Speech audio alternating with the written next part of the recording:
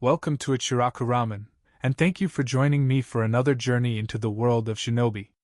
Before we begin, I want to give a huge thank you to everyone who listens, supports the channel, and enjoys these stories. Today's story is part 2 of Red Demon. The Red Demon leaves with the mist, as fast as light and as silent as a ghost. Known to the world as the fastest man alive, his paralyzing red stare strikes fear into his enemies, but his devotion to his family is absolute. In this alternate universe, we explore a timeline where Naruto is a silent prodigy raised alongside his twin sister by Minato. As fast as light and as silent as a ghost, Naruto'shis paralyzing red stare strikes fear into his enemies. Be warned, this is not your typical twin story. This is a fan-made story inspired by the world of Naruto. All characters in the original universe belong to their respective creators. This narration is created for entertainment purposes as part of a transformative storytelling experience. The story itself was written by Foy the Snooze Button, and full credit goes to the original author. If you would like to read the original version, the link to this story is included in the video description below. If you like my content and want to keep up with future updates, hit that subscribe button and don't forget leave a like if you enjoyed the video. It not only helps me but helps with YouTube algorithm. Now sit back, relax and enjoy. Chapter 5. 5:45 a.m. Naruto and Rin's apartment. Uchiha clan. Kami, big bro, you look terrible. Naruto grumbled, slumping into his seat at the dining table, narrowing a weak side-eye to his half-smirking, half-concerned sister. Good morning to you too, Mikoto. The girl shrugged, not knowing Rin was approaching her from behind. I'm just saying, you look worse than normal. Ow! Cut it out. Naruto had a long night.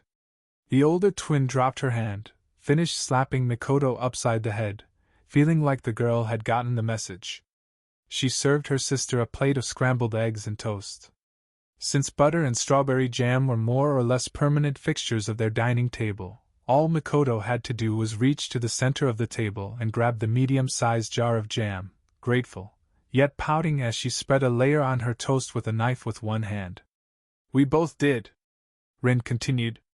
Biting down on jam on toast, Mikoto turned to her sister and observed as she placed Naruto's breakfast before him, giving her brother's shoulder a comforting squeeze as he tiredly smiled up at her.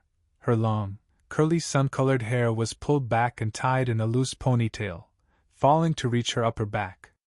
The usual glow of her skin was somewhat dimmed, not so much as to resemble the paling gray of her brother's but considerable enough for Mikoto to pause. The girl also noticed the grim circles around her normally jovial sister's eyes, less pronounced than the dark bags underneath Naruto's, but again, it was significantly pronounced for Mikoto to be concerned. The three siblings were ninjas, so waking up bright-eyed and bushy-tailed at the crack of dawn was the norm. Mikoto had moved out from the Hokage's residence and had been living with her older siblings in the Uchiha compound since she started going to academy at the age of 8, having been introduced to the benefits of waking up and starting the day productively. By 30 minutes after 6, they were normally all awake, had breakfast and left the house to commence their day. Daily schedules differed, but the common thing was that the twins would take some missions, either solo or as a team, and Mikoto would join her teammates on Training Ground 11 for their morning routine. Now, Naruto and Rin looked abnormally exhausted. Their 3-bedroom apartment seemed too stuffy all of a sudden. The square dining table suddenly seemed too large.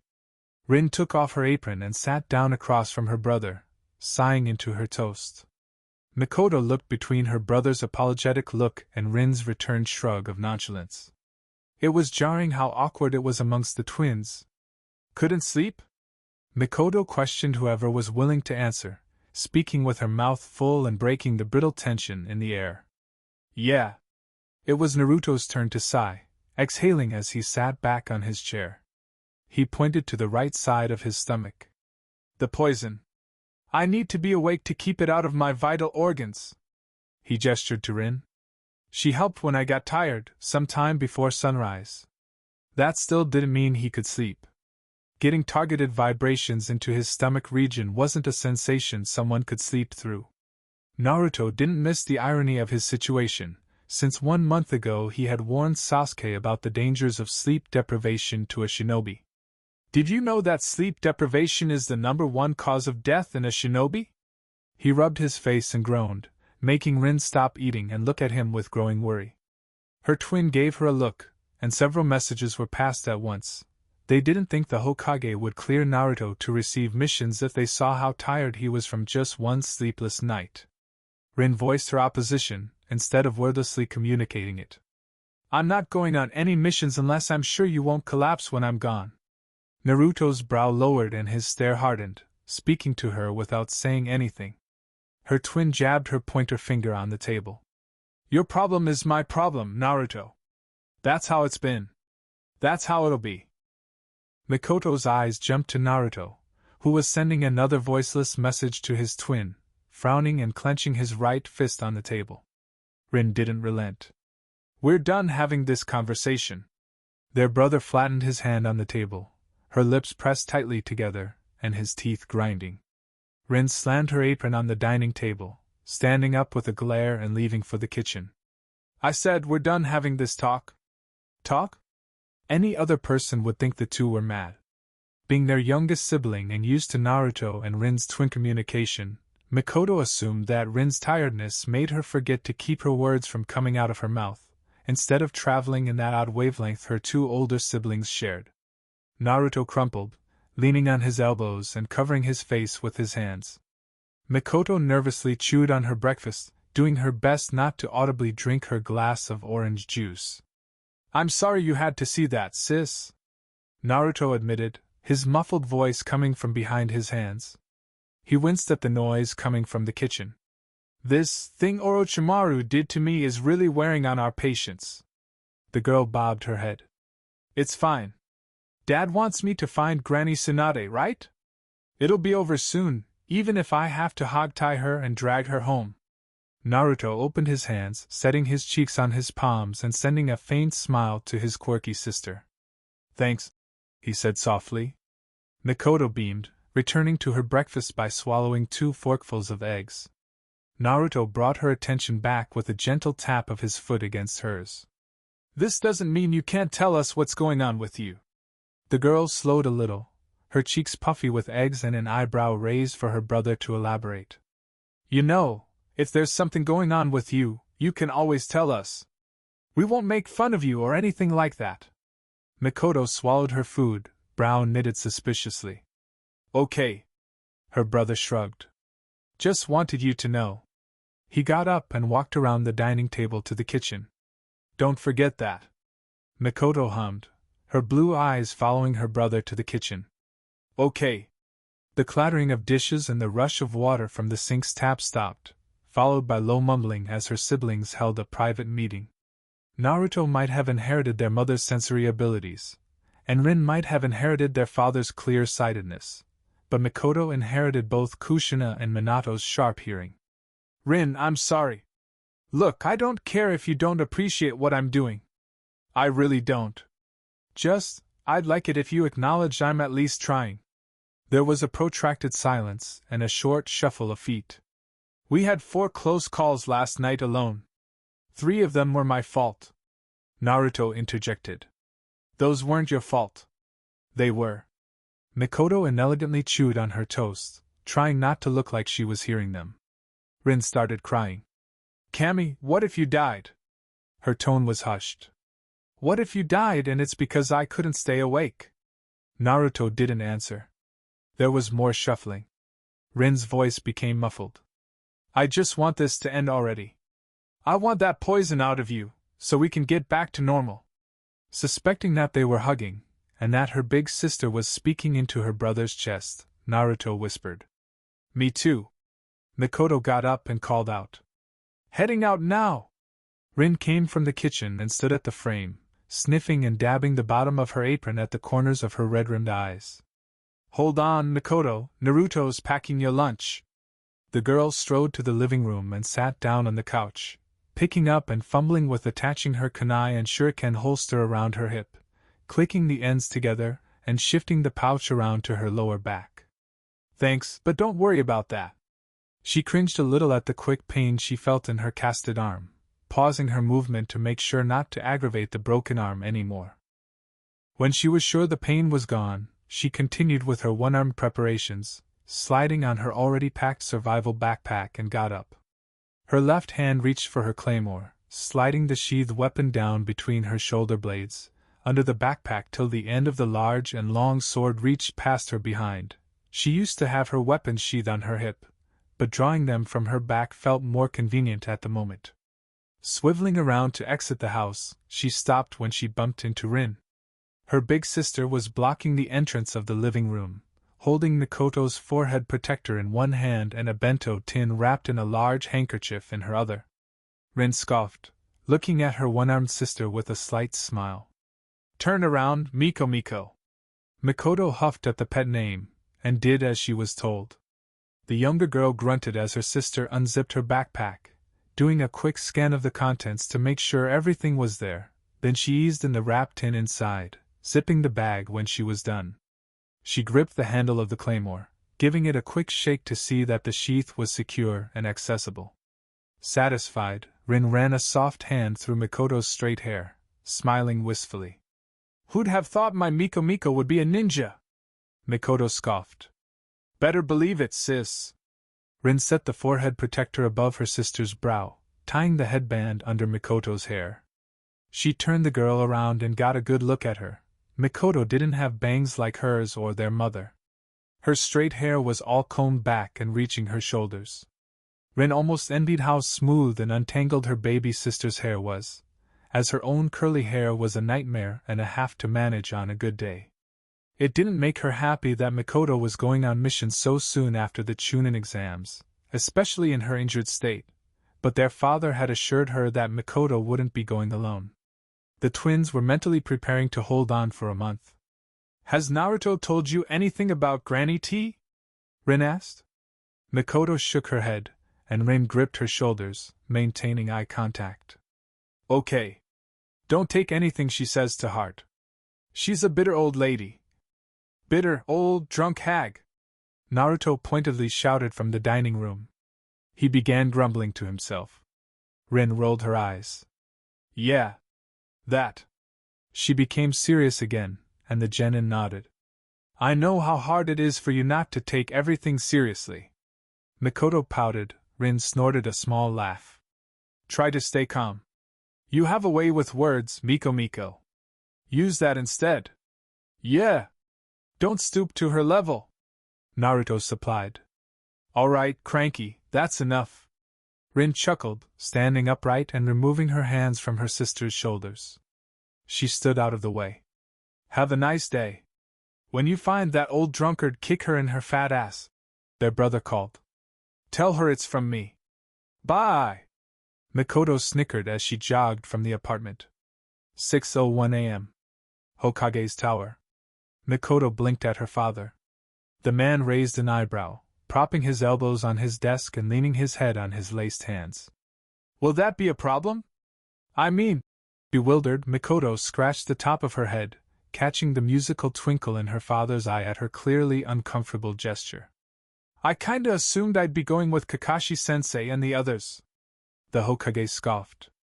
"And if that's the case, can you tell me with full certainty that you won't slow down the mission by fighting with Sasuke?" The girl frowned and threw her face away, denying nothing. Minato nodded. "I thought so. I made this decision because getting Tsunade back quickly is too important to gamble with childish arguments." "He broke my arm," Mikoto retorted, gesturing wildly to her right arm. "You've broken his before," Minato stated, matter of fact. The girl's rapid temper fell flat into a deep wince. "He healed, and so will you.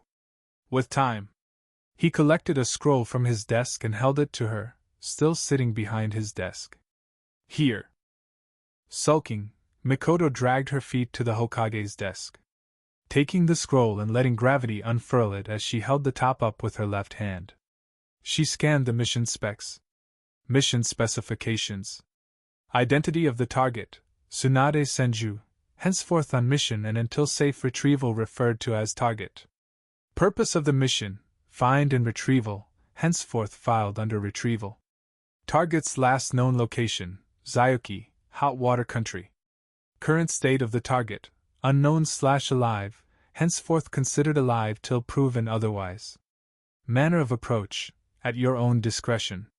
Target is known to be brash and confrontational.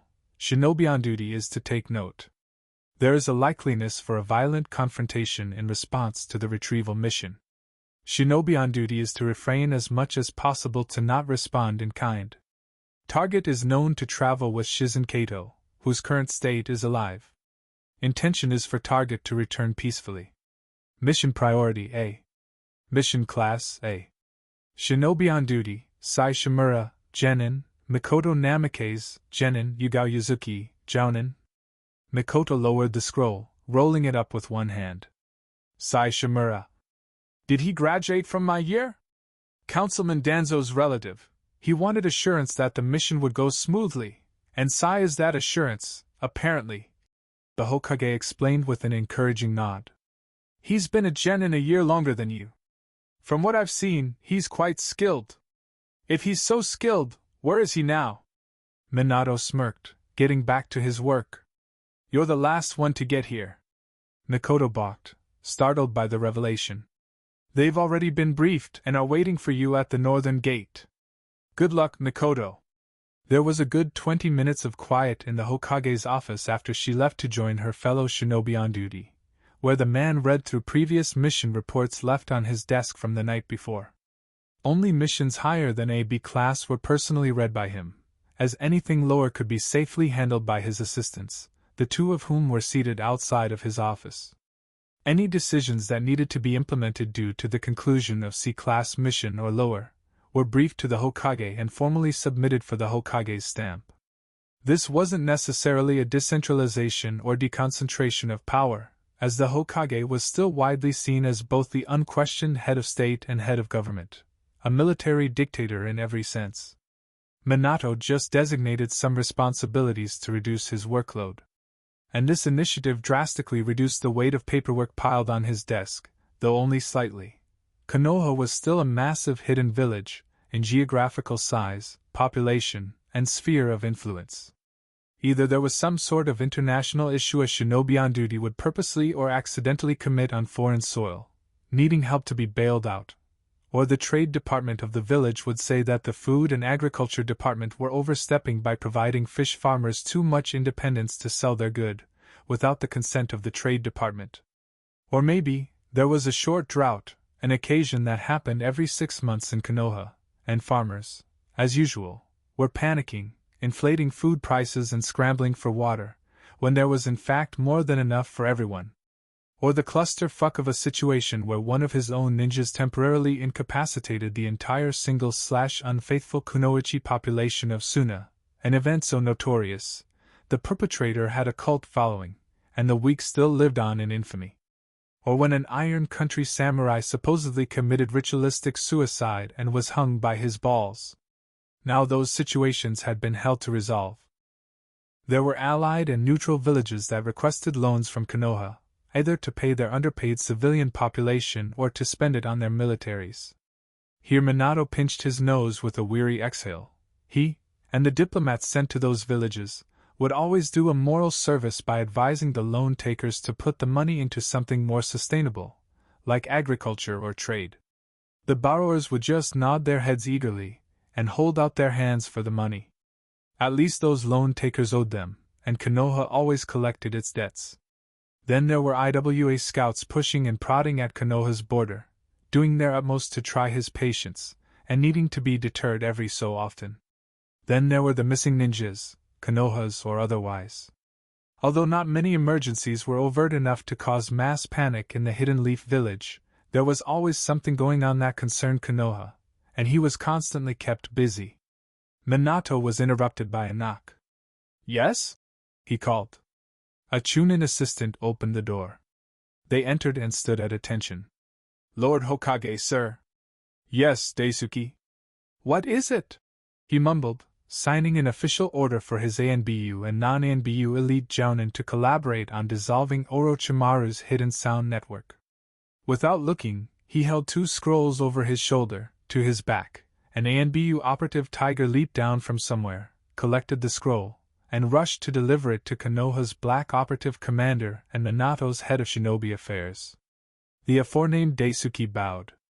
"Mr. Naruto and Miss Rin are here for the meeting," the Hokage grunted. "Yes, bring them in." The Chunin opened the door wider and stood aside for his children to enter. "Good morning, Lord Hokage, sir." The two greeted in unison, parting ways as Naruto sat on the chair before the Hokage's desk and Rin went to the window, plopping down and leaning back to catch more sunlight. Within the confines of the Namikaze clan before they mostly died out, they joked that flash step release holders were human solar panels, soaking in the rays of the sun and superchanging it to chakra when needed. They were also compared to cats, lounging on the porch and basking in the sun. Minato saw the tiredness of Rin's sagged shoulders, and decided that she wasn't in the mood to be joked with this morning. Naruto, on the other hand. "Kami, Naruto, you look terrible." The graying Namikaze beamed and his teenage son glared murderous ire through simmering purple eyes. "Like worse than normal. You and Makoto both are just one person," the boy scolded, crossing his right ankle over his left knee. "She already said that this morning?" Pleased with himself, the man reclined and smirked, lacing his fingers over his stomach. "She does take after me, doesn't she?" He posed with his chin between his thumb and middle fingers smoldering. "She's got my roguish good looks, and my way with the ladies." The man made sure to roll that last word on his tongue, and Rin shrieked, covering her ears and closing her eyes. "Dad, stop!" The man howled in laughter. Naruto scoffed, joking right back. "She's also got your bald spot and your bad-smelling farts." Minato's laugh increased, tumbling back and holding his stomach. The Chunin assistant didn't know how to remind the father-children trio of his presence, so he just spoke up. Lord Hokage, sir." Trying to breathe, Minato asked. "Huh, Daisuke?" He wiped the tears streaming from his eyes with a handkerchief, humming. "Remind me again if I have any other meeting." "By 10, you have a meeting with Lord Kazekage to talk about maintaining the Konoha-Suna Highway and on training exercises for Konoha and Suna ninjas. By noon you have tea with the elders. By 1:30, Lady Mabuki Haruno wishes to speak to you concerning the recent surge in violence against Konoha's traveling merchants. And lastly, you wanted me to remind you to contact Lord Jiraiya. No specified time. Remind me to do that when I'm finished with Naruto and Rin." "Yes, sir."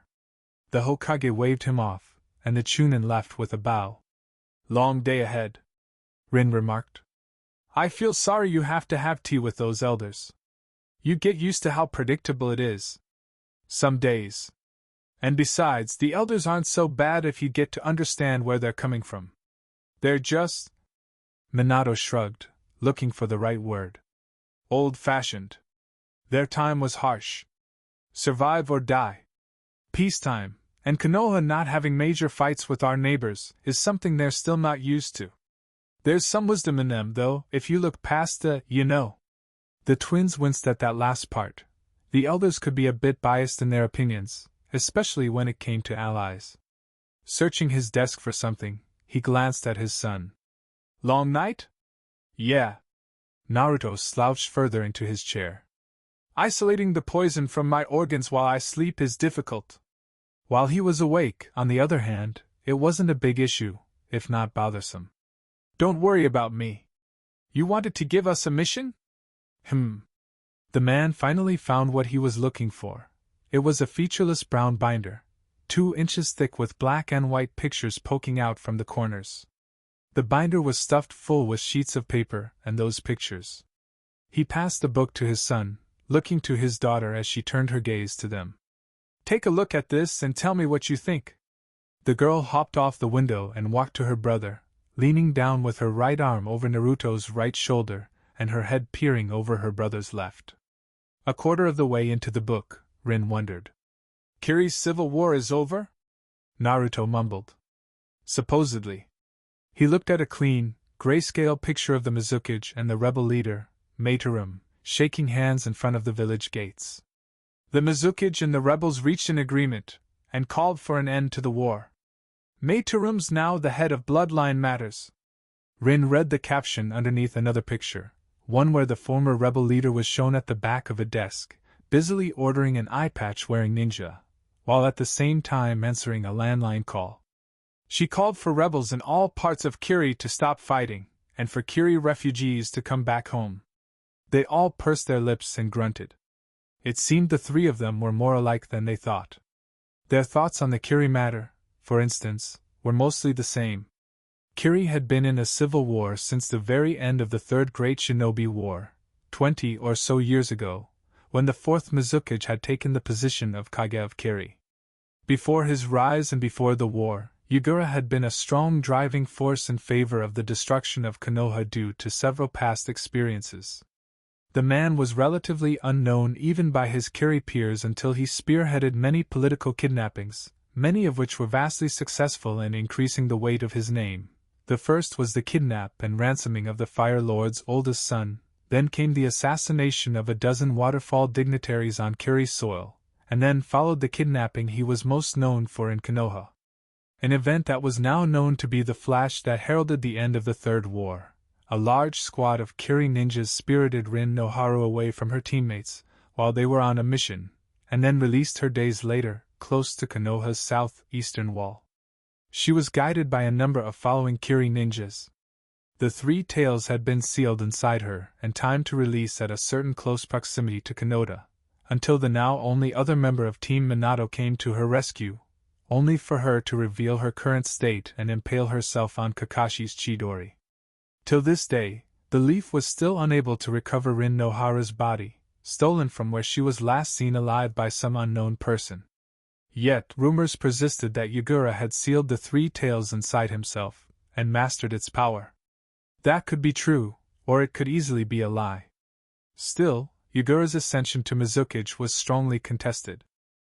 Till Yugura assassinated all 11 of his fellow Mizukage aspirants in a free-for-all battle for the position, the 11 being S-rank ninjas in their own right, and being against the platform Yugura stood on, they collectively saw the small, childlike man as a threat to their village, and joined forces to eliminate him first and foremost.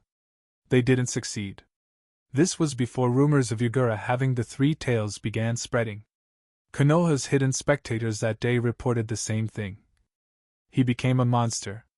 He showed no emotion, no hesitation and no regret thereafter, snapping bone and drowning his countrymen with clinical efficiency and quickness.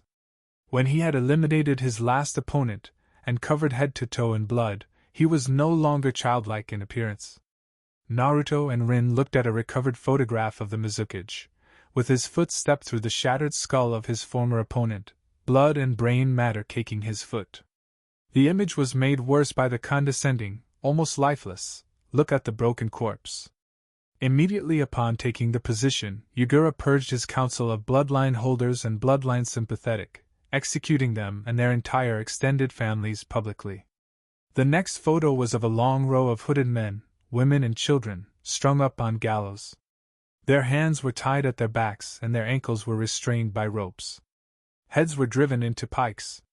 Feet were sawed off and hands were broken. Clan compounds were burned, corpses were desecrated. Children cried for their murdered parents, left with their mangled corpses.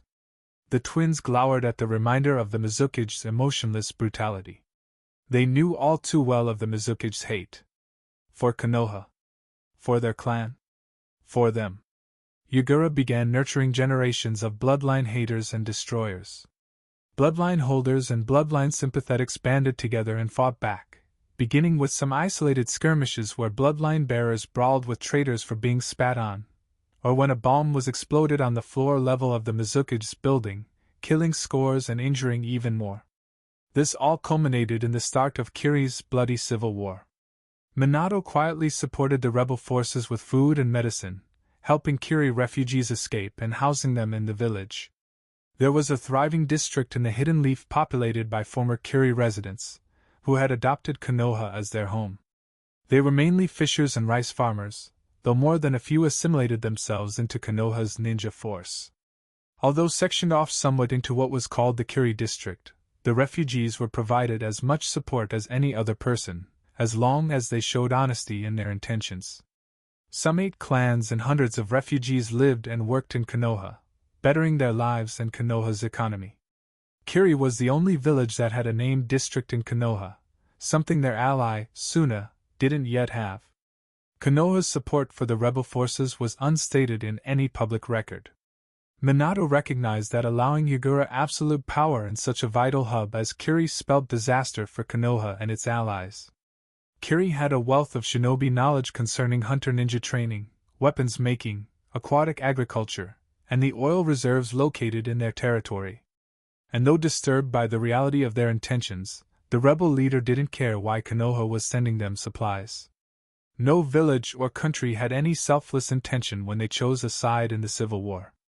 Kumo sided with the Mizukage, stating that they wanted bloodline holders exported from Kiri to Kumo. Hidden Marshes supported the rebels because many of their citizens had their lives rooted in Kiri, and the bloodline genocide so close to their borders was a matter of national security.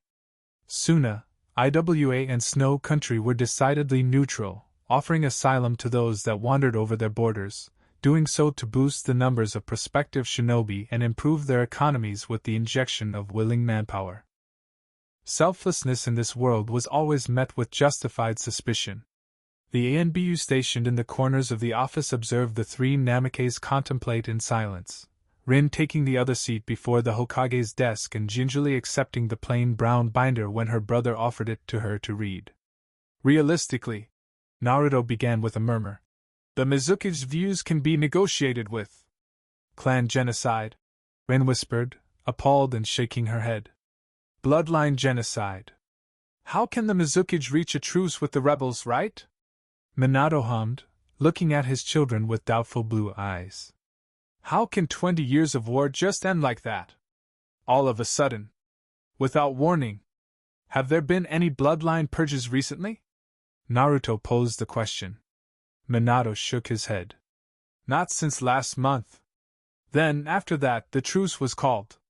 Kiri sealed its borders ever since. No one can get in, except refugees and authorized personnel. Pointing to the binder, Minato said. This information was 2 decades in the making. The spy that compiled them submitted their last entry before the Chunin exam started, then they suddenly went dark. A grim silence fell on them, and on the observing ANBU shinobi. Minato nodded. I can't confirm for sure, but I know my spy is damn well unkillable. They'll be in hiding, gathering intel and stockpiling data, till they hear from me to come back home.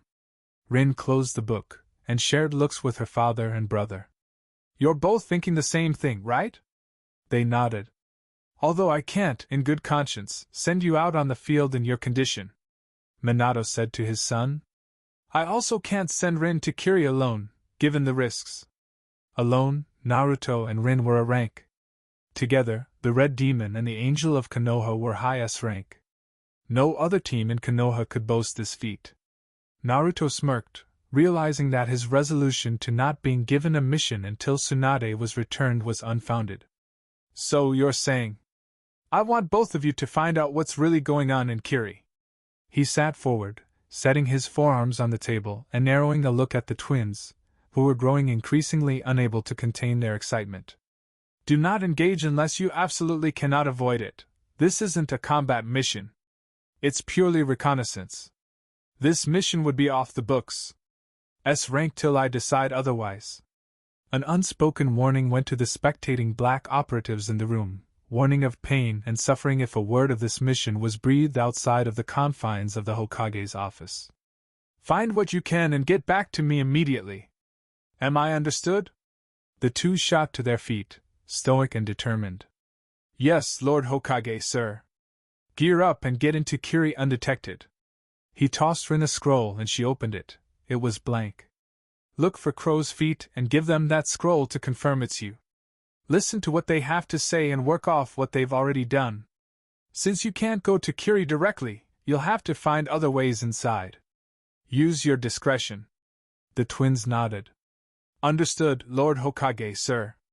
Testament to their speed, the two were packed and southeastbound on a ship to Hidden Marsh within 5 minutes. Chapter 6. Ishikawa Fields. Grasslands north of Konoha. Grass country. Mikoto liked to think she was a very open-minded person. Sure, she might have a small, harmless temper, but she never claimed to be perfect. She wasn't the kind of person that was quick to judge whether or not she would get along with someone. "Don't judge a book by its cover," was a popular saying. There could be common ground between her and everyone around her, if she looked for it. Sai Shimura not only threw a wrench at her belief system, but he threw the whole damn tool shed. A washboard. Mikoto ground her teeth, a thick vein pulsing on the side of her temple, and her hands curled into fists, digging so hard into her palms she was sure her fingernails were leaving deep grooves. "Washboard, look, look! A rabbit!" He didn't get a reply from Mikoto, walking down the meandering path through the field of grass and pointedly keeping her eyes ahead. "Have you ever had a rabbit?" He jogged to her side and prodded her cheek. "Did you hear what I said?" When she didn't reply, he continued. "Well, have you?" She grumbled, not giving him so much as a passing side eye. The boy smiled, eyes closed and tittering. "I get the feeling you don't like my nickname for you, Washboard." Rounding on Sai, Mikoto's eyes blackened and her iris turned red, elongating at the top and bottom, widening with hatred and bloodlust. The voice she spoke with was demonic, enough to make Yugao Yuzuki cautious. "You think? I read somewhere that fun nicknames are great for strengthening new bonds of friendship." He examined her from head to toe, the sickly false smile ever present on his lips and his pleased eyes nearly closed. "I just chose a prominent feature. Or in your case, non-existent." Yugao just made it in time to hold Mikoto back from wailing on a chuckling Sai. "I am not a washboard." The jounin laughed, nervous. "All right, Sai, that's enough." Stepping back respectfully, shocking Mikoto so much with that singular action, the boy nodded. "Hi, Yugao-senpai." When Yugao was sure Mikoto had calmed down, she released her. Mikoto huffed, straightening her shirt and bearing a short snarl at Sai when he smiled at her, facing front and continuing the journey. "How come Yugao doesn't get a nickname?" Mikoto grumbled after a little while. "Yugao-senpai isn't my friend, she's my senpai." Then, to get a reaction, he added, "Plus, I actually respect her." Mikoto pulled up the sleeve of her broken arm, fire rushing through her veins hot enough to forget she couldn't use that arm. "You know what? Mikoto, Sai, I said that's enough," Yugao ordered, her tone strong and her glare harsh. "Sai, play nice. Mikoto, don't let him annoy you." Scoffing, and smiling as ever, Sai raised his hands in defeat. "All right." Despite Yugao's advice, Mikoto boiled. "Who does this pale kid think he is? I'm not." Flat. Saying that Sai Shimura was pale was like saying that water was wet. It was like he had lived his whole life underground, pale enough for Mikoto to spy some blue-purple veins on his neck and the back of his hands, catching them in just the right light. He had dark eyes and black hair that drooped messily. He wore a short-sleeve, dark blue half-shirt with long-sleeve mesh armor underneath with black shinobi pants that reached above his ankles and light brown ninja sandals. His weapon, Mikoto observed, was a tanto sheath slanted to his right shoulder on his back, a shuriken pouch on his lower back and a kunai pouch on the side of his right thigh, also carrying a side bag with what she assumed were his camping necessities. His forehead protector was on his forehead. Wherever it was this pale reptile had slithered out from must have been dark and lonely. She could easily pick on him about how pale he was, but she shook her head. "I'll be picking rocks out of my mouth for weeks if I stoop to his level." Making an exaggerated show of avoiding him, Mikoto jogged up to the team's jounin, beaming. Yugao, on the other hand, wasn't an unfamiliar face. The deputy ANBU captain was frequently called to babysit Mikoto, as the twins were frequently too busy from when they acquired their forehead protectors. She was also the first person outside of her family Mikoto grew comfortable around, which meant she more than often invited herself to Yugao and Anko's small apartment when she felt like it, and foraged for food in their fridge. Mikoto didn't know much about Yugao's family, other than that she was the last-born, only daughter with 10 older brothers. Her parents ran a big farm, and the earliest part of her life, aside from trying to survive being mobbed by her brothers, was working on the fields. Juggling academy schoolwork with tending cows out to pasture and fighting her brothers for a place at the house, Yugao was understandably strong-willed. She wasn't a woman of many words, and Mikoto respected that. Yugao gave her a short smile. "How's the arm?" "Itches," Mikoto admitted with a shrug, shifting the casted arm a little. "Doc says I should be able to remove it by next week." A sympathetic corner of her lips quirked up, turning her eyes to the road ahead. "Must suck. I mean, it's not the best." Mikoto breathed in and out, enjoying the fresh air and the grass extending as far as the eye could see. "But I guess I'm lucky." The woman lifted an eyebrow, briefly turning her glance to the young girl. "How so?" "I didn't bruise my ribs. Again. Which is good." Yugao seemed to accept this with a purse of her lips and a nod, looking forward. "And the QB makes my healing faster. Less painful. All that good stuff." Of course, Mikoto knew she housed the nine-tailed fox. From a young age, Minato wanted her to come to terms with her gigantic chakra reserves, the sheer volatility of the chakra, and expressed the dire need for her to not explode with quick rage. Her father's thinking was that if she was aware of this, and they answered any questions she had concerning the beast sealed in her gut, it would be easier for her to cope. Her father didn't want her to be an emotionless robot, or whatever Naruto was, or an overactive lightning bolt, like Rin. He wanted her to be reasonable. There weren't any active plans to train her to master her beast chakra, not until Minato heard from Jiraiya. But this awareness of the monster jailed in her body gave her better perspective on why she needed to keep a firm cap on any extreme emotions. There was a great deal of trust her father confided in her. It was humbling. Mikoto wasn't sure if Kurama was in fact the QB. Kurama was more like a voice in her head, telling her secrets and revealing facts. Ancient truths and forgotten jutsu, when she asked politely. The Rasengan she tried at the Chunin exams was her first time displaying the technique outside of her mind, and it was because of Kurama's guidance she could pull it off, as incomplete as it was. The reason Kurama told her these things and taught her how to use them was simple. It didn't want her to die a worthless death. Mikoto wasn't too keen on that occurring either, so it was a win-win in her opinion. Was she eager to reveal that her genius was, in part, due to Kurama's influence? Not really. Her Jinchuriki status wasn't a secret in the village. Although the Nine Tails had destroyed many lives and ruined the village as a whole, there was a certain level of reassurance comforting the citizens when they remembered that a level 10 SEAL master and an S-rank team lived in close proximity to her. There also needed to be a general shinobi knowledge included in the civilian and ninja academy curriculum, where the basics of Fuinjutsu and ninjutsu were taught. There were still dissenting voices calling for tighter restraints and limitations on her. Some of those voices even sat in the council, but 12 years of nothing occurring dampened the noise. Even now, Yugao had been provided a handful of seals to suppress the QB's chakra if something happened to Mikoto, and her grip on her emotions unraveled. Just in case. "Have you ever been this far from Konoha?" Yugao wondered, making casual conversation. She was fine with silence.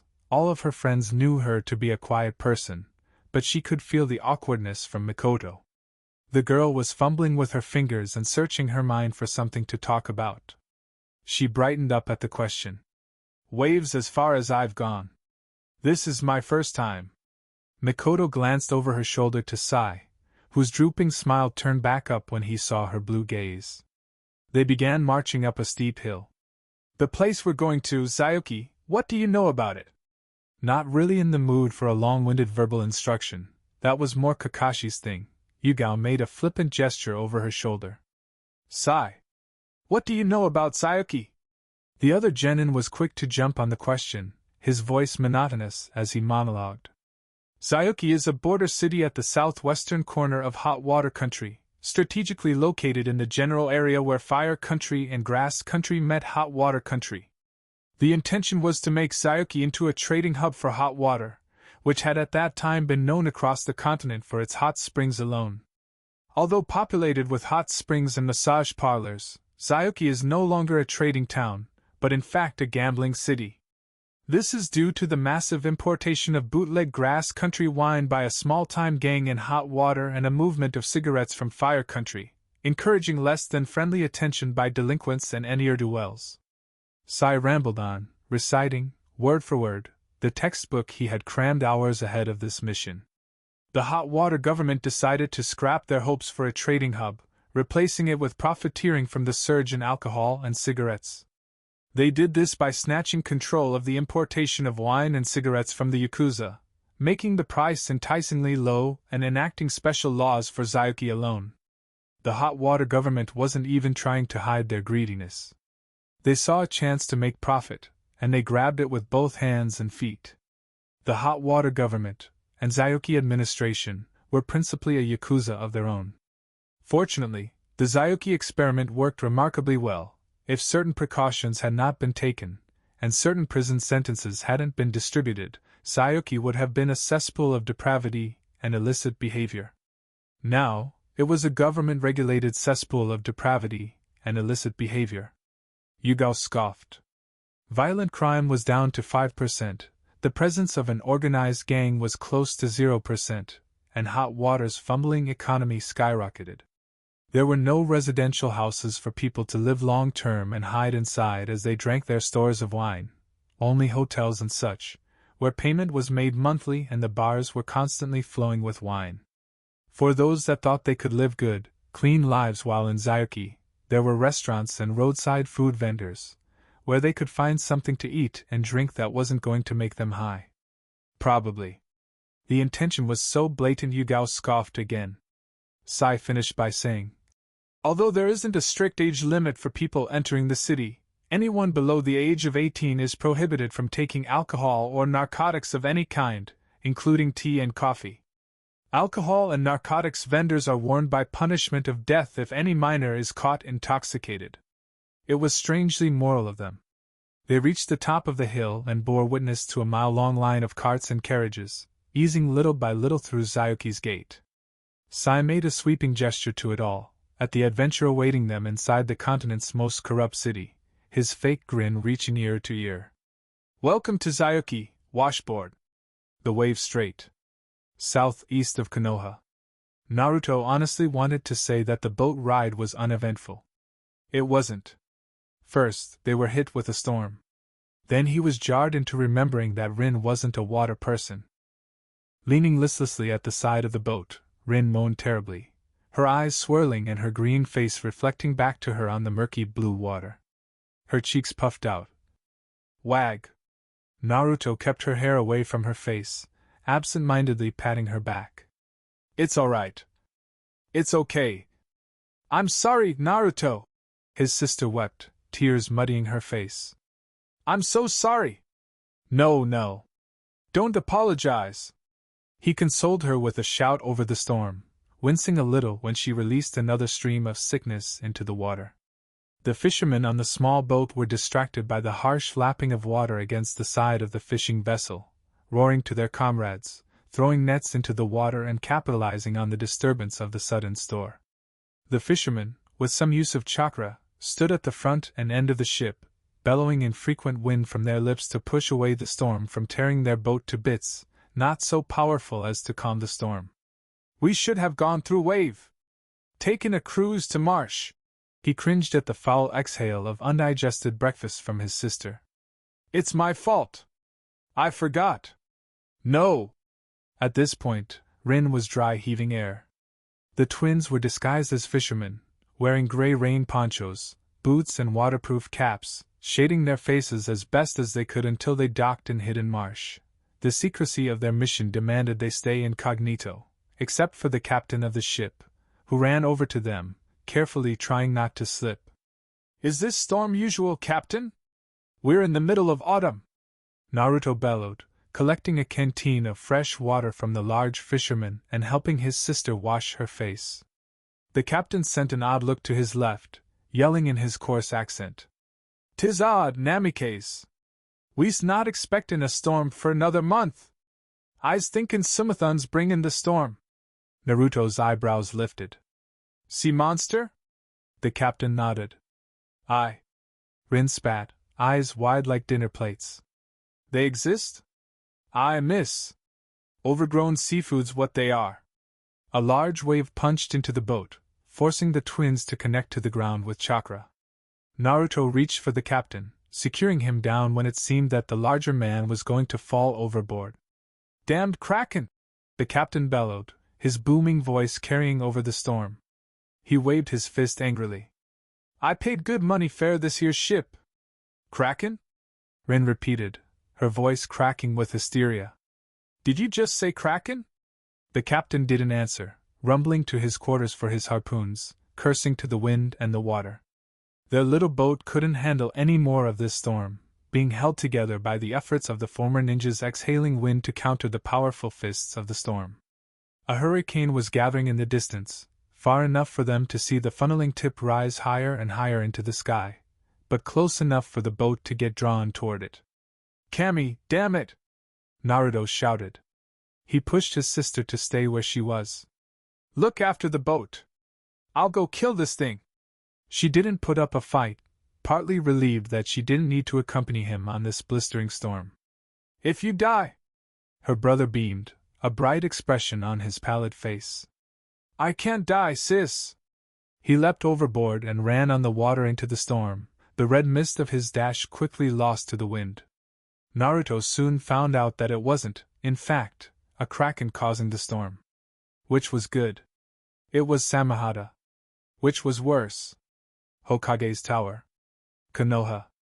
Minato hummed briefly, his blue eyes lifting up and looking to his office's open window when he felt a small, micro-tremor run up his feet.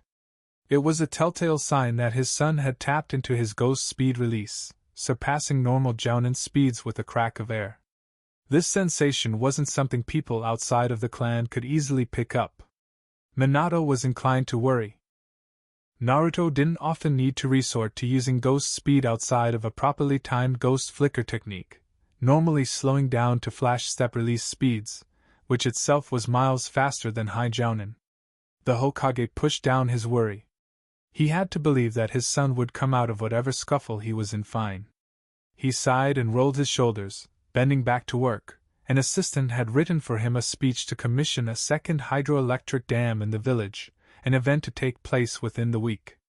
The first hydroelectric dam was built in the second Hokage's era, and for years it had been struggling to raise the needed power for the ever-growing village. Diesel engines had been an option for a long while, but when many of them were on at the same time, there was too much noise and smoke pollution. Solar panels would have been the next best option, but Konoha's scientists were having trouble building them, so Minato charged his scientists to study under waterfall, learning about their allies' hydroelectric dam, and using this knowledge to build an improvement on their own. Although, technically, the new dam was already functioning to supply electricity across the village and the people were all the more glad for it, the village's council pressed the Hokage to formalize the commissioning. Minato didn't see the need. He had done a lot of projects in and around the village that had just been opened for public use, without any formal commissioning, renovating the near-abandoned civilian academy library, expanding the intensive section of the hospital, collaborated with Suna to build the Suna-Konoha Highway, built scores of houses at the western side of village, upgraded the village's bank, electrified 90% of the village, constructed telephone lines and phone booths around the village, resurrected the village's dying post office and made the messenger hawk handlers join forces with the post office, and other such things. This time, the council stressed that the hydroelectric dam was something that had been in dire need for many years. Voltage going into houses had formerly been too low or too high, breaking appliances that were properly unplugged, electricity wasn't assured for the whole day, and winter always meant there was a power draft, where citizens had to brave the cold without electricity. This speech would silence some critics, at the very least. Minato was the peacetime Hokage, after all. His focus was improving village infrastructure and creating/maintaining alliances, not just fortifying the village and rushing Ninja Academy students out onto the field. Konoha was globally known to prefer quality over quantity when it came to many things, like the skill of its ninjas. It was why Konoha had more globally renowned ninja and were infamous for their military logistics, instead of planning to use sheer numbers to overwhelm enemy forces, like IWA. Minato snorted at that, recalling how he had decimated 1,000 IWA ninjas on his own. Sure, a large amount of skill was involved in that slaughter and a larger amount of chakra had been expelled, but it didn't excuse IWA in any way. Still, Minato didn't like how quiet Hidden Rock was being, only sending scouts to push at Konoha's borders and observe the village from afar. His eyes narrowed when a single sheet of paper fluttered through his window, rising in preparation to flash away with the paper in case it was a bomb. His guards had the same idea, diving down without hesitation and snagging the gaily fluttering paper from the air. ANBU operative Tiger checked for traps on the paper, keeping his body between the paper and his Hokage. Monkey concentrated her senses for an incoming attack, poking her head out and flickering her eyes all about, while Rat and Horse stood guard in front and behind Minato, their weapons at the ready. Safe, Tiger declared, releasing a small breath. No traps, sir. What is it? Minato walked past Rat and collected the lonesome sheet of paper from Tiger. The scrawled words on the paper made Minato's face turn down with foreboding. In the writer's haste, they were unable to finish the last word of the three-word letter. Send help. Ko. The wave strait. Southeast of Konoha. Naruto narrowed his eyes, charging deep into the storm and running low on the water. Cold sea mist hit his face and sharp rain beat his waterproof cap, skidding left and right on the turbulent waters, blazing up a wave curling high enough to blot out the sky before him. Each powerful step he made oozed steamy red afterimages, tearing into the top of the wave and leaping through. Soaring through the air, the world stilled. Naruto's rain poncho flapped harder when he opened his arms and legs to catch as much air as possible, soaring in that moment of aerial calm. The hurricane spiraled in his front, a funneling storm of water and mist, twisting from the sea and disappearing in the sky. The sea below whirled, sucked to that singular catastrophic point, raising defiant waves rolling outwards. Naruto's purple eyes spun, iris converging to a point before widening, expanding and revolving with three tomo glaring expressionlessly into the heart of the storm. He saw the creature causing the hurricane, a man-sized thing that pulsed purplish chakra. The archaic web of chakra network running from its narrow end to the largish top, reaching a gaping jaw, trickled with an unharmonious cluster of foreign chakra. One strain of chakra Naruto found that wasn't yet shared into the creature's chakra network was tucked into a ball at the very middle of the sea monster's chakra reserves. The chakra in the creature's gut wasn't alive, while the surrounding it stormed hot and cold. The creature wasn't mindless. It was screaming. It was mourning. Naruto recognized the violent rapidity that was the creature's chakra, first seeing it in his father the day his wife was killed, lying dead on his lap and unknowing of the child reading his chakra network from afar. His eyes bugged out, bringing his forearms to his face and his knees to his elbows, letting himself get sucked into the storm. Naruto started in a ball, keeping his arms and legs close to his middle and gritting his teeth at the bellow of the storm in his ears. The mix of chakra and water bashed and smashed into him, cycling him upwards into the sky. The hurricane whipped him round and round, flinging him higher and higher up the funnel, yet he remained as calm as possible, trusting his intuition not to steer him into the grave. In that spiraling rise he turned his Sharingan stare to the sea creature causing this storm, getting a more definite image of it, using the chakra network to create an outline and filling in the gaps himself. It looked like a club, with a gaping maw and shuddering scales, raised in a noticeable 45-degree angle. Round and round, higher and higher, Naruto became more and more sure that the insanity of the creature was born from an uncomfortably sentient sorrow. His brow knit, and his lips turned down.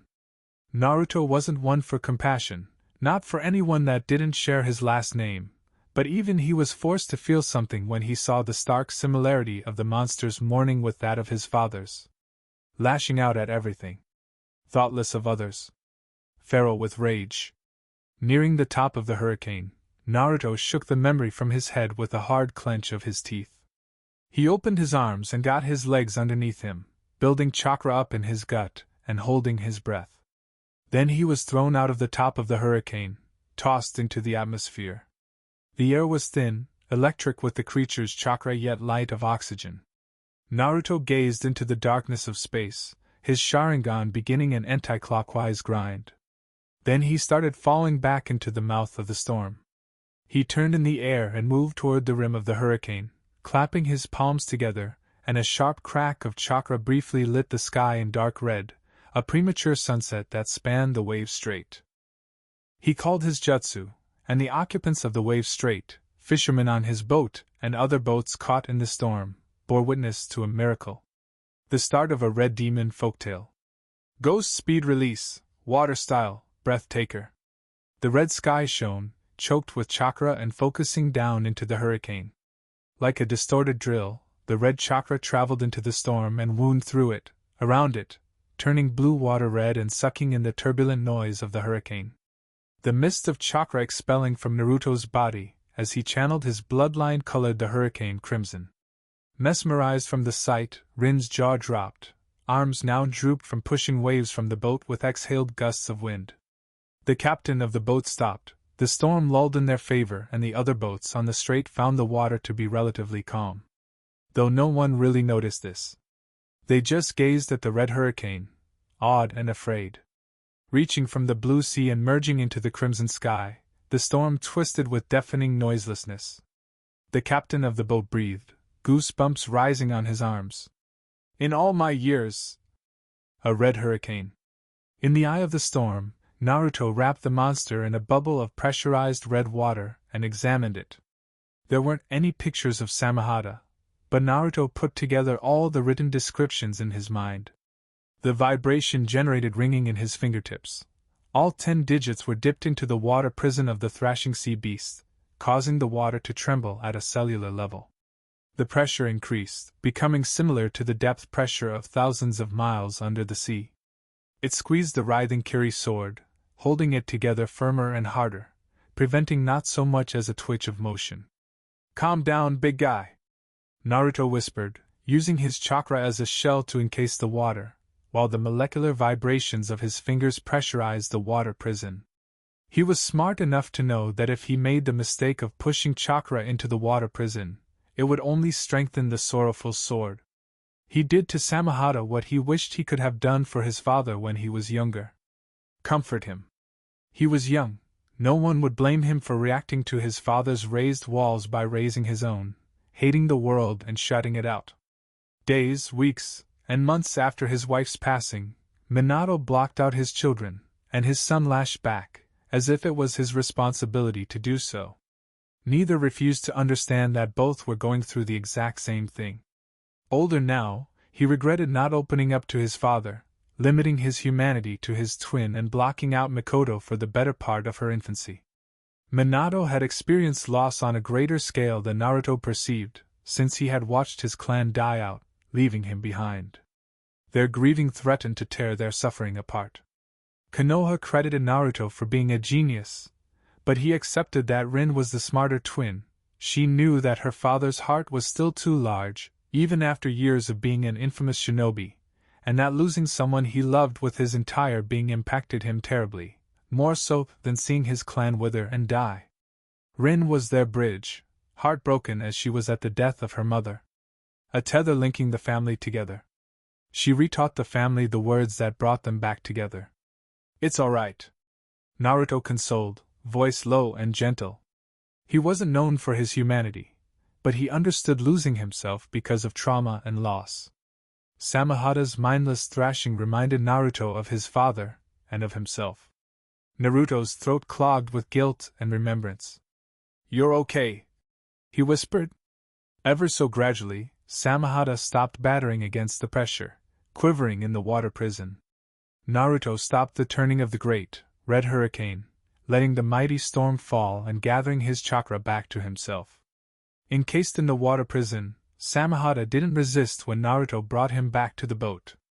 There, it opened its gaping maw and vomited the corpse of Kisame Hashigaki, the zero-tailed beast.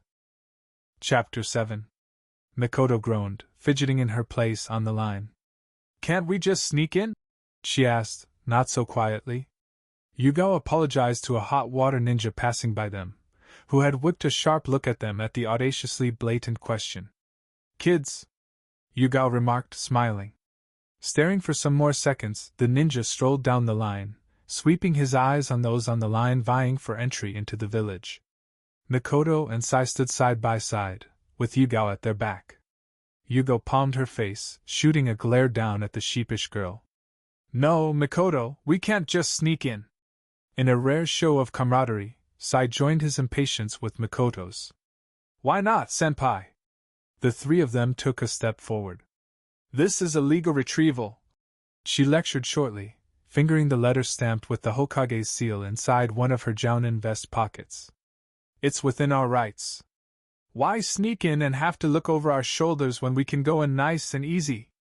Sai was pacified, but Mikoto didn't look appeased.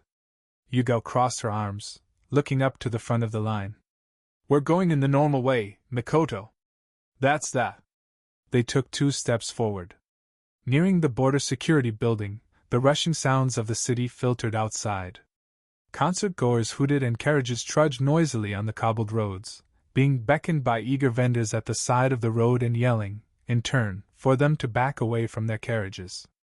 Mikoto's eyes sparkled at the sights lying in wait on the other side of the wall: glittering tall buildings made of glass and metal, delicious food made by the continent's best chefs, and prime and properly dressed men and women strolled the streets. Even she knew how strange that last part was. Konoha was a vast but practical village. It didn't have the kind of sights Sai had described to her. When they reached the front of the line and entered the border security building, the interior was narrow and colored a bland shade of cream. The three of them removed their weapons and their luggage, dropping them into a plastic bin and strolling through a metal detector with their hands up. On reaching the end, Yugao collected her weapons from the bin and stepped ahead of the genin to the desk at the end of the narrow room, which had a white painted door on its left side. Flagging a wave over her shoulder for Sai to help his one-armed teammate reattach her weapons, Yugao presented the shinobi at the desk with the Hokage's formal letter. "Retrieval, huh?" the bored man finally asked, done analyzing the letter. "I hate retrievals." "Just business," Yugao replied. Her opinions of retrieval missions were much the same. Why drag someone back to the village alive when she could execute them and claim their bounty? She didn't speak about her sentiments, though, not wanting to validate this man's feelings, and was not in the mood to waste her breath. "Who are you here to retrieve, Konoha ninja?" "Classified." "All right, can you verify if your target has been in or still is in Zayuki?" "I cannot." "How long do you plan on staying?" "Who knows?" Losing patience, the hot water ninja wrote in a book. "I'll put you down for 1 week." Yugao's shoulders lifted and dropped. "If you want." Sniffing at her short answers, the man sat forward on his elbows. "Don't go causing trouble in there, Konoha ninja." He strayed a look around her, to the 2 genin with her, one with her right arm in a sling, and the other wearing a sickly smile, eyes vacant of emotion. He looked back at Yugao. "Watch your genin, you know the rules." "No drawing weapons," Yugao repeated, tired of this back and forth. It wasn't her first time in Zayuki. She had her 18th birthday in Zayuki City, suppressing a shuddering memory of the reprehensible things she did that night. Mentally righting herself, she said, "No causing fights. Cooperate with Zayuki police." "Am I missing something?" "Brochure," the man gave Yugao. "Don't forget to have fun," he said in a tight voice, eyes twitching. He nodded to the door on the left of the desk, and Yugao opened the door for the genin to pass through, warning them when she closed the door after herself. "Watch your wallets." Sai and Mikoto squinted suspiciously, turning from the jounin and summarily balking when they were mobbed by a group of people the moment they exited the security building. "You looking for a place to stay?" "Trinkets and charms." "I got yo trinkets and charms. Here's a massage coupon. Furs one on the house." "Hey miss. My dad's got the best bakery in the whole city. Casino Sundew. Best casino in Zayuki." Sai and Mikoto's eyes swirled, stammering and dizzy at the crowd of faceless solicitors that suddenly swarmed them. Yugao grabbed them by their collars and hefted them through, glaring the crowd back. The hot water ninja on the other side of the security building chortled at them, arms crossed and leaving them to their own devices. The team shoved out of the perimeter of the building. Yugao didn't release the genin until she was sure they were steady on their feet. She couldn't blame their confusion. The manner of missions they had previously gone on didn't involve getting ambushed by civilians. Safely away from the people pushing their offers on them, they got a good look at the city. It was as bright and noisy as the two genin imagined. Tall buildings reflected the rays of the sun, illuminated further by neon lights, lighting up names of casinos and hotels, smaller buildings dotted here and there, between and behind the skyscrapers, not so prominent and not so noticeable. While the roads were relatively clean, it was filthy in places with wrappers and cans overflowed with rubbish and alleys oozed odd smells. The alley the team gathered in front of certainly smelt weird, like sweat, saliva and squid. There were casinos wherever they looked and hotels wherever they could fit. The city was full, the largest congregation being before the hotels and casinos, where smartly dressed people strode inside and out, walking along the side of the road with clipped yet proud steps. On the road, dignified carriages rolled and humble carts hustled to their destinations, carrying on their wares. Yugo passed by the brochure and the boy opened it, finding a map of the city inside one of the folds. "Start looking for our target. I'll find us some accommodations," the Jounin proposed. Mikoto leaned in to look at the map. Yugo marked some spots with her finger, bringing their attention to the casinos. "Look into every one of the casinos. Lord Hokage also advised us to look into bars and lending houses. With luck, we can find her this week before our visitor's pass expires." Before leaving, she checked back with them to confirm. "You know what our target looks like, right?" Mikoto scoffed. "Of course. Blonde hair, brown eyes, and with a gem on her forehead." "And our secondary target?" Sai spoke up, not wanting to be outdone. "Black hair, black eyes, and carries a pig." Yugo left them after that and the genin left the rotting alley, just as two men exited the very same alley a few seconds later. One wore a shabby suit and differently sized black shoes, wiping his mouth with the back of his hand and picking at his messy blonde hair, while the other was in a formal kimono, just about done arranging the front of his clothes and dismissively walking off. Unable to stop herself, Mikoto asked Sai, who also noticed the strange interaction and stepped back with his fellow genin as the kimono-wearing man passed them into the casino. "What were they doing?" A strange elation lifted Sai's brow. "You don't know?"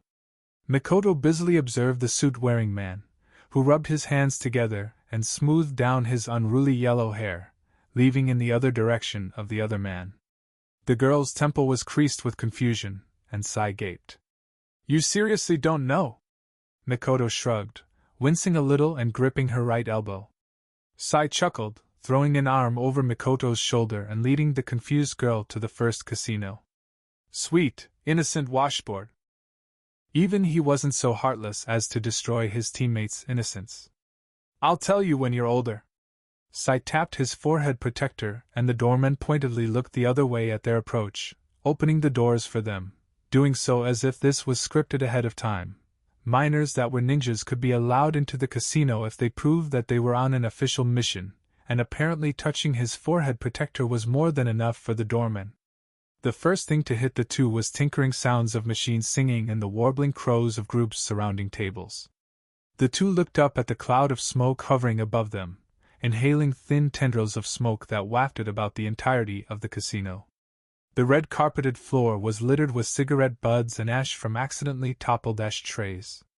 Women in tight, short red dresses strutted the area, their movement neat and smooth in spite of the uncomfortable heels they wore, picking empty bottles from gambling tables and deftly refilling glass cups with sake. What disturbed Mikoto was that they had the same fake smile Sai wore. Over to the left of the main area was a bar, stretched in a wide semicircle and manned by 4 bartenders, taking and dropping bottles of whiskey and rice wine from the racks at their back, filling tall glasses with draughts of beer from gleaming metal taps. Opposite of the main entrance of the casino was an elevator and a stairwell. "Take left, I'll go right," Mikoto said, shrugging off Sai's arm from her shoulders. "Who put you in charge?" Sai bit, smiling. "I did. Now get going. We don't have all day." Not waiting for a retort, Mikoto went to the right side of the wide casino. Eyes closed, lips turned up and hands closed into fists, Sai grunted and turned left. Elsewhere in Zayuki, Haku exited a casino and crossed it off his brochure map. He looked to the sun, confirming the time and squaring his shoulders to reignite his determination. He pushed through the glass revolving doors of another casino. The wave straight. The boat gently rocked on the calmed down waters, and the atmosphere on the vessel was that of shock. Rin's eyebrows hadn't yet come down while Naruto's lips were screwed down in a thoughtful frown, crossing his arms and looking down on the corpse. The captain of the boat had been nice enough to chase away the 4 eager fishermen that worked on his boat, curious to see what monster had been causing the hurricane, and to also get a better look at who they now called the Red Hurricane. It was a unanimous moniker, apparently, but that was beside the point. Kisame Hashigaki, wielder of the most terrifying sword of the 7 swords of the mist, Samehada, and infamously renowned as the Zero-tailed beast, was dead. Rin bent down on one knee, careful of the impatiently writhing shark sword growling at Kisame's head, clicking its purple scales up and down its body and grinding the rows and rows of teeth inside its mouth. Free from Naruto's water prison, the sword knew not to attack either of the 2 ninjas or else risk being trapped again in that prison. In some primal level, Samehada understood that the person that captured him, and the female accompanying him wanted to know what had happened, and maybe help somehow. It seemed redundant, seeing Kisame's pale body laid out on the boat, unbreathing with his jaw lolled open, eyes almost rolled all the way into his head, and visibly unresponsive, but Rin wanted to confirm. She touched her pointer and middle finger on the pulse of his wrist. She focused, searching for even the smallest bump of blood rushing under the skin. Naruto raised an eyebrow, and Rin looked up to him, a slight shake of her head. Neither of them had any usable medical knowledge outside of first aid, but it was clear that Kisame's heart wasn't beating. She could feel, though, that his death was recent since the activity of his chakra was gradually losing energy. Much like the brain and the heart, a person's chakra didn't stop functioning, not unless the person was dead. Without needing to be prompted, Naruto knelt on Kisame's other side and used his pointer and middle finger to touch Kisame's chin, gently turning his head left and right, noting the stream of blood leaking from his ears, nose, and gills, as well as the sides of his mouth. The clothes he was wearing, a black cloak with red cloud designs, average black shinobi pants and blue ninja sandals, were more or less intact, except for the slight cuts at his shoulders and arms, which could be chalked up to Samehada accidentally grinding his teeth on them.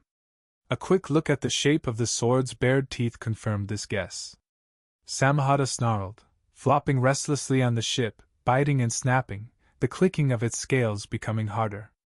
Naruto raised an even look and a fractional frown. It was more of a warning stare if anything else. Samehada hissed, retreating a little, shuddering expletives to itself. Naruto grunted, looking back to the corpse. The cold wind blew, not strong enough to raise another storm but was enough to ruffle their waterproof caps and rain ponchos. Communicating a wordless message to his sister, the 2 ran their hands down Kisame's arms and torso, checking for fractures and dislocations. Not so much as a scratch was found. "Let me try something," Rin mumbled. Naruto nodded. Knowing Samehada wouldn't be too pleased with what she wanted to do, he sent Samehada another hard look for it to calm down. She placed her right hand on Kisame's chest and over his heart, spreading her fingers and joining her right hand with her left, setting the hand over the right, and gingerly sitting up on her knees. She pushed down on his chest and thin blood coughed out of Kisame's mouth, dribbling down his cheek as the corpse's head slumped to the left, blankly looking at everything and nothing. "Internal wounds," Rin said, pursing her lips. "Poison." Samehada's purple scales trembled loudly. Kisame was weakened by poison and died from his internal wounds. "Check this out," Naruto said, holding up Kisame's right hand and showing his sister the ring fixed to his index finger. "It might have something to do with why Kisame's been more active lately." Rin nodded, squinting at the ring. "I heard some people saw him kidnap the 6-tails Jinchuriki last week." She turned to Samehada. "When did this happen? Who did this?" The sword bared its teeth, opening and closing its maw to display some of the deadly rose lining inside, growling gutturally and rapidly clicking its scales. "Says it happened an hour ago in Aim? She asked Samehade, and the sword hummed. Aim. Kisame became sick all of a sudden and blood was pouring out of everywhere. She roughly translated, pointing to the tapered streams of blood from Kisame's ears, nose, mouth, and gills. Samehada grated, thrashing a little to the right and banging its handle against the side of the boat. He doesn't know what did this, but he's sure the person had water and wind affinity chakra. And lots of it. Samehada grumbled, squealing. Rin gestured with her arms far apart, wide enough to appease the restless sword. About this much. Around Uzumaki Jounin reserves. As unusual as it was, Naruto put aside how Samehada could differentiate Uzumaki Jounin chakra reserves from others. Kisame wasn't Samehada's first wielder, and it was entirely possible the former holders of the sword had battled Uzumaki before. That wasn't the issue, though. Naruto faced his sister with an incredulous look. You understand what it's saying? Sort of. She shrugged, dropping her hands and rising to her feet with her brother. It's like using a broken two-way radio. Too much static to make much sense, so I take personal liberties and fill in the gaps myself. Naruto stammered, blinking rapidly. That doesn't explain how you understand the sword. As for how? Rin shrugged again, holding up her hands in acceptance. Bro, I have no idea. Shaking his head, Naruto put his palms together and moved them to his right side. All right. Putting that aside. His twin copied the motion, moving her own hands to her left. Ask how it was able to get from aim to the sea. A justified question since Hidden Rain was landlocked and hundreds of miles due west of their current location on the Wave Strait. At the question, Samehada jolted, shifting as if it was recalling something. Its scales quivered harder and faster, gnashing its teeth and twisting left, pointing in the vague direction of Hidden Rain. He says that the person that attacked threw him away. Even Rin gave Samehada a largely skeptical look, as well as Naruto. One single person threw Samehada away? Samehada squealed, jumping indignantly and snapping, and Rin's jaw dropped. Naruto turned to her. What is it? What did it say? He says the person, the water/wind affinity guy, is a Jinchuriki. Rin continued, speaking to her brother without breaking eye contact. Before he died, Kisame called the person Yagura. Meanwhile in aim. Monster among monsters. Black Zetsu croaked weakly, his mouthless black face trembling with fear at the monster bearing down on him. He held out his hand for Yagura to stay back, to stay away from him as he was backed into a corner of the Akatsuki's meeting hall. No, not you! Yagura easily propped up his heavy hook staff on his left shoulder, the bottom end dripping with Kakuzu's blood and brain matter, as well as the blood and innards of the other Akatsuki members that tried, and failed, to resist the lethal nerve agent. The black creature could not die from the man-made poisons, fatal as it was to even Kisame Hashigaki, but Black Zetsu was weaker than he had ever been in his entire existence. And very much vulnerable. So weak and so vulnerable that he was unable to liquefy himself and melt into the earth in order to escape. White Zetsu was dead, withering away in the mud outside the building as he tried to flee aim with a sliver of Black Zetsu's chakra, a failed attempt Black Zetsu orchestrated to allow his mother's plan to live on. The dark shadow of Yagura loomed over Black Zetsu, his clothes relatively clean but his brown shinobi boots squelched, dirtying the formerly neat meeting hall with blood, approaching Black Zetsu with hauntingly emotionless eyes. His boyish face, marred by the stitch scar running from his left eye to his chin, and childish frame did nothing to diminish the image he projected. Monster among monsters. Pupilless pink eyes twinkled with curiosity, pondering the swirl-masked man that escaped in the vortex and the, now second, person who was not deathly affected by his lethal nerve agent. The first person's heart was splintered under his boot, and their puppet body was strewn across the floor. Yagura hummed, lowering down into a squat to get a good look at the black creature feebly pushing into the wall, unable to escape. All the while, the Mizukage managed the weight of his uneven hook staff on his shoulder with expert effortlessness. Curious. Truly curious. He set his chin between his left thumb and pointer finger, mumbling audibly in a deep yet trailing tone. "Now what are you?" Yagura sealed Black Zetsu into his staff and took him to Kiri. Chojuro followed the Mizukage, lugging on his back a large container bound in sealing chains and tough ropes. The container breathed, calm and peaceful, puffing out and inhaling every so often as if the creature inside was asleep. Inside of the container was the six-tailed beast. Hokage's office. Konoha. Pa chewed on his pipe, squinting his eyes on the paper and feeling the texture in his hands. Minato watched, anxious.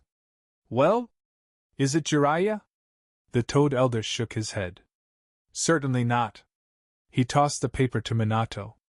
"The chakra on the paper reminds me of one of those children Jiraiya boy trained in Hidden Rain. The girl." He closed his eyes, looking for a description. "Pale, with purple hair. Quiet. Very reserved, and very curious." Minato sat forward, aware of his teacher's first 3 students in AIM but not familiar enough to know them in person or their descriptions. Last Jiraiya spoke of them was when he told Minato that AIM's war was over, reminiscing about one of his first students in particular, and his powerful Dijitsu. He looked out of the window, where the paper had fluttered into the office, and his face lowered in contemplation. Jiraiya was another of Konoha's 3 finest spy masters that had recently disappeared off the face of the earth. Crow's Feet, Minato's spy in Kiri, was the first to go dark a month ago, coinciding with the supposed end of the Kiri civil war. This could mean that he was laying low, for Minato didn't even entertain the thought that the spy he personally trained so masterfully could be snuffed out quietly, without even getting something back to Minato. His loyalty could not be questioned. Jiraiya was another spy that vanished, happening 2 weeks ago while on his mission in Demon Country. The Toads couldn't locate their summoner, but they were sure Jiraiya was still alive. His disappearance was kept so quiet Minato didn't even inform his oldest children, Naruto and Rin. "Boy." Minato turned to the Toad Elder. "This isn't Jiraiya," he pressed with more certainty. "But this is an angle that needs to be explored." The Toad explained, stressing each word to show the severity. When a summoner was alive but the summons had no way of locating them, it was an unfathomably big problem. This was the case with Jiraiya and his Toad summons. Those 3 brats never ask for outside help. Never. And AIM's ninjas aren't the least bit defenseless. The situation there must be incredibly dire enough for the girl to ask for your help. Your help didn't mean Konoha's help. It meant Minato's. Minato summarized, slowly rising to his feet. "If this student of Jiraiya's needed help, she would have tried him first, but she came to me instead, meaning she doesn't know where he is either." He strolled to his coat rack and pulled on his white with red flames cloak, walking with curt steps to the window. "Let's see what she wants." "Tiger." A ABU operative Tiger stepped out of a corner of the room, the illusion hiding his presence dropped as he hurried to his Hokage, falling to his right knee and bringing his right fist to his heart with a bow. "Get your team ready. We're leaving." And with that said, Minato blurred out of the window and ran to Hidden Rain. He boosted his steps with his flash step release. AIM. The first thing Minato noticed when he arrived at Hidden Rain's border was that it wasn't raining. The ground was still soggy with water, blazing closer and closer into the secluded shinobi village. Yellow lights popped off his body with each fleeting step, vanishing and reappearing every so few yards, until he reached a small settlement outside of AIM. The second thing he noticed was the eerie silence. The hamlet could not have housed more than 50 people, living in bamboo buildings held 5 feet off the marshy earth by strong stilts and connecting most of the huts of the village together by the same tough bamboo, clearly meant to bridge each house to their neighbors. Homes in Hidden Marsh were built in this same style, holding houses off the marshes by bamboo stilts and concrete supports, except the houses in Marsh were clearly more modernized. The area outside of AIM consisted of unwalkable thin mud, making it difficult for those that hadn't been specially trained to walk on mud to traverse the ground. With the exception of the roads leading into and out of AIM, the entirety of the outside of AIM was waterlogged.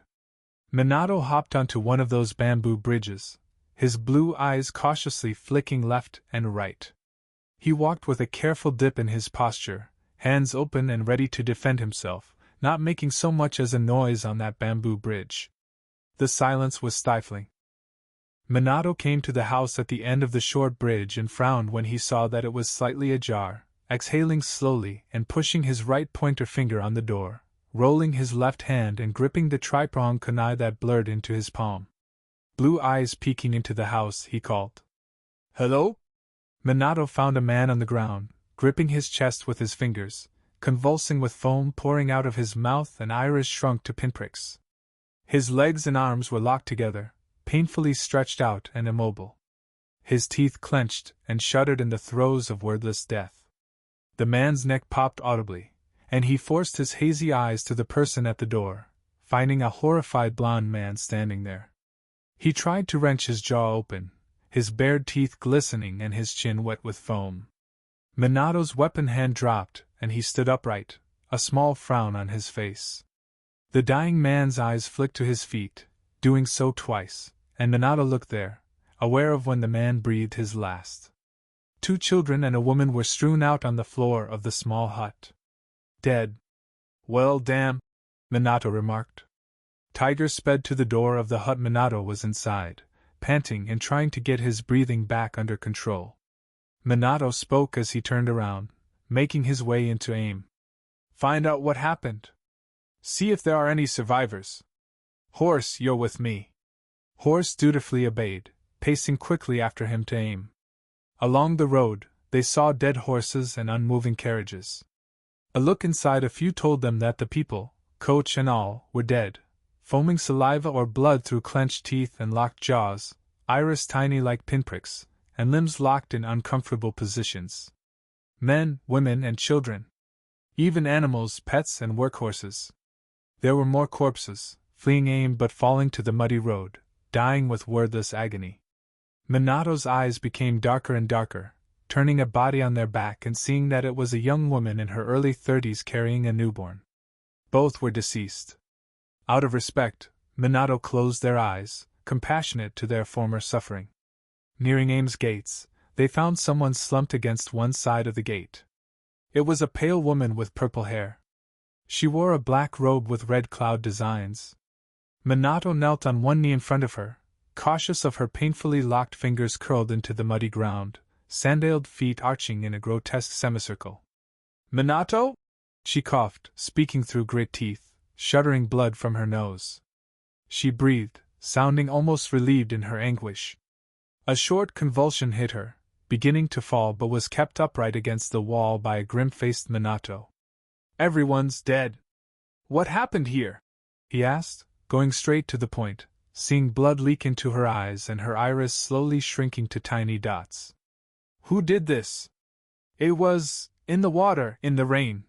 Conan choked, sobbing as another wave of burning juddering ran into her. Her jaw screwed shut harder, opening it even a little toward jaw muscles. "He killed everyone that didn't die."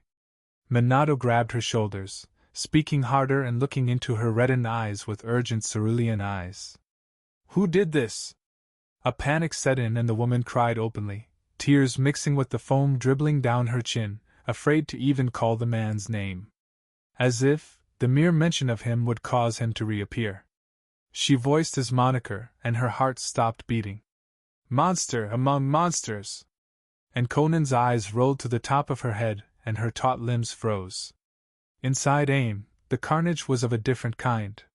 Heads were crushed and torsos were split open, legs were cut off and arms were pulled out of their sockets, letting the victims either succumb to the poison or their wounds. Whichever came first. These people were notably shinobi, jonin, special jounin, chunin, and even genin. Minato found some plainclothed people, likely ninjas on leave or retired shinobi. All of these bodies, although looking scattered and unorganized as they suffered death, led up to the largest and tallest building in the village. Blood mixed with mud and red puddles spotted the village. A large hidden rain symbol hung at the front of the building, so Minato assumed it was Aim's administrative building. The seat of power for Hidden Rain's amicage. Minato stepped over the corpse of a pair of headless genin, frowning tightly as he looked about the ground floor of the building. Everyone there suffered the same fate as those outside of the building, dead or currently dying from their wounds, too blinded by their pain to notice him strolling past them and jogging downstairs, following the trail of bodies and body parts. At the bottom was a wide room. The long table at the center of the room was split in half, and Minato furrowed his brow to recall the identity of the person that had been broken through the table, though it was difficult when their face was crushed beyond recognition.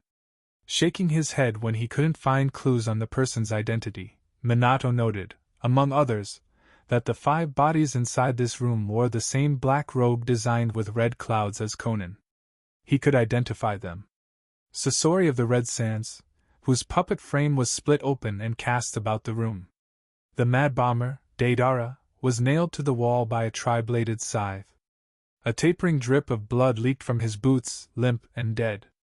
One of the scythe's 3 blades was broken halfway.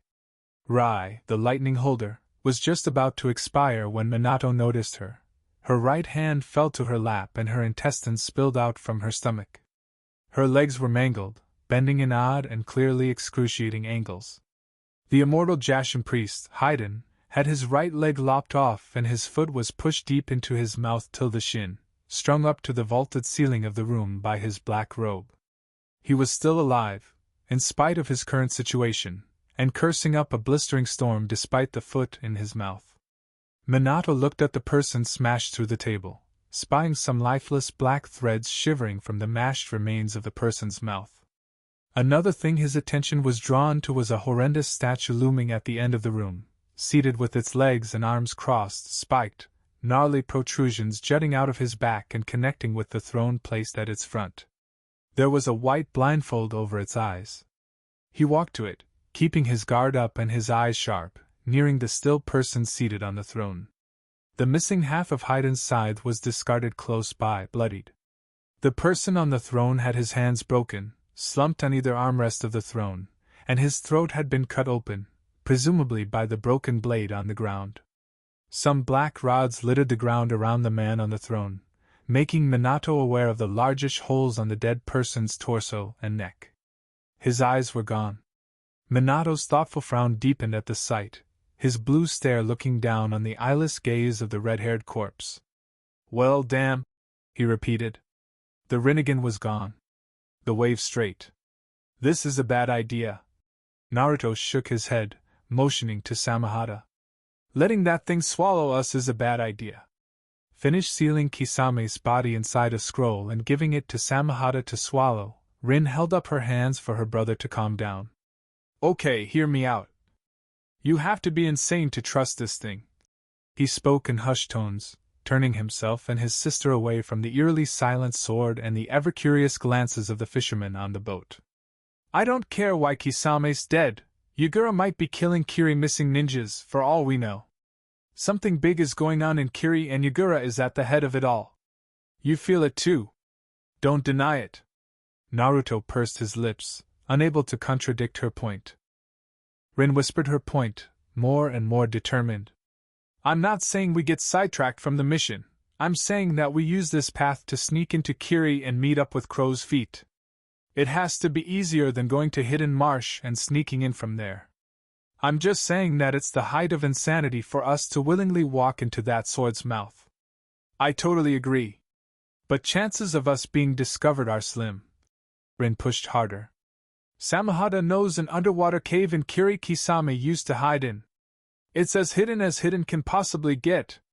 Fixing his purple eyes on his sister's own, their souls touching and their minds communicating. "How can you trust the sword?" Rin smirked and shrugged airily. "My gut's never wrong." Naruto conceded. Her gut was never wrong. He hoped this wasn't the first time it was. They stood on the gently rocking boat, their hands grasping each other's shoulders. Naruto stared at his sister's burning purple eyes, absorbing her energy and resolution, mirroring it back to her to psych her up more. They did this, bouncing invisible energy back and forth, hyping themselves for what they were about to do. Finally, Naruto walked into Samehada's gaping mouth, its rows of teeth retracted so as not to graze the boy. Naruto took a moment to acclimatize himself to the rubbery feeling of Samehada's claustrophobic insides, politely holding out his hand to his sister and helping her in. Samahata purred, its scales shuddering. Naruto followed his sister's lead, lying down straight with their hands at their sides, their feet pointed further into the deadly swords inside. Rin found Naruto's hand, saying, "Alright, let's go." Samahata slowly eased its maw closed and wriggled overboard. In a burst of water and wind, the shark sword rushed toward Kiri. Chapter 8. Kisame's Underwater Cave. Rin was always moody when she was sick. Moody and clingy. His twin moaned petulantly, nestling closer into his side and burrowing her face deeper into Naruto's neck, left hand splayed flat across his stomach and mindlessly helping him vibrate Orochimaru's poison away from his vitals. Naruto shook his head, holding her close and snorting with a barely held smirk. "Rin, I've got it. Focus on getting better." "No." Rin moaned again, wiggling further into her brother's warmth and trying again to focus charged vibrations into his gut. She stuttered wordlessly, spitting without spitting, and groaning. "I'm being useless on this mission, let me help.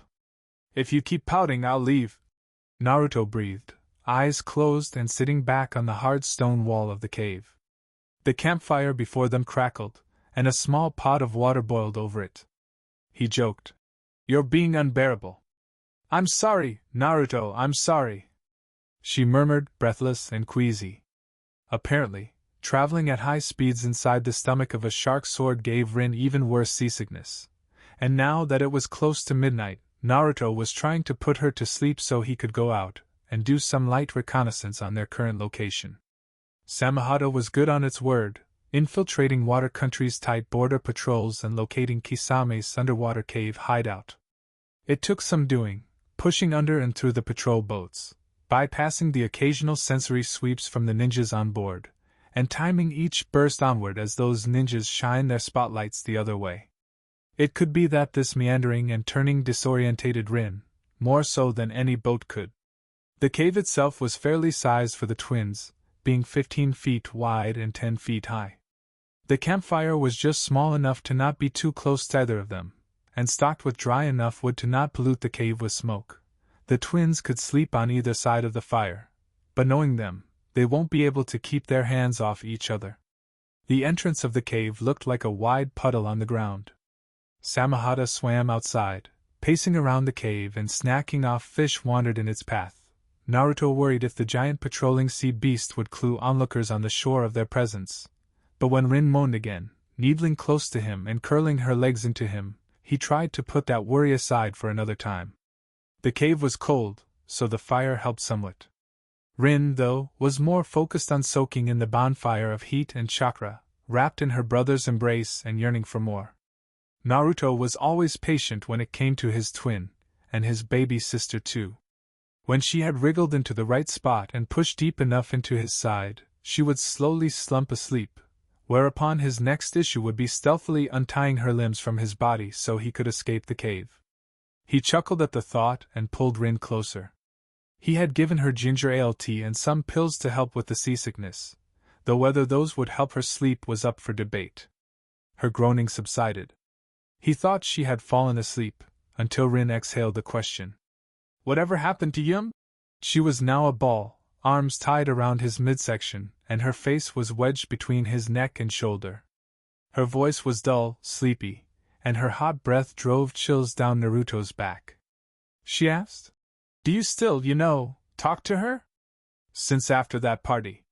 After getting promoted to Chunin, their circle of friends knew that the twins weren't much for throwing giant celebratory parties, so a group of them, genin, newly promoted Chunin, and civilians, hosted a small get-together at Piper's Cinnabon, an Akimichi bakery.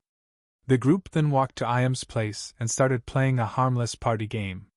Spin the Bottle, Shinobi Edition. Naruto and Rin were the youngest there, both being 9 years old, and the oldest in the party was about 15. Flashback. The bottle spun to Naruto, and his eyes furrowed at the suspicious hooting that went around the circle. He turned to Rin, seated across from him on the other side of the circle, and she sent him a heavy shrug, just as confused. The person that spun the bottle, Yamaburame, winced. She was 3 years older than Naruto, and had also received her Chunin vest with the twins, though she couldn't say she was particularly close with either of them. Quite frankly, she was a friend of Yugao, who was friends with both Itachi and the twins. Seeing the smirking smiles tossed at her from the others, she felt bad for the boy looking inquiringly at her for an explanation.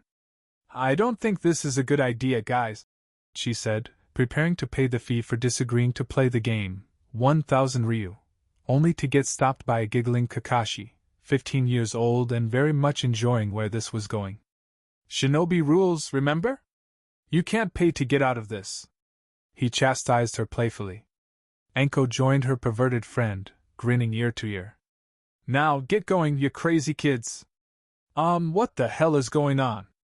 Everyone wanted to facepalm that Naruto, and likely Rin too, decided to play a game that either knew the rules of, but no one answered him, deriving some sort of enjoyment from their innocence. Yum's chest buzzed, not a fan of them taking her discomfort and Naruto's confusion as a form of entertainment. She calmed her hive. "Fine." She got up and jerked her head to the downstairs bathroom, adjacent to the room they were playing in. "Let's go. Shinobi rules." Kiss inside that dark bathroom, and get a mental confirmation from a Yamanaka mind walker afterwards, or have a deep, dark, extremely personal secret revealed. Either way, it was always risky having your surface memories prodded, given that there was the chance other memories would pour out. Whatever happened inside that bathroom wasn't just an innocent kiss. Reading Naruto's red face and blushing at the thoughts raiding in his mind, an intensely mollified Rin grabbed her brother's hand and stormed out of the apartment with him. Due to their connection, Rin knew the sordid details of what occurred in the bathroom, but she had been too scared to receive verbal confirmation from her brother. End of flashback. "Please don't lie," Rin whispered, pleading.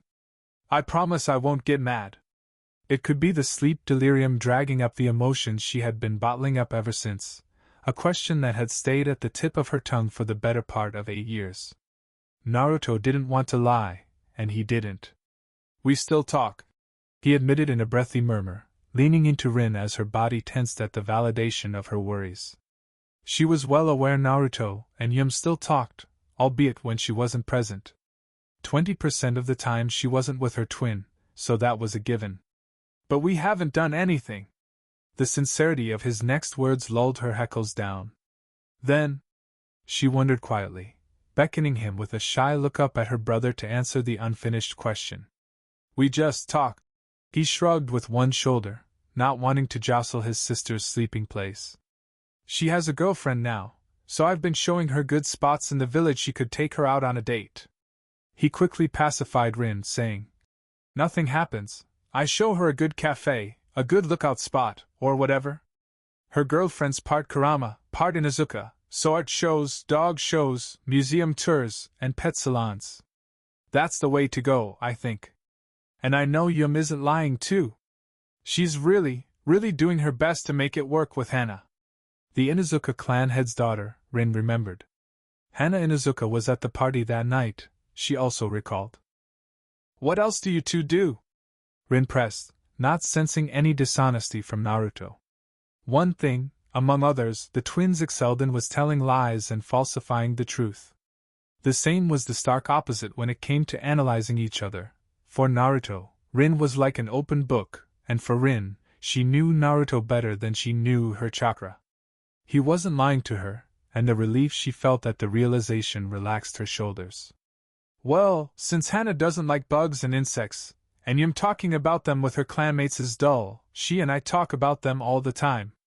Or she'd invite me to her clan compound to look at a new bug they found. Don't even get me started on how she lost her mind when I showed her my praying mantis summons.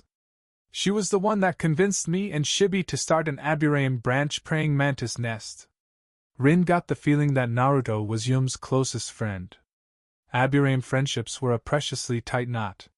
Yum had been out on a mission at the endpoint of the Chunin exams, so she wasn't around to visit Naruto when she got wind of his injury from Orochimaru. Rin wasn't exactly on speaking terms with Yum, and the Aburame was too nervous to reach out to her friend's twin. Naruto and Yum's relationship was strictly platonic. It was nothing to worry about, really, but Rin still felt worried. But Naruto, we talk. And we can talk about bugs too, she stuttered at the end. Naruto smiled at her not-so-subtle jealousy, and her stammering reasons for him not being so close to him anymore. Bringing his hand up to her face and gently ran it down her rosy cheek, softly tipping her chin up to look him in the eyes. He spoke the words that removed every fear, worry, and doubt in her entire being. You're my one and only, Rin. She smiled and closed her eyes, accepting a gentle kiss on her brow, leaning back into Naruto. He added, smirking with amusement. So stop being jealous, okay? She playfully hit his chest, pouting childishly but still smiling in jubilation. Shut up. 12:23 a.m. Naruto slowly backed away from his sister, keeping low. He was waved away by his shadow clone, non-verbally assuring him that his sister was still sound asleep. He almost envied his smug clone, cuddling with Rin and waggling its eyebrows at its original. But Naruto steeled his nerves and straightened as much as he could in that quaint underwater cave. He wiped his expression clean and sucked in a big breath, stepping back into the hole in the ground and plopping straight into the water. Immediately upon entering the water, he was pulled out of the vicinity of the cave by natural currents, giving him somewhat of a good view of the hidden cavern. It was a spherical bulge at the side of one of Water Country's smaller islands, having its entrance at the bottom of the bulge and the interior itself being rectangular, rather than rounded. Satisfied that he had memorized the location of the bulge in the underside of the small island, Naruto moved his arms around and turned to his back, where Samahata rocketed past his face in a flash of cold water. The sword made a few more rounds around Naruto, its purple scales rippling with visible eagerness. If Samahata kept spiraling around Naruto, a whirlpool would form. Naruto kept his mouth closed, his teeth grit with frustration, kicking his feet to remain relatively stable. He brought his hands together, hard, and a cloudy pulse of his red chakra puffed from his body, turning the area around him blood red. This got the attention of the sword, slowing down and dived toward the chakra, until Naruto separated his hands and sucked his chakra back into his pores, diverting it back to his reserves. Using sharp gestures, he pointed at his eyes with his index and middle fingers, and Samahata moved in a motion that barely resembled a nod, thrashing its head and handle up and down. Then Naruto swept his index finger over his head in a small circle, calming the sword at the circlet of red chakra that oozed from his fingertips. Naruto poured more and more chakra into that circle, using his chakra construction ability to form a solid, albeit opaque, red disc made of pure, solid chakra. He caught the red disc before the current could sweep it away, slowly moving it left, and then right, up and down, making sure Samahata was raptly paying attention to the red disc and following his motions. With his free hand, Naruto again pointed at his eyes. Then he made a shushing gesture. Samahata nodded more vigorously. Naruto then pointed at the cave. Samahata nodded again, feral with anticipation. Naruto threw the red chakra disc west of the cave and Samahata dove for it, snapping down on the chakra disc. If it could talk, it would say Naruto's chakra tasted sharp and spicy, a curious taste Samahata had gotten accustomed to when Naruto had trapped it inside the water prison. The sword gnawed and ground at the hard chakra disc in its mouth, savoring it like a sweet. An extra spicy, extra hard sweet. It wondered if Rin's chakra would taste similar. It shook its head with a shudder, not willing to find out what would happen to it if Naruto discovered that it had taken chakra from his female companion without prior permission. Samahata wondered if it should ask nicely. While the sword contemplated, idly swimming the perimeter of the cave, Naruto nodded, content that the bribe he had given the sword would keep it occupied in the meantime. Naruto swam close to the shore, keeping his head below water and only flipping onto his back, poking his mouth just outside of the water to inhale precious oxygen, turning back to his stomach, and resuming his careful patrol along the shoreline of the small island. Water Country didn't have a centralized government. The country was essentially a long, bending, winding chain of broken islands, reefs, coasts, cliffs, and pools situated on the extreme west of the continent, all the way on the coast of the elemental nations. Though it was still recognized as a country, starting from when the first Mizukage declared that any incursion on any of the islands, inhabited by people or not, was a direct attack on Kiri, and that it would be dealt with the full might of the hidden mist village. Back then, the first Mizukage was more concerned with avoiding the constant conflict on the mainland, and for a while, this deterred invaders. Kiri governed most of water country, but they allowed bodies of islands to govern themselves with limited power since any sort of funding and protection came directly from Kiri. The island Naruto circled was a tiny one inhabited by walruses and seagulls, lounging across the length of the land and enjoying the cool night. He stretched his senses and searched for human chakra signatures, just to be sure. He let his upper face surface the water, turning around and narrowing his eyes to the distance.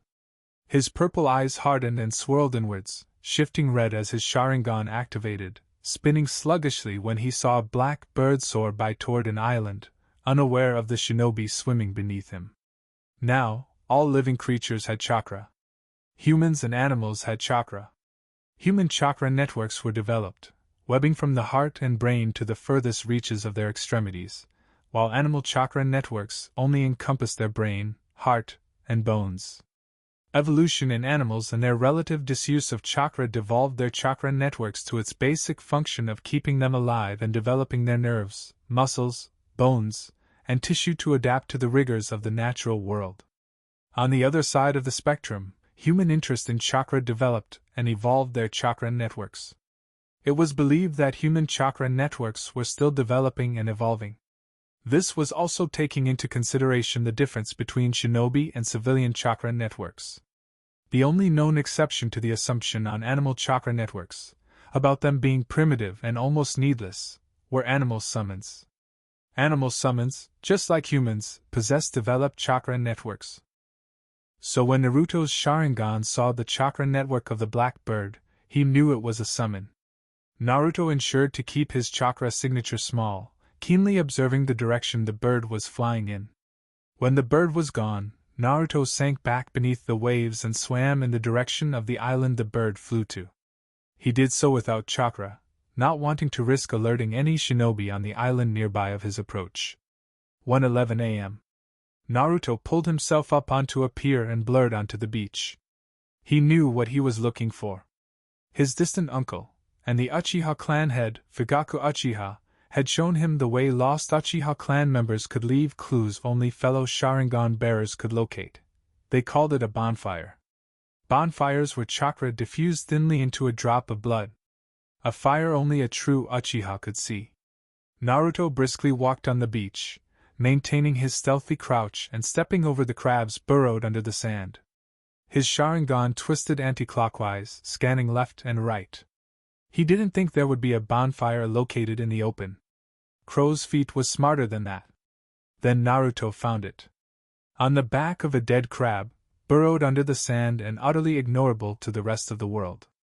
It was a short distance from the reach of the water and somewhat close to the village located on that island. He knew where to look. Finding his spy master friend was another issue altogether. 8:01 a.m.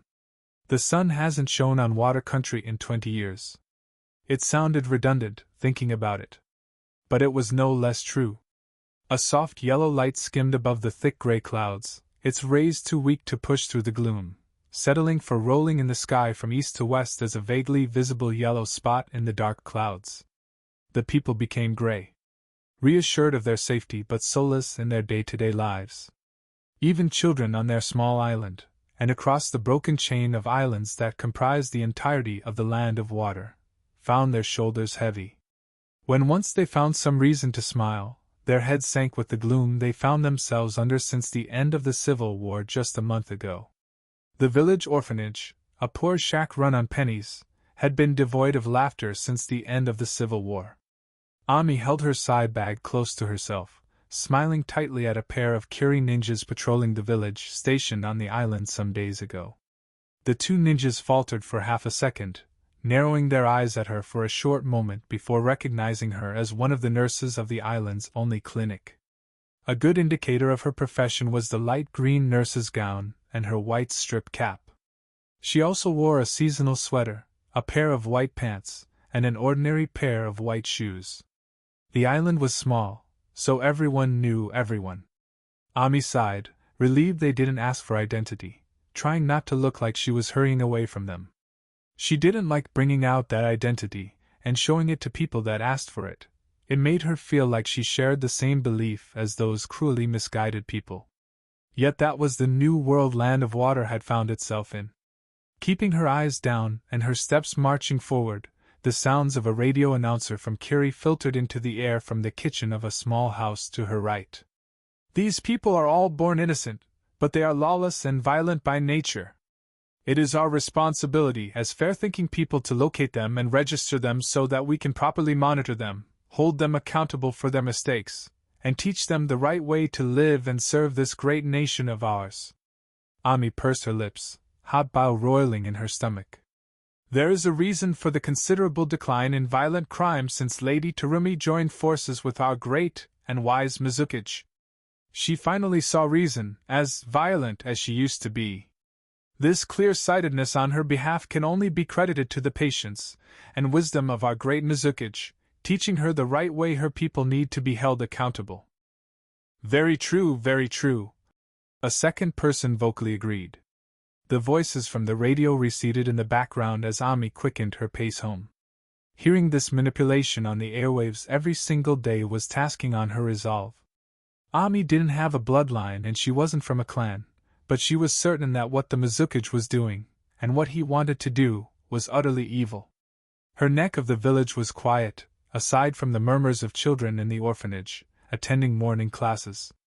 Ami had been released from the overnight shift at the clinic, and, even though the doctor told her to rest for the rest of the day, she still took it upon herself to moonlight as one of the orphanage's nurses.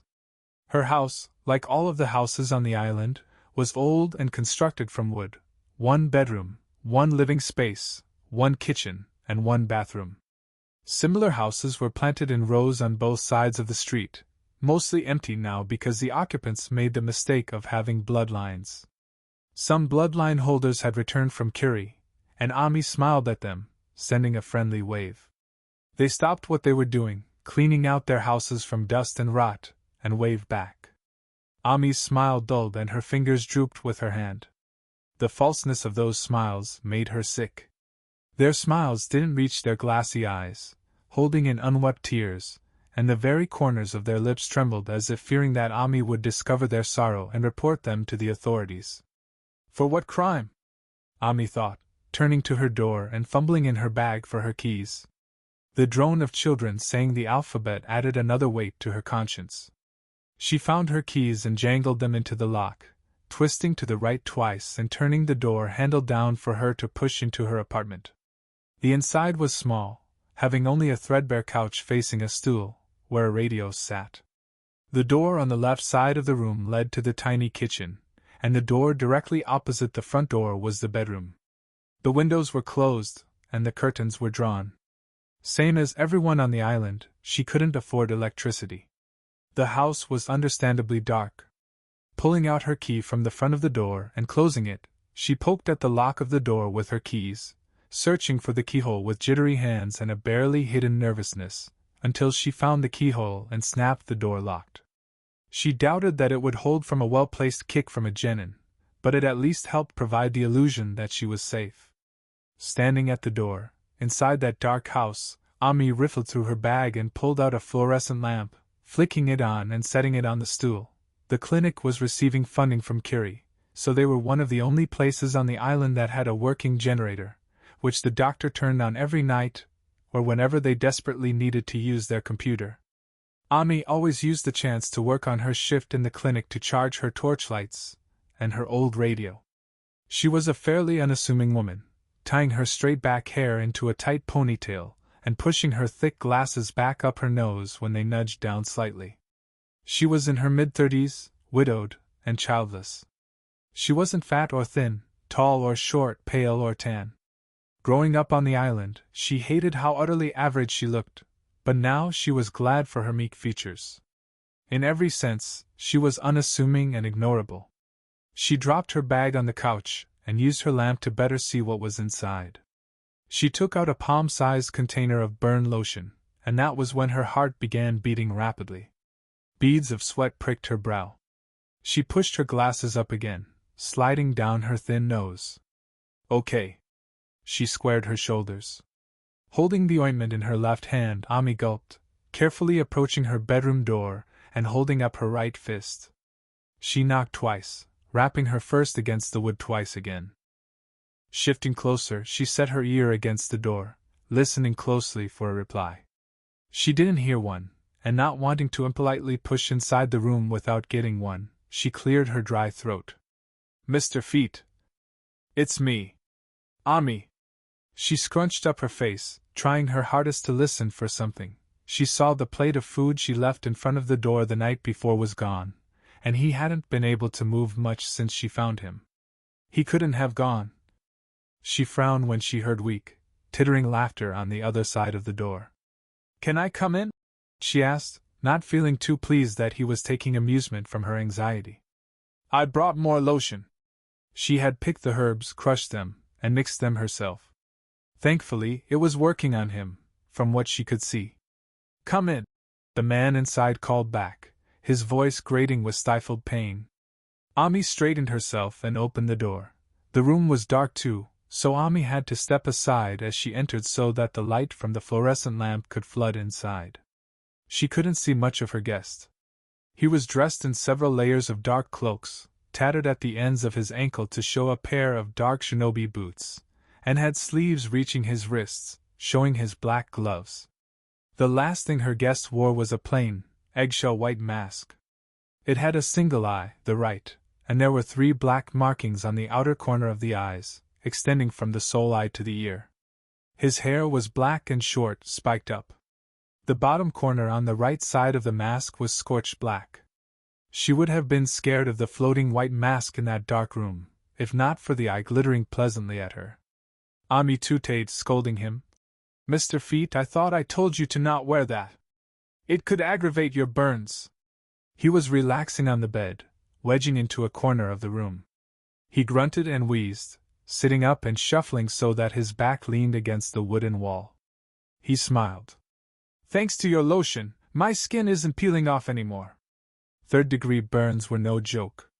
It was honestly admirable how this man seemed not to dwell on it for too long.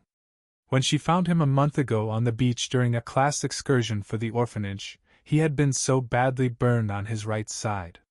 From his right cheek and half of his mouth, curving roughly over his neck, around his right chest and stomach.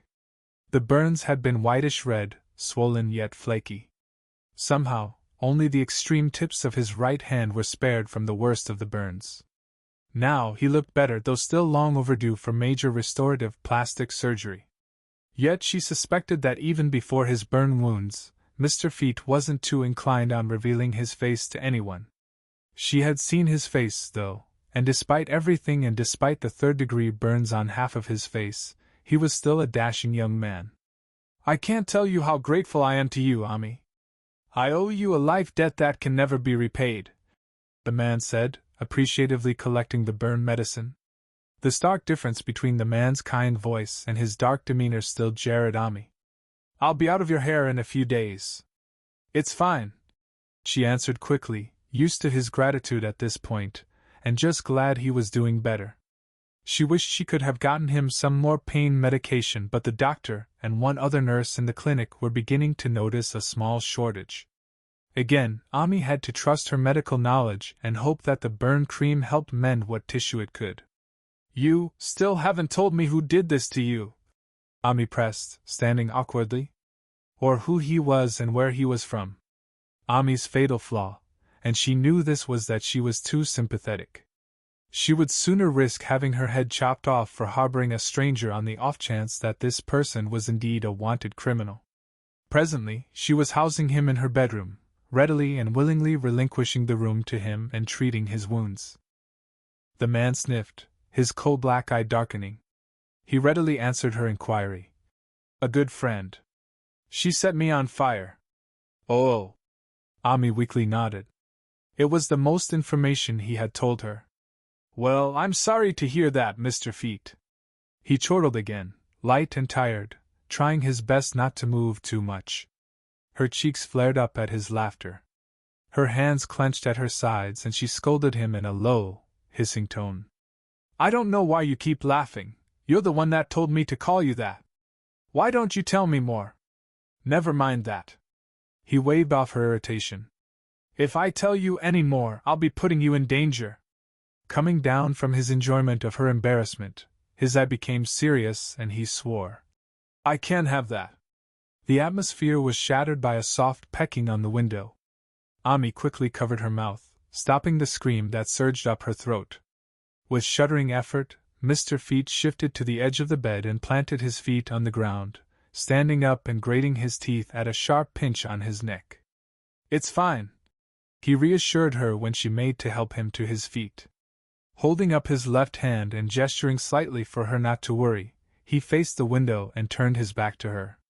The many ruffles of his silk and cotton cloaks made him look somewhat overweight and sluggish, but Ami knew better. She knew the kind of fuinjutsu tattoos he wore on his arms and torso, recognizing none of them but knowing for certain they were seals that had been unaffected by the fire that burned him. She had felt the toughness of his body in those early days, when he was too pained to move. She had seen under the eyeless half of his white mask, under his eye patch, and witnessed the feathery creatures of darkness that resided in his soul. She had seen the Konoha forehead protector hanging from his hip. As if knowing her worries, the man promised her again. It's fine. I won't let anything happen to you, Ami. He opened the window a tiny crack, allowing a black bird with beady red eyes to swoop inside and perch on his shoulder, leaning to its summoner's ear and whispering its report. Ami hurried out of the room, not wanting to implicate herself any more than necessary. She eased the door closed, and darkness summarily bathed Mr. Feet. Chapter 9. In aim. Good news. Lab says that the poison only works when ingested, and even then, it was good you washed yourself as soon as you did. The bad news is that, said Hana, lifting a trash bag tied at the mouth with neon yellow tape, half smiling. We'll have to dispose of your sandals, just to be safe. Minato groaned quietly, palming his face. Those are my favorite pair, Hana. I don't know what to tell you. The medic shrugged, accurately tossing the trash bag into a biohazard waste bin. The head of her white hazmat suit was tossed back, further confirming that the poison that killed AIM wasn't airborne. But Minato couldn't help but notice the muck caked under and around the disposable black boots of her suit. For your sake, and everyone in Konoha, it's a sacrifice you have to make. That didn't stop Minato from grunting foully, collecting the new pair Hana passed him. Hana contemplated giving the man a comforting pat on his shoulders, thinking otherwise when she remembered that Minato Namikaze was still her Hokage, and that, just because they could speak so casually, that didn't mean they were rank mates. The Kurama in her wanted her to comfort the Hokage, but the Inuzuka part of her scolded her for entertaining that thought. She wasn't exactly a family friend, per se. She was in the Hokage's private medical team, and that made her more often than not work alongside the Hokage. When she wasn't working as an animal vet, that is. But that was all. Sure, she was acquainted with her girlfriend's best friend, the Hokage's son, though that was neither here nor there. She earned her spot in the Hokage's confidence, not through friendships or her mother, but through hard work and determination. They were in a medical tent located outside of AIM, close to the main gate. There wasn't much to the interior, aside from having a somewhat wide space where the thick, rainproof plastic of the walls also covered the ground. The mud Hana had tracked in was ignorable, since these medical tents weren't made to be reused. Minato got up from his chair and collected a scroll from Hana, unsealing his hazmat suit. You can't be too careful. She pulled on the head of her hazmat suit and stepped out, giving her Hokage privacy to dress. She inhaled and exhaled through the gas mask of her suit, outside of the tent. For a brief moment she wondered where her Niken were, only to remember that she told them to stay back in Konoha, given the nature of the mission. A quarter of Konoha medics and civilian lab technicians were called out to AIM, and a sizable number of other shinobi as well to help carry and dispose of the corpses. Standing there, she watched a fellow clanmate and medic fast walk past her with a clipboard, identifying and marking off another few bodies. Identifying the people involved, Minato's shinobi searched through AIM for citizen records. Following behind her on the wet, muddy ground were two other ninjas hoisting a stretcher with the body of a man dearly hugging a toddler in his arms. The Hokage had wanted all of the bodies treated with respect, even as they were all set to be cremated.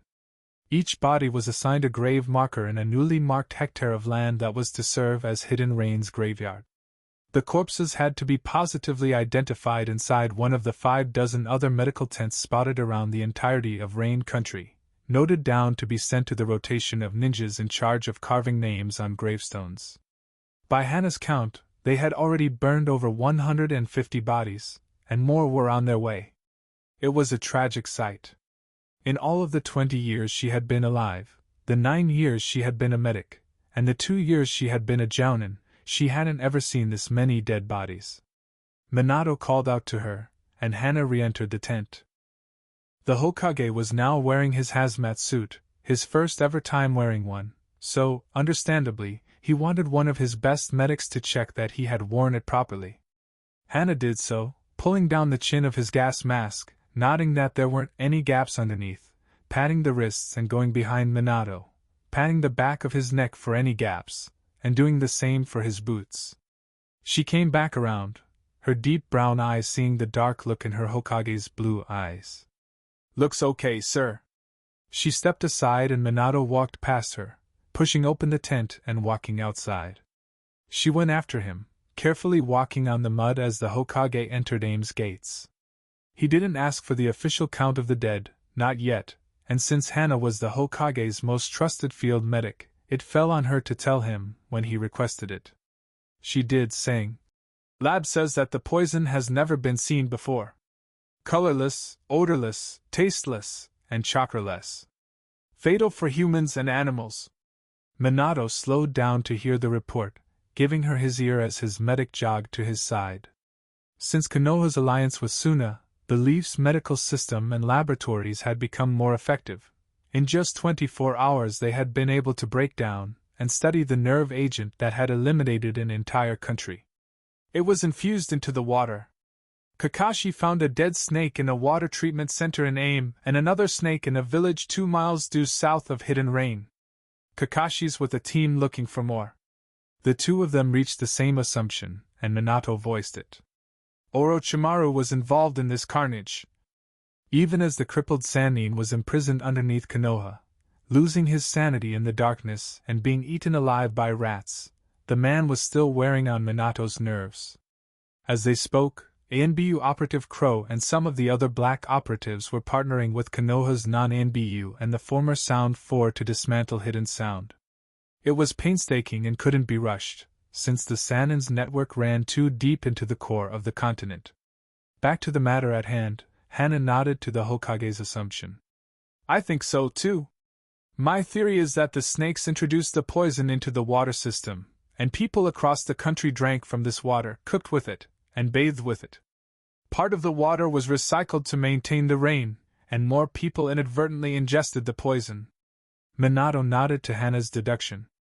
The two entered Aim's gates, and Minato went straight toward the Amikage Tower, asking, "What else did the lab report?" "That it takes the poison exactly 5 days to work, taking into account not everyone would be exposed to the same amount of poison and that some immune systems proved stronger than others. Either way, we're classifying this poison as a fatal nerve agent. The lab's working towards making a cure." Minato grunted, nodding again. Hana continued. "The progression of the nerve agent is thinning of the blood, eliminating white blood cells and platelets, drastically increased heartbeats, gradual erosion of the lungs and liver, swelling of the heart and brain, psychosis, paralysis of the muscles, and then death." "Kami!" Minato swore, ducking into the Amikage Tower and turning to the medic. "Such cruelty." Hana nodded. "I'd expect this from Orochimaru. But why would Yagura do this? Till now, we haven't heard anything about him. Then, all of a sudden this happens." That statement wasn't exactly a lie, but fortunately, Hana didn't catch on to his half-truth. She shrugged lamely. "I think I heard that the 6 Tails was stolen from Water Country 2 weeks ago by Kisame Hashigaki. There could be a link there." She snapped her fingers, recalling something else at her mention of the 6 Tails. Lab analysis of the nerve agent says that 70% of it is a match for the Six Tails chakra we have archived in the village's chakra archive. A good 20% is a match for the poisons and toxins on Orochimaru's Kusanagi sword, and 10% is an unknown element that dampened the Six Tails chakra so that it wouldn't be sensed. Minato hummed. The chakra archive was an old storage facility for every notable sample of chakra on the continent, from samples of the first Hokage's chakra to samples of chakra from both Karabi of Kumo and the eight-tailed beast. It was an extensive and ancient collection of chakra. The facility was one of Konoha's best-kept secrets. Assuming that Yagura wanted retaliation for the Six Tails Jinchuriki being taken, killing the whole country is overkill, Hana remarked, shaking her head as a body was carried out from the underground level of the tower. Daidaras. Bound in a straitjacket, wearing a mouthpiece like a feral dog, and having his chakra restrained, Haiden was wheeled out of the building. His fate was unknown to Hana, but she said, regardless of the other casualties. For now, since we don't know the whole story, we can only assume the worst. He trusted Naruto and Rin to acquire all the necessary information from Kiri, especially when they linked up with Crow's Feet. No doubt Minato's spy master would have plenty of information on Yagura and the situation inside Kiri. As for why Orochimaru didn't just poison Konoha as Yagura did to Aim, Minato could only guess that the mad snake wanted to ruin him with his own hands. Aside from the cleanup here, our top priority is making sure that our water systems, and those of our allies, are clean from Yagura's poison. He lowered his voice and Hana's ears perked up. I trust no one outside of yourself, Team Tiger, and I know Yagura's involvement in this mess. Hana nodded jerkily, quick to confirm this. Let me be the one to notify the council. You'll be in charge of checking the village's water supply. I'll be sending out Asuma Sarutobi and Ebisu to warn our allies to do the same. Discreetly, he emphasized, stressing the weight of the situation with narrowed eyes and a small dip of his chin. I don't want Yagura to know that I'm onto him. Yes, sir. Hana bobbed her head. The fewer people that knew of Yagura, the fewer leaks that needed to be traced. You're not going to tell the council the whole truth? Minato's lips screwed aside and he crossed his arms, looking up. Not all of them. I don't trust the civilian council members to not stir up panic and… He brought his voice down again, and this time Hana needed to take a half-step closer to hear him, frowning when the man whispered coded words to his medic. It took her a few moments to understand his meaning. Hana's face fell, grim at the message, and she flicked her eyes up to her Hokage. Her ears pricked up again, listening hard for any person hiding in their midst, eavesdropping on their conversation. There was no one, outside of the occasional duo of shinobi that trooped out, carrying dead bodies, not paying the Hokage and the medic much attention outside of a polite nod of their heads. Minato's cerulean gaze reflected down to her through the visors of his hazmat suit, nodding secretively. Hana left him, leaving Rain Country to perform the mission the Hokage assigned her, but his coded words remained in her head, echoing a secret she wholeheartedly swore to never breathe aloud, whether alone or amid company. The Hokage wouldn't have told her if she didn't need to know. Council elders have been compromised. Valley of the End. There was a dead body slumped over Rin Noharu's casket. The person had discarded his Tobi facade, throwing his orange, one-eyed mask aside when he had teleported before the great stone door set before Madara Uchiha's hideout. Some penitent part of himself wanted to be found, so he pressed his bloodied hand onto the stone and diffused his chakra through the blood, setting alight a bonfire handprint before stumbling inside the hidden area when the worst of the poison burning his insides alive locked up his jaws shut. The last thing his eye saw was Rin, through the panel of glass viewing into the casket, laying, pristine and immaculate, in a neat black dress. Foaming blood through gnashed teeth, Obito Uchiha wept. A shroud of trees covered him as the light left his right eye. Purple Hearts Inn. Sayuki City. Hot Water Country. Mikoto yawned out of her room, bleary-eyed and scratching her lower back. She stood at the open door of her and Yugao's assigned room, momentarily confused about where she was and why she was there until the memory of her team's long search for their target slipped back into her mind. She groaned. She had been awake past her normal bedtime of 11 in the night, and even when Yugao had called off the search at 1 in the morning, Mikoto had been unable to find the pain medication for her arm when the last one wore off and the stabbing pain in her broken right arm returned with a fiery vengeance. Then when she had found the meds and the effect dulled the pain, she had been unable to sleep because she was wary there were cameras or spy seals in the room. It took Yugao half an hour to reassure her that she had personally checked the room for spyware, but by the time Mikoto allowed herself to sleep, it was 3 in the morning. She groused at how late she was waking up, poking her head back into the bedroom and spotting the wall close. 8:40 a.m. Ugh! She grumbled, closing her eyes and lingering on the numbness of her right arm. Cammy, I hate this. For the sake of convenience, she had to change the clothes she normally wore on missions to something simpler to wear: a short-sleeved black shirt, black tights, blue shinobi sandals, and a light gray apron shirt.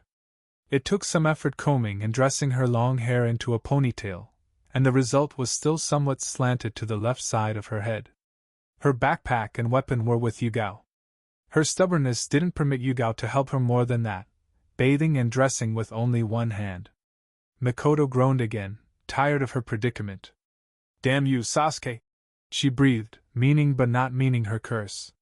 She ambled down the stairs of the quaintin, her steps heavy with tiredness, until she got to the common area, finding a long table stretched out on one side of the room and a spread of breakfast dishes carefully laid out on it. The family run and she and the rest of her team were staying and served a breakfast buffet every 8 a.m. to 9 a.m., she reminded her sleepy self. She waved slightly to Yugao on the other side of the room from the buffet table. Yugao smiled a little, sympathetic to Mikoto's pain, and waved back. Mikoto made it a point to ignore Sai, who rolled his eyes at his teammates' act. Yugao's breakfast was cereal and milk, and Sai chose a morning meal of eggs and bread, sipping a cup of orange juice to wash it all down. He smacked his lips at Mikoto, approaching their table. I didn't think you wanted me to help you get breakfast. Yugao smirked, recalling in vivid colors Mikoto's stubbornness that morning. Yugao, having gone through a few broken bones in her time, could understand shrugging off help and trying to be independent so as not to be a bother to others, but that didn't mean she didn't enjoy teasing Mikoto with her own words. Go ahead and serve yourself. And before Mikoto could leave, she said, No sweets. HN. Mikoto grunted, shoulders slumped, visibly offended at how flawlessly rested Yugao looked. Yugao wanted to remark that Mikoto's grunts sounded awfully similar to most of her Uchiha cousins, further proof that the Namikaze and the Uchiha were brother clans, but she went back to her cereal, not too eager to get into an argument with the obstinate girl. Morning, washboard! Sai piped up, brimming with an enthusiasm that annoyed Mikoto. Save it, Smiley! She warned him with a low growl when she saw that he wanted to raise the matter of her disheveled appearance. I'm not in the mood. Sai hummed, smiling a little too much as he sipped his juice. Mikoto was about to throw all self-restraint to the wind and attack Sai, the infuriating asshole, but she stopped when Yugao casually said, You better hurry.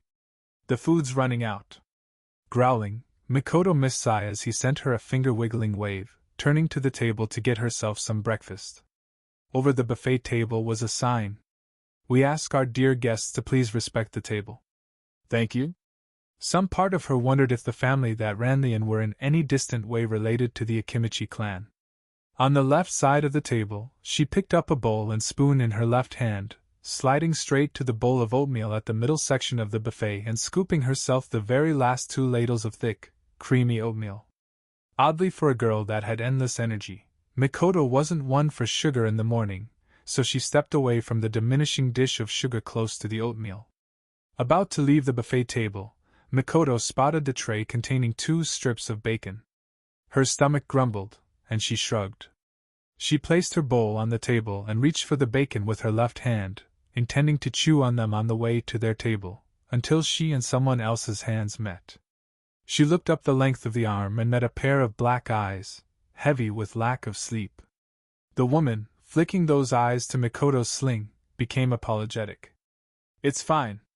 You can have it. Mikoto wanted to bristle at the woman's pity, but the sincerity of her eyes forced a weary sign from her lips. She picked up her bowl and began to turn around. Don't worry about it, lady. It's fine. Really? The woman insisted, stuttering a little when she realized the young girl would see her act as pity. Mikoto shrugged, a trying smile on her lips to tell the woman that she shouldn't think much of it, turning again toward her table. The woman joked. Between you and me, I'm supposed to be a vegetarian. My pet pig, Taunton, will hate me if she smells bacon on me. Mikoto's chin slumped to her collar, tired of this but still wanting to be respectful.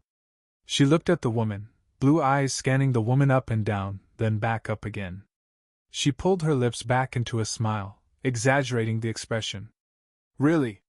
Wait, the woman said abruptly, her dark eyes narrowing at Mikoto. You look familiar. I guess I have one of those faces. Mikoto tried at a joke, her inflated smile falling to something more genuine. By any chance, are you related to Minato Namikaze? Does the name Naruto ring any bells? Mikoto's brows raced up, an elated smile lifting her expression more. Matter of fact, yeah. My dad and my big bro. The cobwebs of tiredness slowly fell as the gears in her head turned. She needed a few more seconds to realize who she was talking to. Hold on, she said, squinting at the black-haired, black-eyed woman, who just so happened to own a pet pig.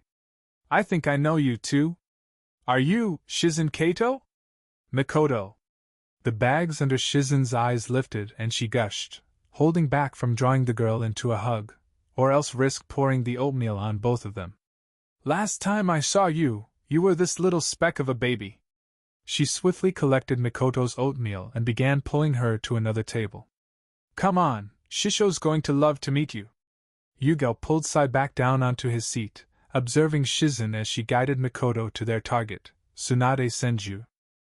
Nursing a hangover and wearing a pair of dark shades, Tsunade blearily looked up from her cup of coffee at the person her assistant was so eagerly bringing. She sniffed, gruff and snapping impatiently. And who the hell are you supposed to be? A Minato cosplayer? Right away, Mikoto didn't like Tsunade. 8:59 a.m. Water country.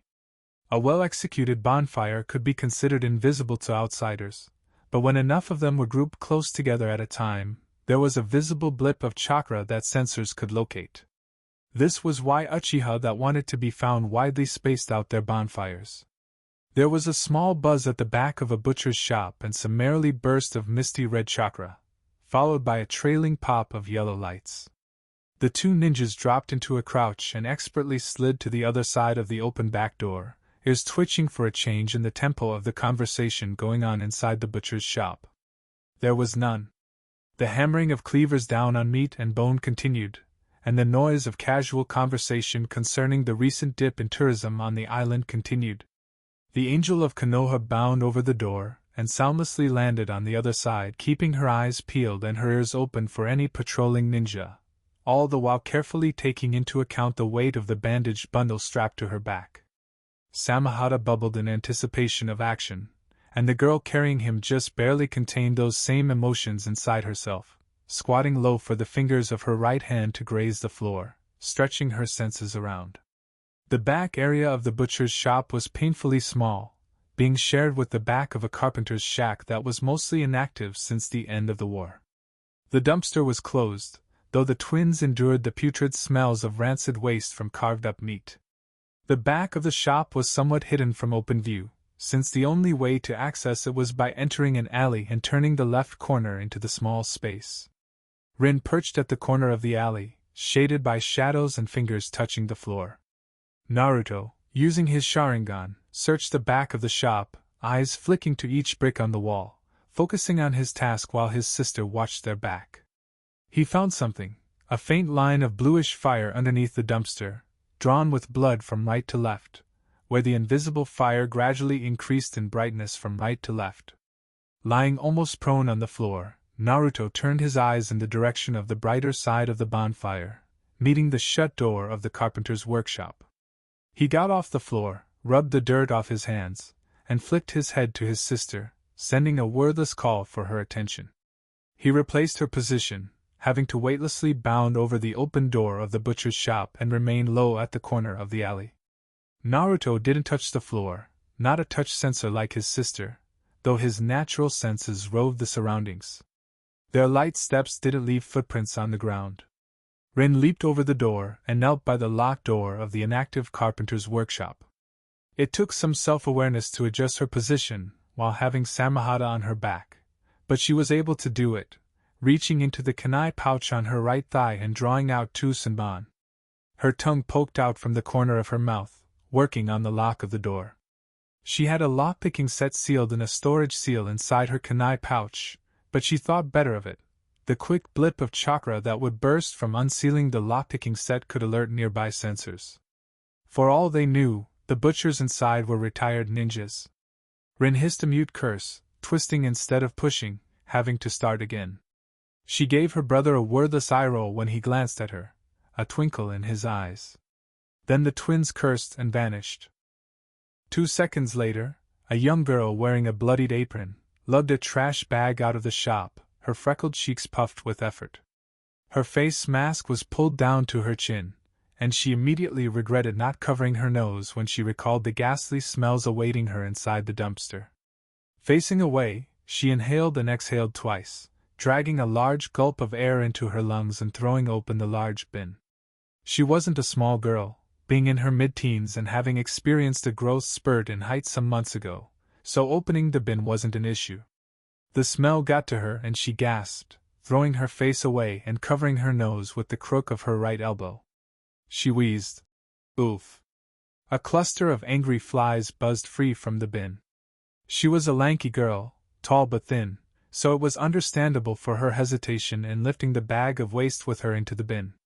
She took a step back and threw her head up. Out of her field of vision, Naruto skittered on the wall to the right. Ha! She looked to her right, staring for a moment at one particular spot. Then she shook her head, wiping the beads of perspiration over her brow with the back of her hand. Cammy, I'm hearing things now. Tugging her face mask over her nose, the girl prepared herself. She did 2 squats, standing up and twisting her hips to the right, and then left. She stopped, looking with deep focus at the locked door of their former workshop neighbor. It didn't look out of place in any visible way, but she sighed, missing her friends. Gloomier and not dwelling on the smell from the dumpster, the girl heaved her trash bag up and over into the large bin, slamming the lid shut. Spinning on her heel back to the butcher's shop, she called, "Dad! We need the trash gone! It's full!" The man inside yelled back, "Remind me tomorrow! Now get your ass to school! You're already late!" The girl groused, shoulders slumped, bumbling back into the shop. "But Dad!" Saying that she was late to school was like saying that the sun was bright, but that was neither Naruto nor Rin's problem.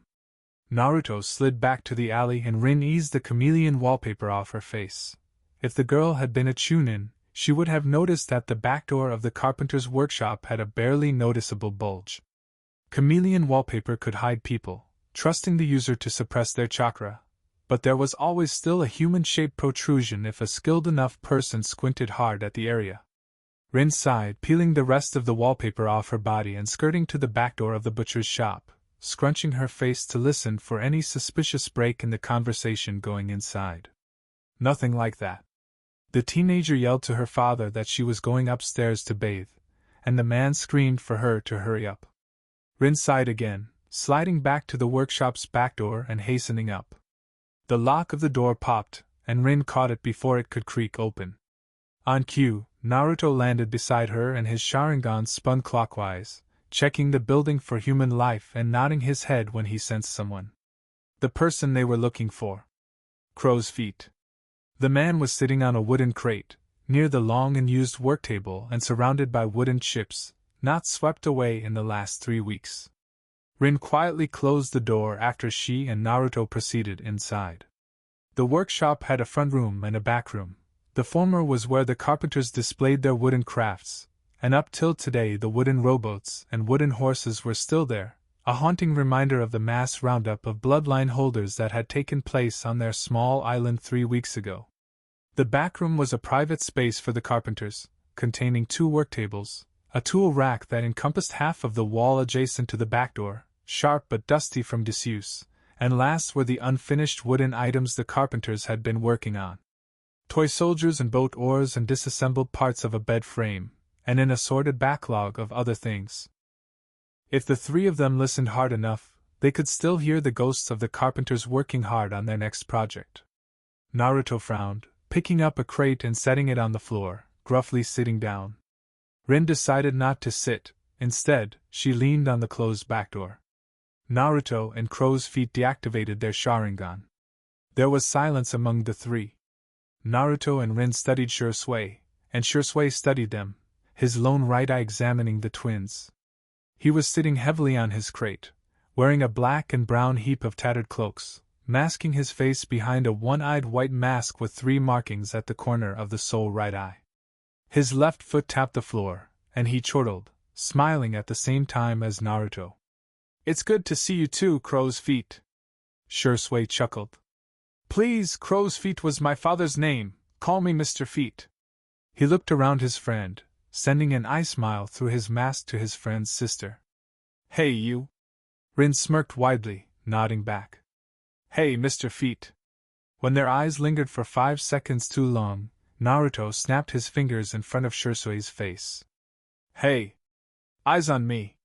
Shursui chuckled lightly, his hands raised harmlessly. "Hey man, I was just saying hi." He blubbered incoherently when his friend narrowed his eyes at a glare. Shursui placed a playfully indignant hand on his chest. "I would never." Feeling a tick pulsing on his brow, Naruto pushed past Shursui's obvious flirting with his sister. "You're aware of the tracker seal on your chakra, right?" "Here," Shursui grunted, shifting his weight. "Yeah, I figured that's what she put on me." Rin's brow knit. "Who?" "Mei Terumi. Rebel leader," Shursui supplied, motioning to himself. "She burned me. Literally and metaphorically." Naruto winced, almost voicing his apologetic words until he stopped himself, remembering that Shursui Uchiha wasn't one for pity. Still, getting burned by a lava release user was as serious as getting your head removed. The twins wondered how Shursui was still alive, as utterly messed up as they assumed his body currently was. "I'm being helped by this sweet lady. She makes me burn lotion, the occasional pain med, food, and she's letting me sleep in her house. I'd introduce her to you but—" Rin shook her hand, gesturing with one hand for him not to bother. "It's better the less she knows about us." "My thoughts exactly." Shursui bobbed his head, his voice muffled behind his mask. Naruto sat forward with his elbows on his thighs. "And the tracker seal?" Shursui snapped his fingers. "Right. As long as I don't use my chakra, the tracker won't be able to find me." "That's inconvenient." Naruto frowned. "My last 3 years have been inconvenient. Getting burned and having my chakra tracked is the least of my problems. Believe me." Shursui shrugged, cringing a little at the pain he felt. "I make do." The twins were privy to the Hokage's thoughts, so they knew Shursui's story. The 3 of them, Naruto, Rin and Minato, were still investigating Danzo and the other elders. Shursui waved his hand, bringing their attention back before they all began to dwell on bad memories.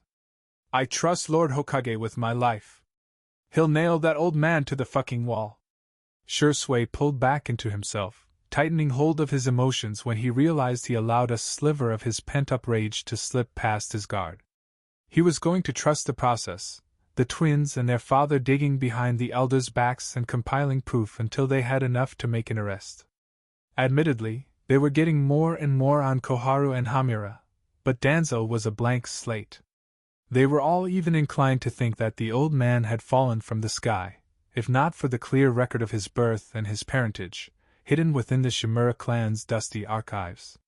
Naruto and Rin shared the exact thought. He'll slip up eventually. Rin reached into a pocket of her Jounin vest and took out the scroll the Hokage had wanted them to show his spy master as soon as they found him. She tossed it, and it sailed over Naruto's head into Shursui's ready hand. He unfurled the blank scroll with his right hand and activated his Sharingan, holding it up away from himself. Next, he took out a lighter from one of the layers of his cloak and lit it, holding it behind the scroll and finding the hidden message. The Hokage's seal expanded from the center of the page. It was a special seal created by Mito Uzumaki herself that couldn't be replicated or forged, and Shui could easily discern a real one from a fake. Looking under the authentic seal, he found a storage seal.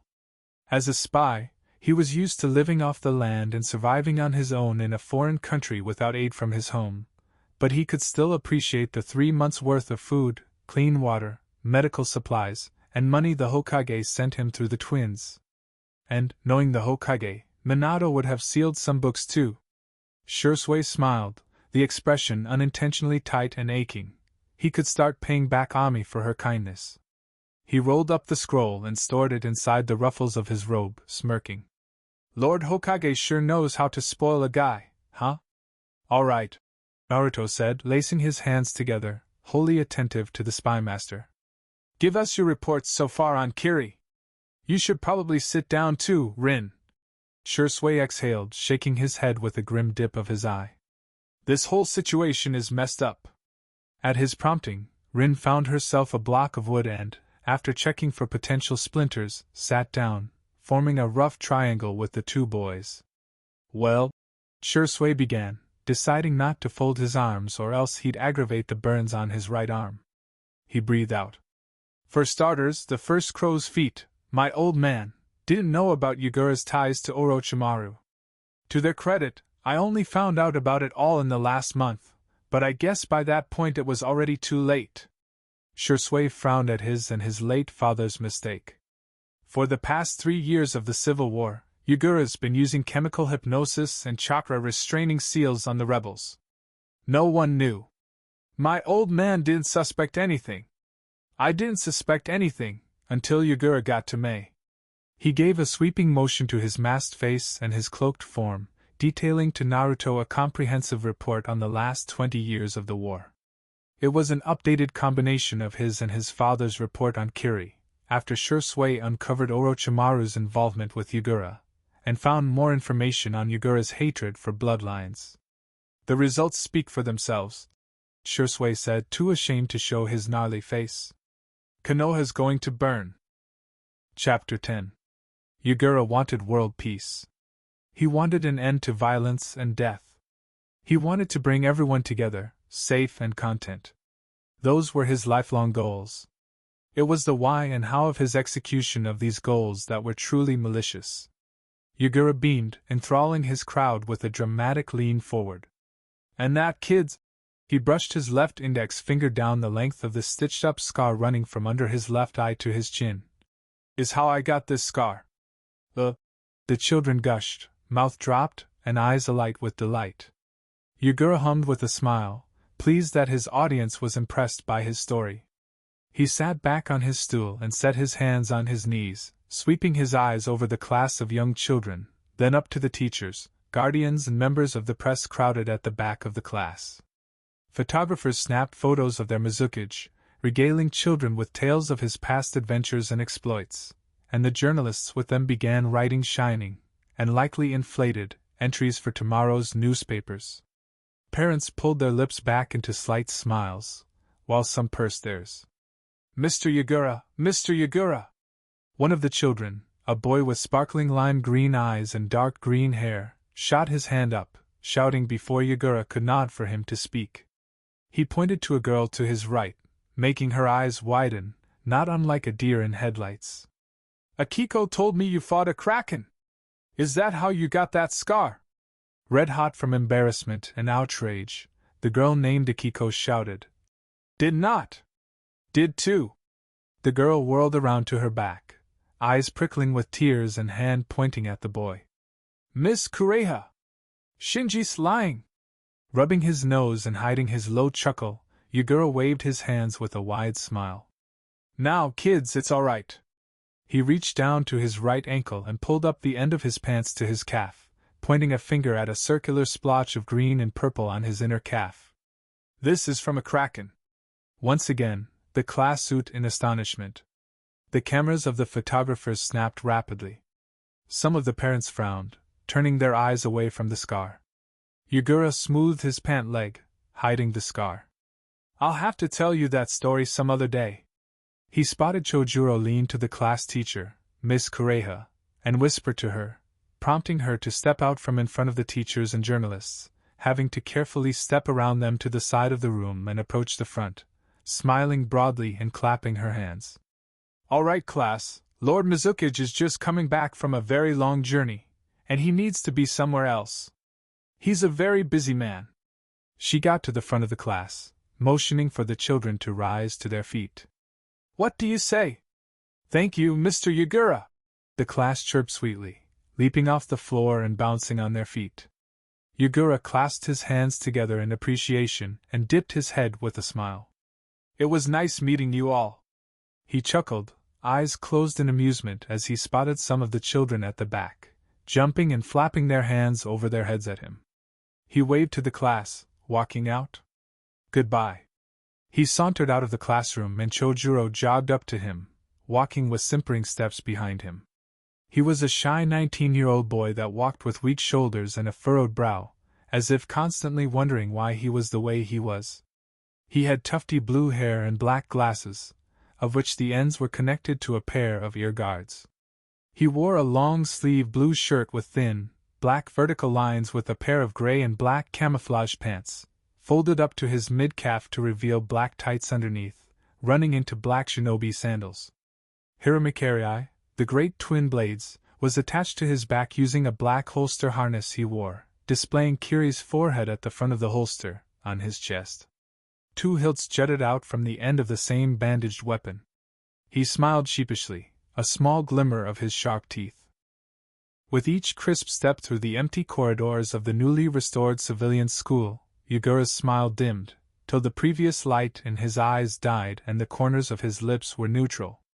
School was in session, and the students were prevented from poking their heads out of the class to glimpse at their benevolent leader by their teachers, allowing Yagura to restfully slip off his genial exterior in favor of a blank, hollow look.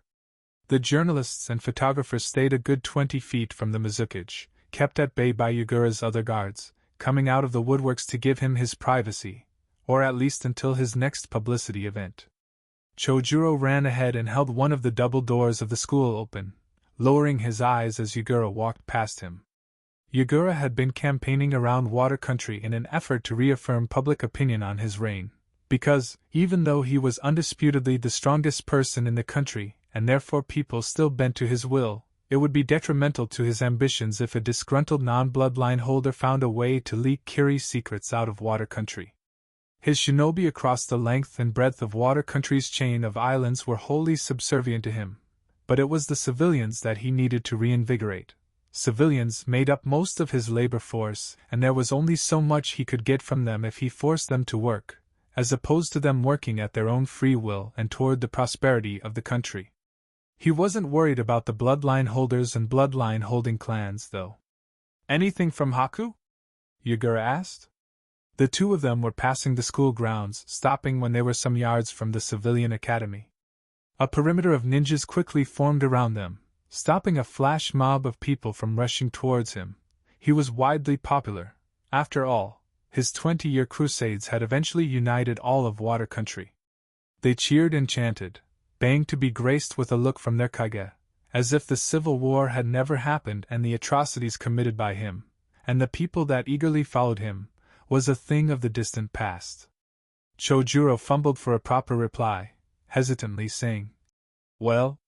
He nervously pressed his fingers together and said, "He's found Tsunade's apprentice, but..." He teetered back and forth on the spot, eventually continuing by saying, "Your people in Konoha have reported that the Hokage also sent a team to retrieve Tsunade and Shizen Kota." Yagura turned to him with an impatiently raised brow. "The Konoha team, Yugao Yuzuki, Sai Shimura, and Mikoto Namikaze." At the mention of the last name, a shadow passed over Yagura's face. Chojuro looked as if he saw it, saying with an uncomfortable cough, "Already found Tsunade Senju and Shizen Kato, and are trying to convince her to return to Konoha."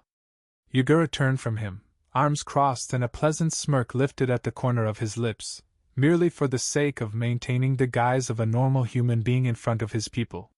Behind him, Chojuro shuddered, a flickering frown breaking through his hypnosis. Yagura knew he wasn't human anymore. He gave up his humanity a long time ago. Tell him to hold his position and wait for them to leave Zayuki. When they're outside, he'll find support to retrieve Kato. If possible, eliminate the Namikaze girl. One less Namikaze genius in the world was always a plus for Yagura, and he had just the right person to do that. Yagura had underestimated the Namikaze Uzumaki family twice before, scoffing at Minato's genius and Kushina's peerless grit.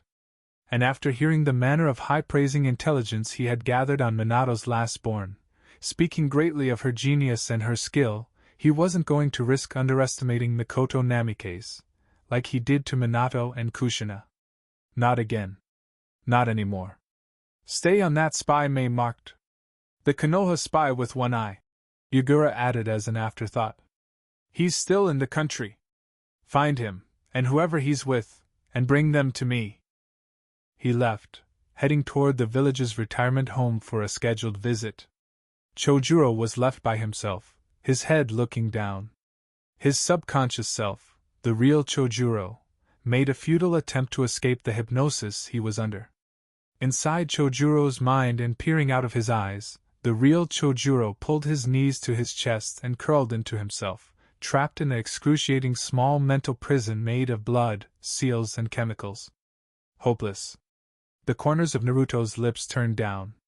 Orochimaru had been involved with Yagura for the past 20 years, throughout the Civil War, supplying Yagura chemicals, poisons, and information in exchange for resources, anonymity during his travels across the continent, and living bloodline holders to experiment on. There were pictures, too. Old black and white pictures, excavated from a deserted hidden sound base in water country. Images that Orochimaru intended to use as blackmail against Yagura if their mutual agreement turned sour. All contained in a withered journal in that same isolated base. There were documents that Orochimaru inevitably wanted to use as leverage, shipping invoices, wire transfers, and the identifications of those unfortunate bloodline users marched into Orochimaru's operating room. Yagura reached an agreement with Orochimaru to work on 2 projects for him. The first and most important project was mixing a mind-altering concoction to essentially hypnotize whoever the chemical was introduced into, changing their allegiance to that of the Mizukage. The second project, something Orochimaru would have enjoyed more than the first, was formulating a poison capable of downing even the mightiest of chakra giants. Faded photocopies of correspondences detailed that Yagura and Orochimaru's alliance was strictly formal, but that Orochimaru constantly stepped on Yagura's toes by driving up his demand for healthy bloodline holders or demeaning Yagura's youthful countenance, even though the Mizukage was his elder in age. Orochimaru cracked the code and engineered both the hypnosis chemical and the fatal poison 3 years ago, and Yagura used these items to slowly turn the tide of the war in his favor. That was the bare summary of the 2-inch updated report. Naruto leaned back and hummed, concluding that Orochimaru had started his partnership with Yagura at the endpoint of the Third Great War, when his laboratory in the Forest of Death was discovered and the frequent kidnappings in Fire Country was linked back to him. Orochimaru's blackmail made up most of my report, Shursui admitted with an easy shrug. He's a sadistic narcissist. He loves being in control, and when he isn't, he'll make moves toward taking it. The people he loves controlling are the rich and powerful, and for the past 20 years, since the very first day Yagura reached out to Orochimaru, he has been neatly documenting and compiling all of their dealings and meetings. Rin spoke slowly, guessing aloud. So when you found out about the hypnosis, all I needed to do was pull that thread and find where Orochimaru hid. It wasn't easy, given my present state, but I found it. And it's not far from here. He pointed over his shoulder. There's a tiny island occupied by walrus and seagulls not too far from here. Take a hard right for 5 miles or so, and you'll get to Orochimaru's hidden sound base in water country. Managing his expression so that Shursui would not know that the nameless island of walrus and seagulls was where he and Rin were temporarily hiding in. The base was so easy to pick out, I still hate myself for finding it so late. It happens to the best of us. Rin consoled Shursui, and the Uchiha snorted, a wavering smile shining from his solitary eye. She leaned to her brother and collected the updated report, asking, You also wrote something about Orochimaru being part of a secret organization of S-rank ninjas. She and Naruto shared a look, turning to Crow's Feet and saying, "By any chance, does this organization wear black cloaks with red clouds on them? Do they have a membership ring? Are they based in Hidden Rain?" Shursui's eye steadily narrowed, ticking off everything Rin had asked. "Right." He shifted his weight on the wooden crate. "Akatsuki is what they're called. Led by a guy that has the Rinnegan.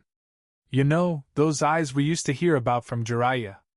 Their goal is to gather all 9 of the tailed beasts and I don't know, point it at the world as a deterrent? That last part is unclear." Naruto spoke first. "We have reason to believe that Yagura has already started using his poison outside of Kiri." He motioned to Rin. "You never even asked about the sword." I thought it was a replica." Shursui wondered, a cold dread settling on his shoulders. "You don't mean?" Naruto nodded. "Kisame's dead." Shursui breathed, suddenly winded. His pale mask didn't hide the shock from his posture or the slow dread of his muffled words. "Kisame's dead? We'll need to confirm first." Rin reintroduced herself into the conversation, closing the report. "But there's a chance the other S-ranks in Akatsuki have been poisoned or killed. Or both. Or worse," Naruto murmured. "Yagura tested the poison on a grander scale. The report says Orochimaru was a member of Akatsuki for a few years, while still in a partnership with Yagura, and he left when he had a falling out with one of the members." "Conan," Naruto said. "There was more to Orochimaru's compiled blackmail that he didn't bother adding, like the chance that a presumably dead student of their father, Obito Uchiha, was also a member of Akatsuki. The mission was branching out into curious angles, and Rin had to tap his knee with hers, reeling his mind back to his body. We need to get this back to Konoha Dash." Naruto stopped, his head thrumming. "They found us." Rin spat a curse. "We were careful. Swear." "Shit." Shursui's head lolled back, too calm for the situation. "My Sharingan." Using a Dujutsu unconsciously and uncontrollably released a small pulse of chakra-detectable chakra. This could be suppressed but not erased, as the spark of chakra was needed to activate a Dujutsu. Shursui could at least take comfort in the fact that he had been able to pass on his report before he was discovered, Naruto concluded. Then the workshop the 3 of them were huddling inside exploded. Chojuro looked at Mei, worried. Her elbows had horrifically popped out of their joints and fired that warhead at the workshop, and the explosion was catastrophic. The shockwave was devastating. Nearby houses were uprooted and shredded to pieces, and the area the missile had struck home was now a massive crater of fire and chakra. Merely 5 days after getting a Rinnegan implanted into her left eye, it was remarkable that she had been able to pull this feat out of the hat of tricks that was the sole Rinnegan eye, but he could see the toll it took on her. Mei hunched forward, panting through grit teeth and bleeding from her elbows, snapping her forearms back and returning the joints back together with a grisly click. A thick cobweb of veins bulged on the left side of her face, spreading out from her eye and reaching out to her left ear and chin. The smile he had vowed to protect was gone. Inner Chojuro, the real Chojuro, wept. She hissed with her right eye closed, wheezing with a triumphant grin, painfully rolling her elbows to test that they were popped back correctly. "Lord Mizukage wanted us to retrieve them alive," Chojuro mumbled, stammering.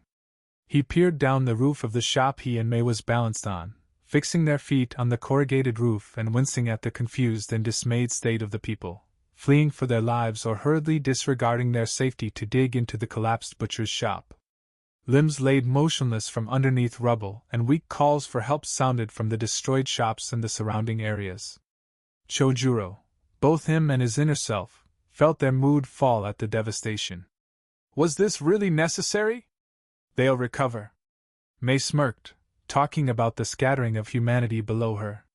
Her ringed eye stuck on the smoky, burning pit she directed her missiles to, her lips flickered down with a grunt. "And they're not dead. Crow's Feet is with..." Her teeth gnashed harder. "Ghost Flash." "Ghost Flash?" Chojuro repeated, speaking under his breath. "Ghost Flash." The Hokage's kids? Mei added. The twins. Chojuro immediately called for reinforcements. Meanwhile, Mei's Rinnegan pushed past the dust and the smoke, finding a dim glow of red chakra inside the destroyed workshop. A sweeping gust of wind cleared the smoke away, and she saw that the three Konoha ninjas, Crow's Feet and Ghost Flash, were encased in a glowing red thorax, the middle region of an insect. Her Rinnegan eye clashed against Naruto's Mangekyo, blocking an illusion. Deflecting another. Deflecting a third. Mei beamed, muttering, "That's not going to work, Namikaze." Biting a sneer, Naruto devolved his eye, and Mei winning smirk lifted higher. She saw him whisper something to his sister, who pulled off a large, bandaged bundle from her back and narrowed her stare up to her and Chojuro. The three Konoha ninjas exchanged a quick agreement, muffling their lips so that Mei couldn't accurately tell what they were saying. Rin Namikaze took a strange stance, especially given the weight and size of Samahata. She bent her right knee, low and deep, extending her left leg to the side. Her right arm gripped the kiri blade, setting the massive sword on her shoulder and touching the tips of her left hand on the ground. The masked man at Naruto's left nodded curtly and leaped away. Chojuro bounded off the roof after him, only to ground his teeth with a stifled curse, drawing Hiramakerii, one handle in each hand, and crossing it on front of his body just in time, blocking Rin as she flickered to his side in a shower of yellow lights, striking him with Samahata and sending him away in a thudding burst of wind. Midair, the girl vanished in another flicker of light. Naruto fell into his own stance, different from his sister's flexible kenjutsu stance. He shifted his right foot back 2 steps and planted his left foot in place, bending his knees and lifting his left palm out, and holding his right fist close to his lower right side, elbows bent and jutting back. Mei wouldn't have blamed anyone if they confused Naruto's fractured Uchiha Taijutsu positioning for the hummingbird fighting stance, but she wasn't tricked. Her one Rinnegan read the speedster like a children's book. Naruto's narrowed his eyes, stoic, spinning his Sharingan anti-clockwise. Mei grinned, muttering in contemplation, "This is different." Uchiha Sharingan didn't turn anti-clockwise. It confused her Rinnegan eye, and that pleased her somehow. She wondered what effect this would have, beckoning for the young man to come with one hand, arranging herself into a perfect strong fist taijutsu stance. She chirped, her Rinnegan thrumming, "You're with me, pretty boy." Naruto took off, bursting into red mist as his feet left the ground. She deftly diverted his fist to her left, visibly shocking Naruto that his split-second attack didn't meet its mark, and drove her other fist into Naruto's cheek. "You swing that sword like a club," Chojuro chided his opponent, bearing both hands of his swords in his hands and blocking a decapitating slash. He pushed her back, sweeping aside as a shower of yellow lights zipped past his right side, blocking a clubbing blow to his shoulder with the sharp side of his bandaged sword, putting effort into swinging Samahata aside and planting a firm kick into Rin's stomach, snapping irritably. "No skill. No finesse. Nothing." Rin's back skipped twice on the water, rolling back on her third and shooting chakra to her feet, keeping her solidly balanced on the water. Her mouth curled up in a wild grin, lowering again into that deep, odd kenjutsu stance. Chojuro pointed at her, biting. "All you have is power, like a clumsy gorilla." He flicked Hiramakerii to his right, holding it with one hand. "You disgraced the people that had held that sacred sword." His left hand found the other handle of his sword, snapping his twin blades apart and summarily tearing apart the bandages wound around his large twin blades. His blades glowed with a light sheen of blue chakra, wide, flat and curved, the 2 holes at the ends of each of his blades even resembling the eyes. His opponent's purple eyes widened, gleeful. He didn't share the same sentiment. She looked younger than him, so he took her elated expression as a blatant show of disrespect to the living legacy she held so carelessly in her hand. The water they were balancing on was a considerable distance from the island they located Crow's Feet on, so Chojuro wasn't above acknowledging the girl's strength in that regard. Either way, reinforcements from Kiri were on their way. "You'll have to excuse me, Kiri Ninja," Rin said, her eyes fixed on Chojuro in that deep stance of hers. "This is my first time using him." I'm more used to using blunt objects. My brother's the blade expert. She shrugged her left shoulder. But honestly, Samahada's not that different from a club.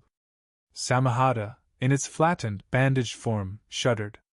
Rin rolled her eyes at the sword's chittering, replying with a snarky, "Oh, you know I'm right." Chojuro clenched his serrated teeth, speaking to himself. "I just might take your legs for that." He backtracked a step when Rin flashed in front him, bending backwards and barely dodging a concussive whack for his head, letting himself sink into the water when Rin closely followed the dodged strike with a roundhouse, using the momentum of the swing to propel her into a side flip, nearly tagged by glowing blue shards of fish bones that erupted from the water. Skidding to the left when Chojuro erupted from the water and slamming Samahada against her Mikarii. The water sizzled as both fighters pushed apart, charging back with another resounding strike. Naruto crashed into a wooden hut. Splinters ate into the back of his jounin vest, fallen straight through a dining table and apparently disrupting a family lunch. The children screamed, their tempo deafening as Naruto wheezed upright, rubbing his stinging cheek and wincing at the soreness of his back. "Cammy, I'll feel that in the morning." Who the hell are you?" someone yelled. Male, Naruto deduced, turning his briefly hazy Sharingan to the masculine voice and blinking twice, confused at the puffing man that bellowed at him. The man was clearly afraid, standing in front of his wife and 5 children, pointing a kitchen knife at the man that had so rudely crash-landed into their home. Naruto gave the man a quick once-over, groaning to his feet. "I said dash." "I apologize," Naruto conceded, nodding to them. His backwards spinning digitsu thrummed as he commanded them. "Sleep." The family crumpled to their knees, eyes shut and bodies weak. Naruto groused over the rice staining his pants. "Is this really the time, pretty boy?" Mei trilled, standing on the roof and smiling beauteously to the ninja she hoped she had rearranged his jawline. Naruto, ever expressionless, yet his droning voice was deep and audibly whining. "I like these pants." He peered up at her, his eyes half-lidded with tiredness, rubbing his cheek. "Back in Konoha, shinobi don't get dry-cleaning discounts." Mei could relate, saying, "And you just know they know exactly how to get that one blood stain out of your clothes." Naruto gawked, an odd face given that he was still deadpan. "I know!" Mei chortled, placing a hand on her hip and cocking an eyebrow. "As scintillating as this chat is, aren't we going to fight?" The boy smirked, breaking his emotionless mask. "Aren't we already fighting?" Mei beamed, impressed. "Oh ho!" The house underneath her fizzled away into nothing. The world was plunged into darkness. Mei fell, alone in the dark and chuckling. "What's this? Another genjutsu?" Naruto's voice echoed, omniscient in the genjutsu. "You're slipping, Mei Terumi." "Am I?" Mei clapped her hands together, powering chakra into her Rinnegan eye. Kai! The blackened world splintered, breaking like a rock hitting a glass window, and Mei had been that rock, plummeting through the bottom of the blackness and smashing down hard on a concrete floor. Oof! A pair of hands surged out of the ground, breaking the concrete, and grabbed her neck, squeezing and pulling her into the hard soil underneath the shattered concrete. There was stillness in the village. Static stillness. The people in the town council hall had been evacuated to the other side of the village, so there was only one other spectator to what happened next. Yagura saw firsthand the power of a single Rinnegan eye in the hands of an inexperienced person. The ground exhaled. A beam of pure blue energy screamed out from below, swallowing up half of the island as the beam scraped the boundaries of space. One of the first things Shursui did when his cover had been blown and his chakra had been successfully tracked by Mei was to rip off the damn tracker seal. Since the only way to remove it was by overloading it with chakra, Shursui consoled himself by finally freeing himself of the tracker. Shursui whipped around, and his eye widened at the blue pillar of light and heat that bellowed from the earth. Quick on his feet, he clapped his hands together into a ram's seal and he raised a rock barrier against the turbulent shockwaves of the beam of light, covering the front side of the cave housing his faint charges. They had been knocked out, a precaution in case they resisted rescue, and had been laid out in the cave by Shursui and his water clones. He had needed to use Kodoamatsukami to wipe away his existence from her mind, replacing those glaring holes with convenient memories, like an unquenchable urge to vacate the island and move further away from Hidden Mist, using the large sum of money a distant relative had sent to her to find a nursing job elsewhere and live a good, comfortable life for the remainder of her days. Shursui wanted Ami to be happy. More than anything, he wanted her to be safe. By erasing himself from her mind, she was less at risk of being the focus of an extensive interrogation. His tattered cloaks curled in the violent winds and his masked face was turned up, focused on keeping his barrier rigid, but he still marveled at the monstrosity lighting up all of water country. It had punched through the clouds and pierced into the ozone layer. Between the sea storm of a battle between Rin and Chojuro, and the apocalyptic feuding between Mei and Naruto, Shursui was divided on which to watch. He shook away his amazement, recalling the promise the twins had made to him and his new mission in Kiri. Naruto and Rin assured him they weren't going to kill Mei and Chojuro. Shursui swore to begin sawing at the roots of Yagura's growing empire. The twins were covering his exit. He was one of Konoha's 3 best spy masters, now 2, given his father's death 3 years ago. Now more than ever, Konoha wanted him to stand in the way of danger. And damn it, Shursui Uchiha, Crow's Feet 2, was going to do exactly that. He went from the island, and as he faded into water country, his existence disappeared too. If Shursui was a religious man, he would have been praying. Neither of the fighters on the water paid the sky beam any mind. Rin pushed Samahada's tip into the water and swiped upward, sending a volley of water sharks to Chojuro, who pelted laterally from the attack, blurring in a slight semicircle and colliding his right foot against Samahada, crossed in front of Rin. Chojuro hopped up, using the block as a springboard and bringing his twin swords together. Hiramakari hammer. The blue chakra ebbing from the swords shaped into a large hammer shaped, and 5 water clones rose from around Rin and held her in place. Chojuro brought the hammer down with all his might on Rin. Rin exploded into the water, blindsided and dispersing into water. Chojuro grunted, releasing the jutsu on his swords. Water clone dash. Water style, water fong bullet.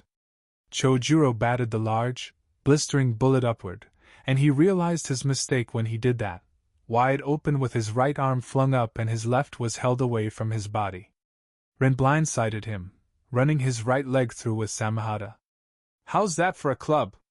To her amazement, Chojuro, bleeding heavily from the wound in his leg, gave a mighty heave and released his swords, grabbing her shoulders and yanking closer to Samahada's hilt, rearing his other leg back. Rin saw the low blow coming.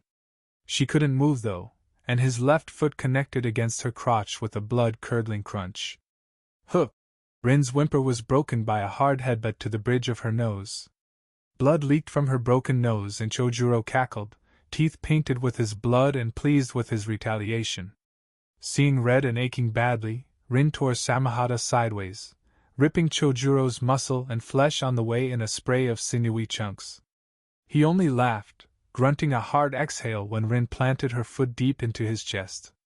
My nose!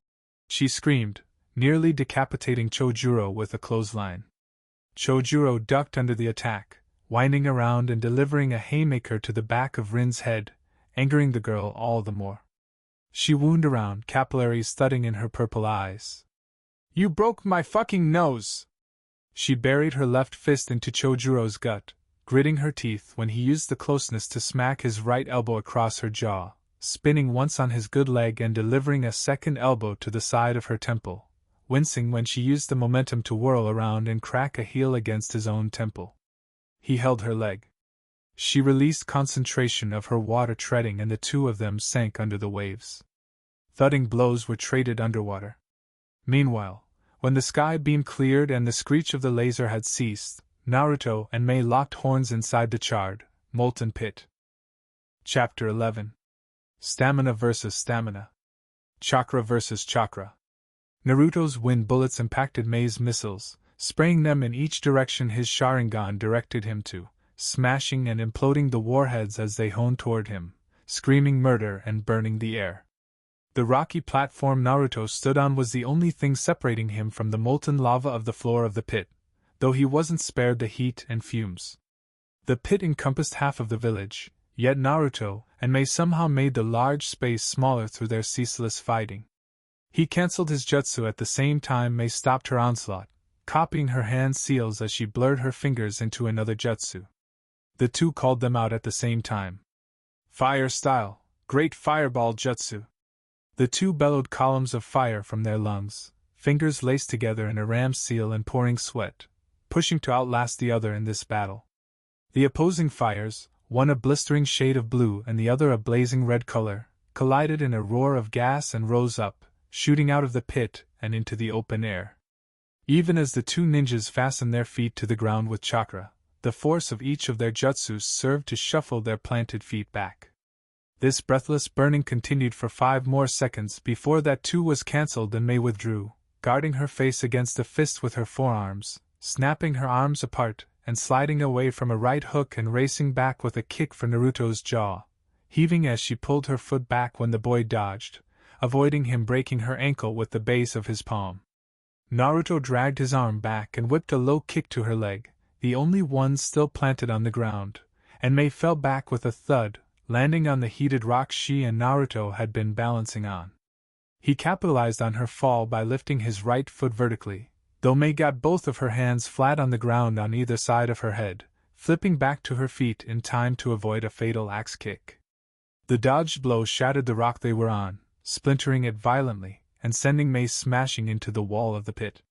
She clambered out of the wall without a second thought, only to see red when a straight punch knocked her head and body back into the wall. Doggedly, she tore herself out again, only to be slammed back into the wall with another unrestrained blow. By now, the cut on her temple was bleeding profusely, and she needed some seconds to blink away her daze. She smiled and slumped into that wall. "Seems you can't use your ghost speed release like you normally do, pretty boy," she scoffed, studying his form as he stood a few feet from her. Seeing under his skin using her Rinnegan, she found the vibrated mass of poison he focused on keeping away from his internal organs, isolating outside of his stomach. Naruto didn't give her a reply. Instead, his Sharingan spun clockwise and he switched his stance, changing to a complete Uchiha fist fighting style. Segments of Mei's back opened and she was thrust out of the hole in the wall, shooting in a blur of fire and gas toward her opponent. The rockets of the jetpack in her back, burning hot blue and eating away at the little oxygen in the pit, propelled her to Naruto at scorching speeds. Naruto clapped his hands together, forming 5 sharp hand seals and spitting. "Wind style, great breakthrough." The wind jutsu slammed into Mei, like a moving train would ram into another moving train, and Mei could only steer herself to the right, skimming the edge of the pit as Naruto exhaled furious air from his mouth. The wind supercooled the lava wherever it passed over, pushing some of the heat and smoke out of the pit, though the majority of the pit was still sweltering. He cut his jutsu short and dove out of the way, avoiding being sliced in half by a laser. He gnashed his teeth with a curse. Mei was pleased that, for a second time, she had caught him unaware. Her outstretched left hand, for which she a finger gun pointed at the boy, thrummed as chakra built up from her reserves and powered down her arm, hissing to the tips of her fingers and wailing a red laser to Naruto, who scampered off the ground and blazed toward her in a zigzag, barely keeping out of touch from the laser. Like she had said, he could only use his ghost speed release in bursts, not wanting to risk forgetting about Orochimaru's poison for even a nanosecond, else the result would be worse than what would happen if Mei Terumi captured him alive. Running, leaving a trail of afterimages in his wake, Naruto got to Mei and the woman swerved aside from his reckless tackle. The jetpack in her back sputtered to a stop when he harshly shoulder-clipped her side, dropping her on her feet. The same case happened to her laser, flickering to an end and leaving her index and middle fingers tingling with lingering heat. She grimaced, grabbing her left eye. It was her turn to curse. And Naruto, speeding up the wall of the pit and vaulting off when he was some 50 feet off the now hardened lava floor, gave the woman a wide smirk as he backflipped over her head, flicking his fingers into 7 hand seals. Chakra construction, javelins. The process looked slow to her Rinnegan eye, but the reality was that it happened in an instant. She watched as red, misty chakra pulsed out of Naruto's body, oozing and warping through his clothes and spreading about him. Then the red mist began dividing itself into sections, clustering closer and tighter until what remained were javelins. Dozens and dozens of red javelins. Naruto broke his last hand seal and jerked his arms down at her, pointing his left and right finger guns at her. His Sharingan deactivated itself, too low on chakra to be used anymore, sending his hail of javelins to her with the accuracy of his normal eyes. Mei hastily backtracked 5 jumps, closing her left Rinnegan eye to conserve what little chakra she had left, only to be violently jerked in place when she made to take a 6th backwards jump, realizing that 2 javelins had pinned her right foot into the ground. More rained down. 4 tore into her shoulders and slammed into the hardened floor, forcing her into a contorted, slanted upright position. She jerked, breaking her foot free, only for more javelins to meet their mark. 3 shot into her right thigh and pinned her to the ground, 2 more raced through her right hand, and snapped down when she swung it up to defend herself. 1 stuck into her left shin, breaking through bone, and 2 more javelins shot into her thigh. 2 last javelins passed through both sides of her gut, hardly missing her liver and kidneys, but fastening her to the ground nonetheless. With the few that met their mark, there were dozens more littered about her, stuck upright on the hardened lava. He perched on one of his javelins, easing himself down and sprinting his way through the javelin thicket to her.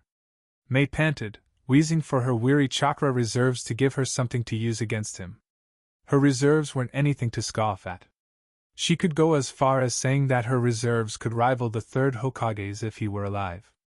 Yet, her Rinnegan eye ate into her chakra with a ravenous fervor, and that was when she wasn't using a barrage of missiles or her lasers. Keeping up to Naruto's speed and tempo wore down her eye, which in turn wore down on her chakra. In the worst way possible and at the worst time possible, she was spent. Naruto clocked her across the face and her head snapped to the left with the strike, knocked out and oblivious to the rest of the world. His vision blurred and he wavered to his knees, though his chakra javelins stayed corporal.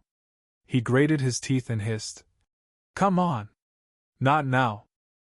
He grabbed a javelin sticking out of Mei's right thigh and gasped himself to his feet, struggling and panting to set both of his feet flat on the ground. Supported by the javelin, he reached into the pouch at his lower back and yanked out a kunai. "I won't do that if I were you." Naruto stilled, petrified on the spot.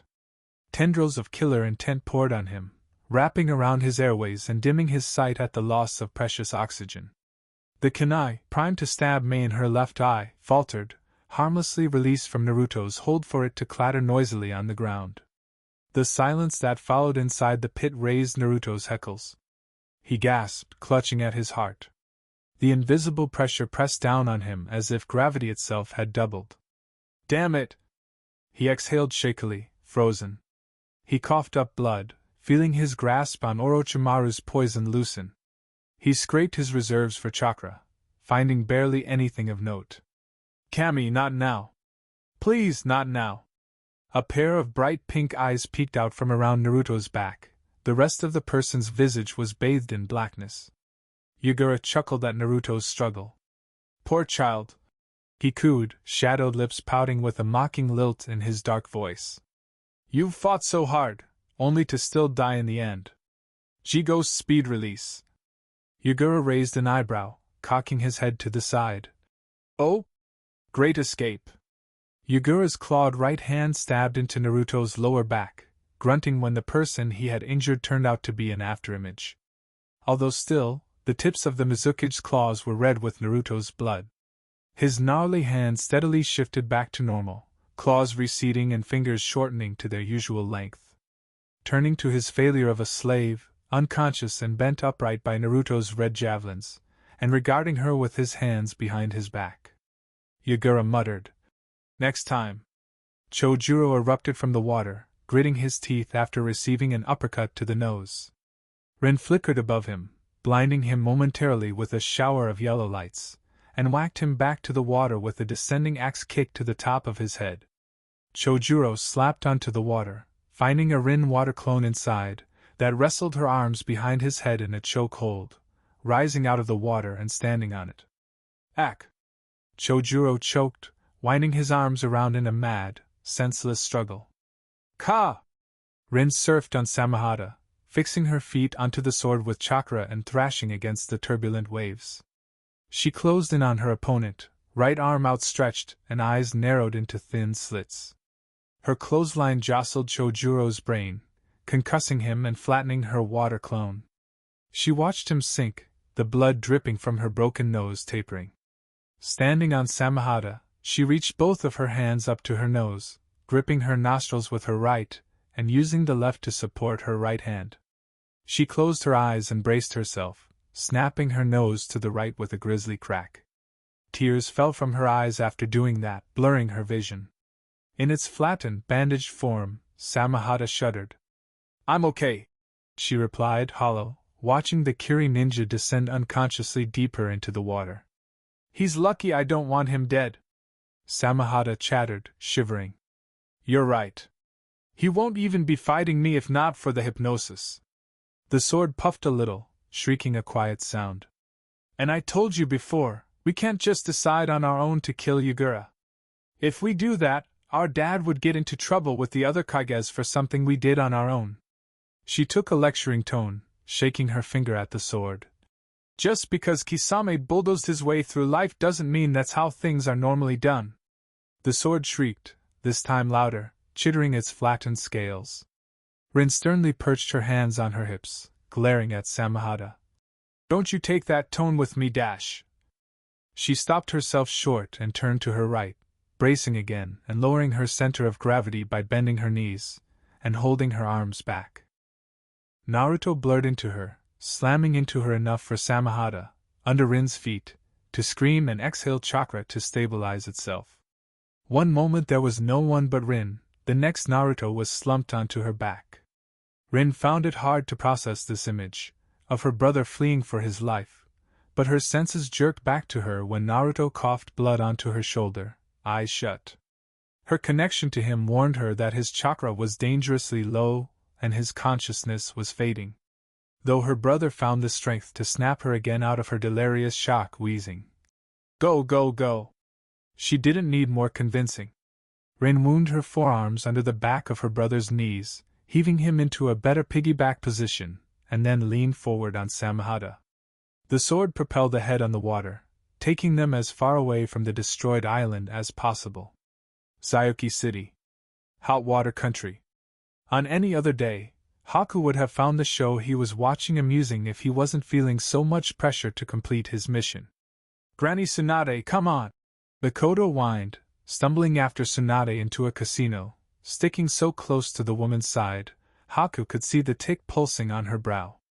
Haku trailed them to their table, sitting a fair distance away, yet close enough to hear them talking over the din of slot machines, drunk patrons and groaning loss-takers. "Big bro needs you. Didn't you hear anything I said? Orochimaru poisoned him, Dash." "I heard you," Tsunade groused, setting an elbow on the dealing table and pushing her dark shades up. "And I don't give a damn. Disrespectful brat needs to be taken down a peg." She proceeded to growl under her breath, so low Haku had to strain his ears to pick it up. "Who's the fool now?" Mikoto didn't catch that last part, yet she groaned, shoulders low and head lolling back desperately. "But Granny Dash!" Tsunade snapped at her. "I'm not your granny.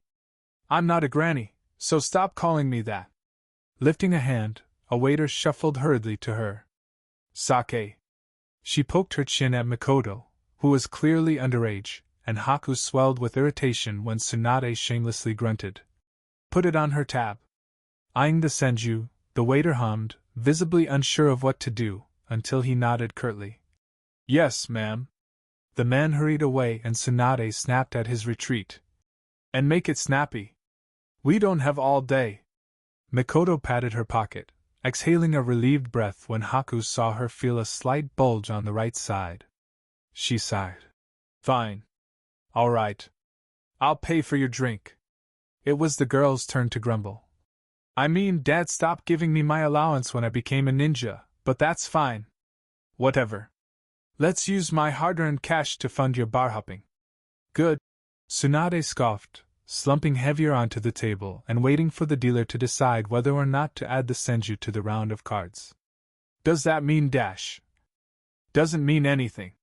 Tsunade interrupted Mikoto's hopeful words. But Granny! I told you, I'm not your granny, brat.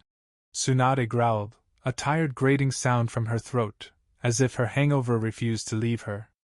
She snorted when the waiter provided her with a cup, collecting the entire jug of sake and shooing the man away. She tipped the jug, chugging a mouthful before swinging it down and smacking her lips, cringing at the sharp taste. She looked at the jug of alcohol, an impressed smirk on her face. This is some good wine. She looked at Mikoto, who wore an aghast expression, curled away and flicking her cerulean eyes at the supposed legendary medic. Haku saw a glimmer of shame cross Tsunade's eyes, and he sat up, hopeful that she would see her conduct as discreditable to her legacy, only to slump back into his chair when the woman gave the girl a broad grin, a clear mask to hide her indignity, saying in a chipper tone, "Want some?" She snatched back the jug, as if Mikoto had made to touch it, scoffing. As if. On the same table, Yugao, Sai and Shizen shifted uncomfortably on their seats, pointedly avoiding Tsunade's eyes when she flicked her stare to them. Even the pig Shizen carried with her looked away. What? Her grin twitched at the corners, holding up the jug. The wine's good. She looked back to Mikoto, rearing back a little at the blatant disgust marring the girl's face. Tsunade rose from her seat, offended. What? She slammed the jug of sake on the table and silence rushed into their section of the casino. All eyes turned to her. Tsunade's attention, though, was entirely on Mikoto, staring down the girl and shouting, "You're looking down on me? Is that it? You think you're better than me?" Mikoto looked at Tsunade from head to toe, lifting her eyes back up to Tsunade's and clicking her tongue. TCH. Tsunade lost it. She picked the girl up by her collar and held her clear off the ground. "You think you're better than me?" she exclaimed, holding strong to Mikoto as she bared her teeth, grabbing Tsunade's wrist with her good hand and glaring death at the senju. "You have no idea what I've been through. You don't know half of what I've been through." Her heated words hushed the casino, and they all stared at the grown woman holding the child off the ground by her collar. Haku didn't think the attention of the patrons was even a priority for Tsunade. "You and your brother, you're both the same." Mikoto's face began to twist, angry. Her blue eyes darkened, reddening as her iris elongated. Her straight, long red hair began to part into 9 parts, waving in the windless, air-conditioned casino, and her canines sharpened, creepily descending prominently from her clenched teeth. Haku knew the signs too well, that his friend was struggling to bottle her anger. Clearly seeing the signs of an impending explosion and caring nothing for them, Tsunade gnashed her teeth, snapping. "Condescending and inconsiderate dash." Yugao came around the table and gripped Tsunade's hand, the one holding Mikoto's collar. "I think that's enough, Lady Tsunade." Her face was stoic and her voice was stern. "Put her down. You both need to cool off." Tsunade spotted the black shirt-wearing security of the casino standing around the table, their arms crossed. She scoffed, releasing Mikoto's collar. The girl dropped to her feet with a thump, closing her eyes and raggedly trying to get her breathing back under control. Mikoto opened her eyes, still venomously vulpine and red, and looked at Tsunade. She bit her snarl, visibly pained to control her temper and trembling with each hot exhale. The casino was tense. No one was sure what would happen next. Mikoto kept her eyes on Tsunade, who defiantly looked back with an upward turn of her chin, looking down on the girl. The people that could see noticed how Mikoto's vulpine red eyes normalized, shortening and rounding back to a cool shade of sky blue. TCH. She clicked her tongue and dusted off her shoulder, walking past Tsunade and pushing through the security guards. Haku sighed, sagging into his chair. Yugao stood by Tsunade, dark eyes narrowed on the woman as she settled back to her seat and picked up her jug of sake. Tsunade snorted, looking pleased with herself. "That's right." Yugao took Mikoto's abandoned seat, shaking her head for the security to leave them alone. The terse men and women stayed a few seconds more, leaving when they were sure nothing more was going to happen. She was about to speak, when she saw Mikoto storm back into the casino. The girl looked serene. Haku wasn't deceived. Mikoto poked the index finger of her left hand on Tsunade's elbow. "Oi, Granny!" Tsunade grunted and dropped the jug from her lips, whipping her head to the girl and snapping. "I said I'm not your granny." Mikoto's blue eyes flicked red and vulpine, and she reared back her left fist and socked Tsunade clean across the jaw. Yuga cursed, paling. "Oh no!" Tsunade's reaction was immediate. She swore a hellish curse, bellowing, "Fuck! This! Sure show no!" Tsunade flicked Mikoto's forehead, and the girl was suddenly airborne, soaring over Zayuki's scenic skyline. 1 hour later. Zayuki Police Station. Holding cells? Mikoto paced back and forth in her cell, gnawing on her left thumbnail and hissing at herself. Her cellmate, a scantily clad, malnourished woman in her late 40s, peacefully nodded off in the corner. Kurama noticed that most of the people in Zayuki's holding cells were either prostitutes, their pimps, or drug addicts, likely ones that had somehow caused a row like Tsunade and Mikoto did. Ninjas being arrested was rare. In the cell opposite Mikoto's, Tsunade was lying on the bench, her left ankle crossed over her knee and her arms tucked under her head. She was alone in her cell. Her eyes were closed, not asleep but calmer now, until they jumped open when Mikoto cursed again. "Shit, shit, shit!" biting her thumbnail and moaning under her breath. "Dad is going to murder me! Cammy, he's going to murder me!" Her left hand went to her hair and tugged, weeping senselessly. "What am I going to do?" Kurama would have hoped that an hour in the holding cell would have calmed its Jinchuriki down, but apparently, more time inside made the girl antsier. It wasn't known why, but the Reaper Death Seal could be bypassed if Mikoto was pissed off enough. Minato placing an additional 9 Heavenly Shackles seal, the seal that Kushina had formerly used, didn't change the situation, only that it made Kyuubi's seal restraints all the stronger. Kurama grunted, mildly claustrophobic in its cell. He grew tired of Mikoto's pacing, but Tsunade beat him to the punch. "Will you calm down already?" she groused, keeping her eyes shut. "You!" Mikoto rounded on her, pushing against the bars of the cell in a vain attempt at reaching Tsunade inside hers. When she couldn't, Kurama predicted with an eye roll, Mikoto growled. "This is all your fault. Quit your whining, brat," Tsunade coolly said, retorting. "Besides, you're the one that threw the first punch." She scoffed, a brief, snorting sound that made Tsunade smile. "Nice one, by the way. Almost knocked me off my feet." Mikoto frowned, setting her brow against the cool bars of her cell, sliding down to her knees.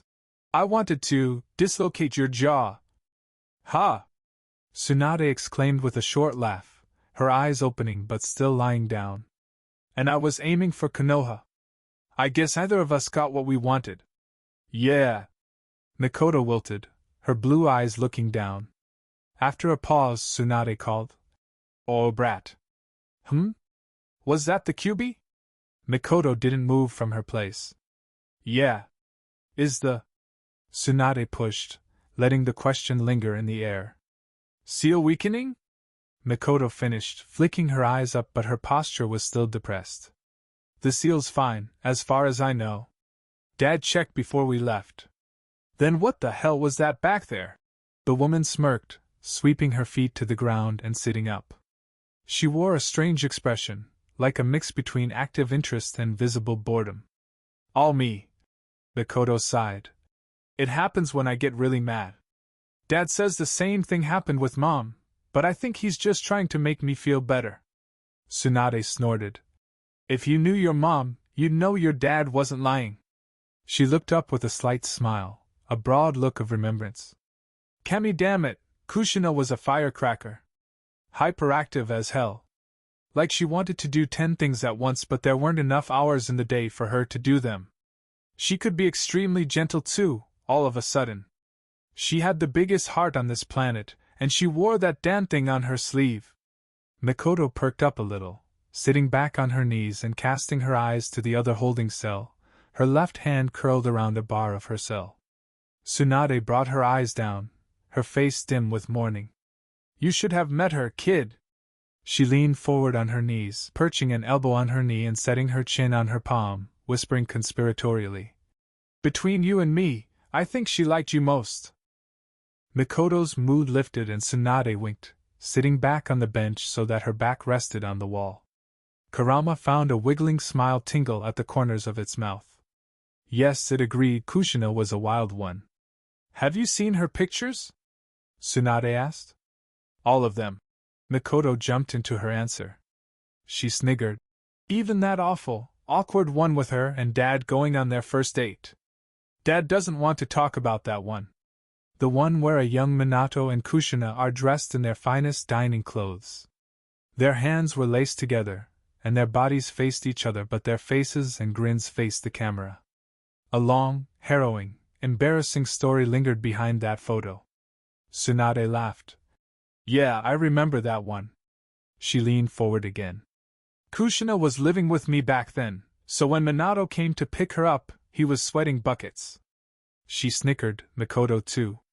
His shoes were switched and he was fidgety as hell. She then conceded with a wince. Given, yes, I might have grilled him a bit too hard. But still, I needed to be sure he wasn't using Kushina. Really? Mikoto laughed. Yeah, really. She smiled at the memory, adding, Would you believe your mom wanted to go on her first date in a suit? A god. Damn. Suit. Mikoto gasped, eyebrows high into her hairline. She did? I could never predict that girl. Tsunade nodded, saying, I doubt Minato would have cared either way, suit or no suit. Exhaling and admitting to Mikoto. Those two were made for each other. A sort of nice quiet settled between the two, realizing that they could tolerate the other more and that they might have had more in common than meets the eye. Mikoto's head softly met the bars of her cell and her lips screwed to the side, contemplating whether or not to. Spit it out, brat. Tsunade spoke roughly. It wasn't a careless, uncaring sound, but Kurama could only assume that the Senju sensed Mikoto's next few words. The girl licked her lips, slowly saying, My brother doesn't like you. Kurama wondered about that too. For the first 5 years after being sealed into Mikoto, the tailed beast didn't have any awareness to observe its surroundings, primarily because, to a lesser extent, Mikoto too didn't have any awareness of her environment. This loathing Naruto held for Tsunade was news to him. Entertaining news, but news nonetheless. For some time, Tsunade didn't say anything. Mikoto chanced to look up and saw that the woman was sitting back on the bench again, her back on the wall, and her eyes were closed. I suppose so, Tsunade finally said. She shook her head. I don't like myself too. I didn't like myself then, and I don't like who I am now. What happened? Mikoto slowly pressed, not wanting to push her luck on Tsunade's openness but also wanting to answer a question she, and Kurama, wanted to know. I was spiraling. Tsunade grunted, setting her hands on her knees and rubbing back and forth. A sign of her anxiousness, Kurama recalled from when it was sealed into Kushina. Worse than now. I was in a bad place. Mentally. She opened her eyes, the corners of her lips dropping. Your brother, I think he was 5 back then, found me in a bar at the red light district. He might have been with someone, I'm not sure. I only remember him calling me disgraceful. She scoffed foully, crossing her arms and lifting her shoulders. It wasn't too long after your mom died. I reacted the wrong way. You hit him, Mikoto deduced. Tsunade gave her a half-frown. I'm not proud of it. Mikoto searched the woman's downcast eyes. But you're sorry. I am. Tsunade nodded a little. I regretted doing it the very second it happened. He didn't cry much at his mom's funeral, but after I hit him, he... Her high shoulders lowered and her lips pursed tightly, unspeaking for a moment before she admitted. I was just too proud to apologize at the time. And after all this time, I doubt he'd forgive me. He will, Mikoto promised, pressing her face between 2 bars of her cell. Come back to Konoha and apologize properly. He'll forgive you. Are you sure?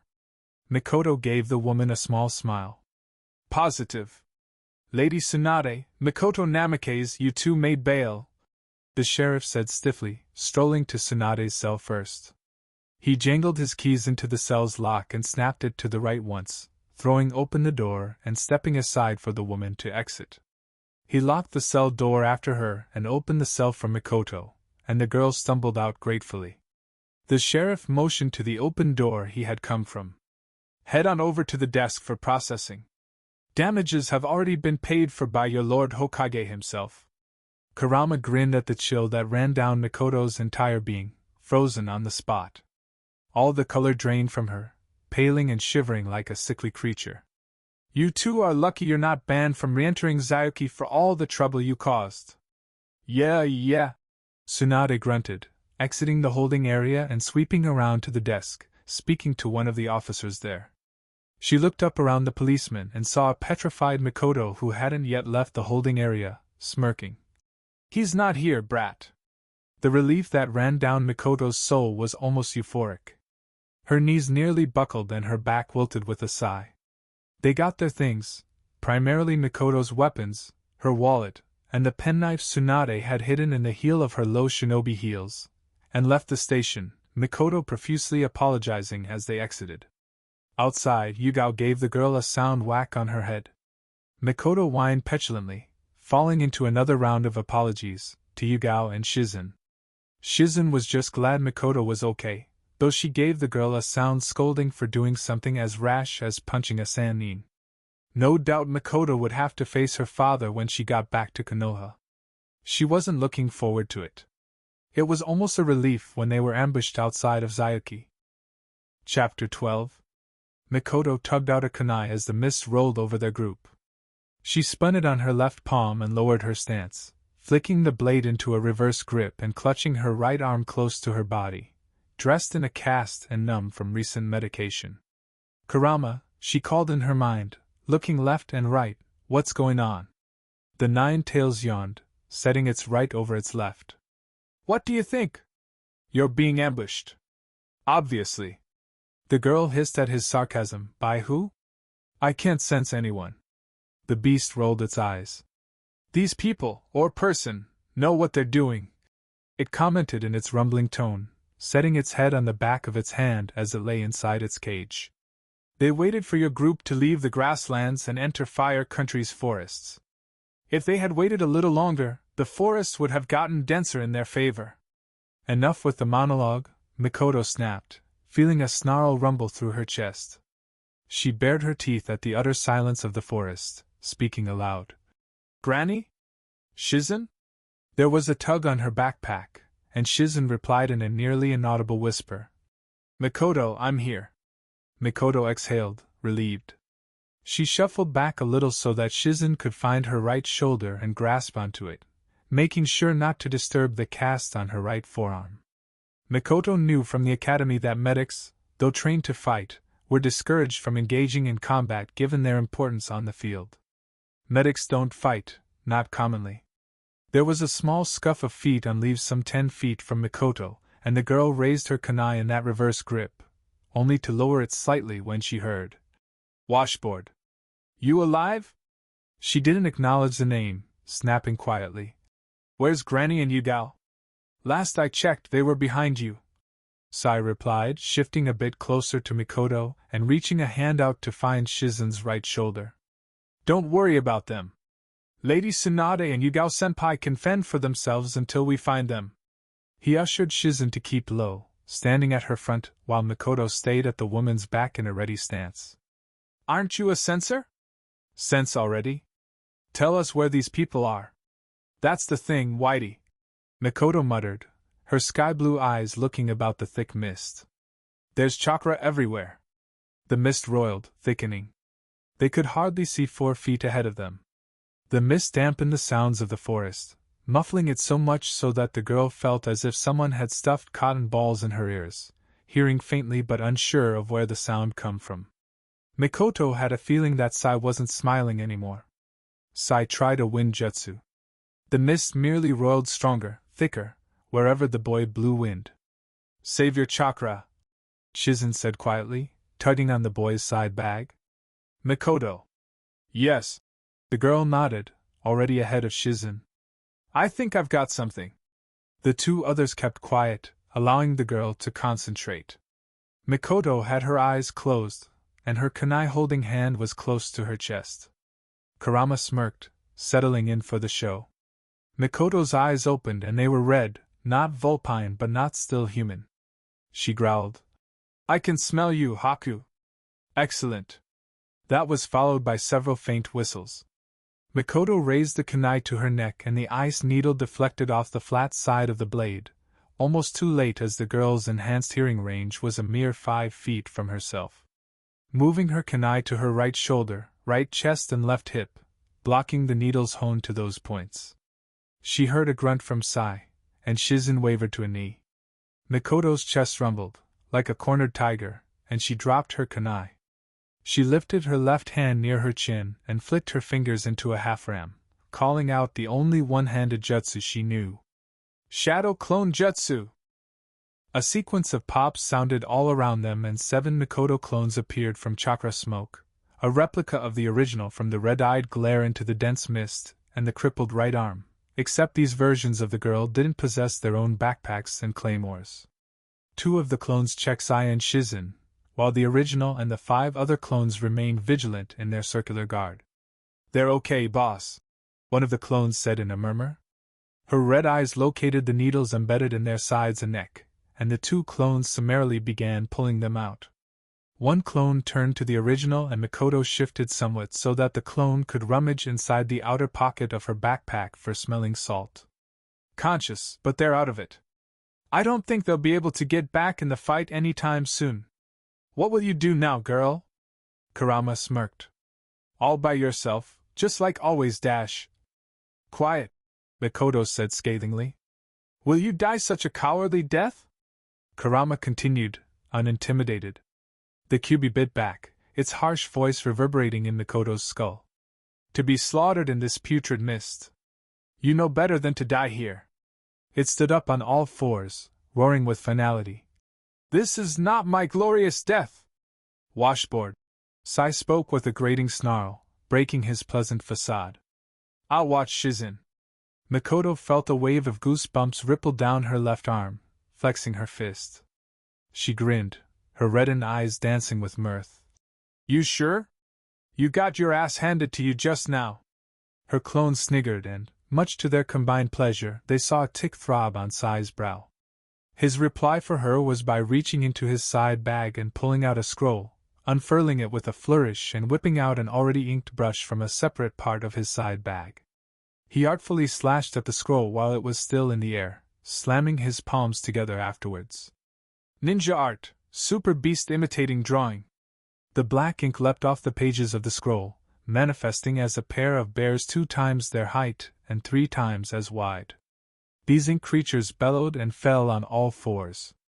A Mikoto clone had Shizen propped up in her arms and another was waving smelling salts under her nose, gently needling her back to consciousness.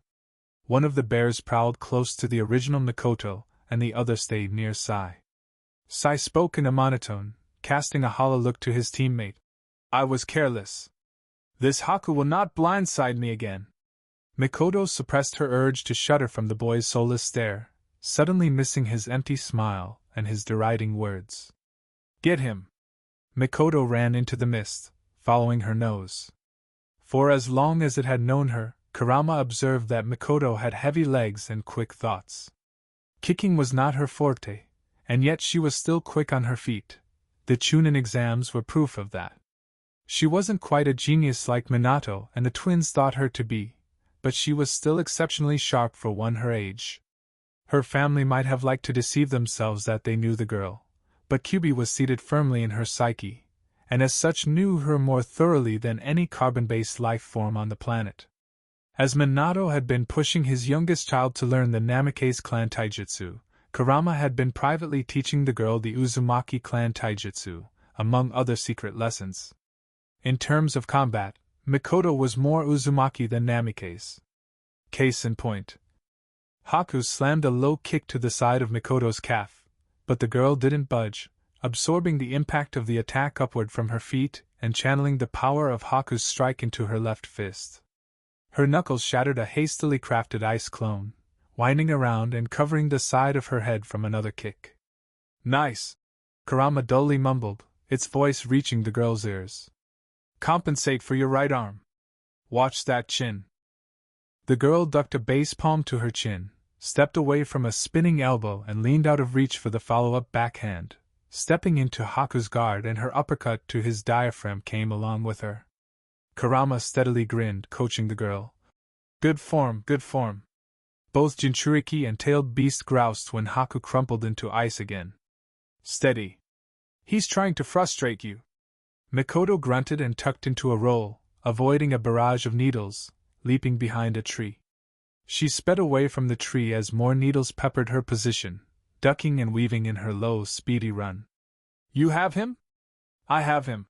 The girl barked lowly, sliding on her knees underneath a horizontal hail of ice needles and reaching to the pouch of her left thigh, bringing out 4 shurikens.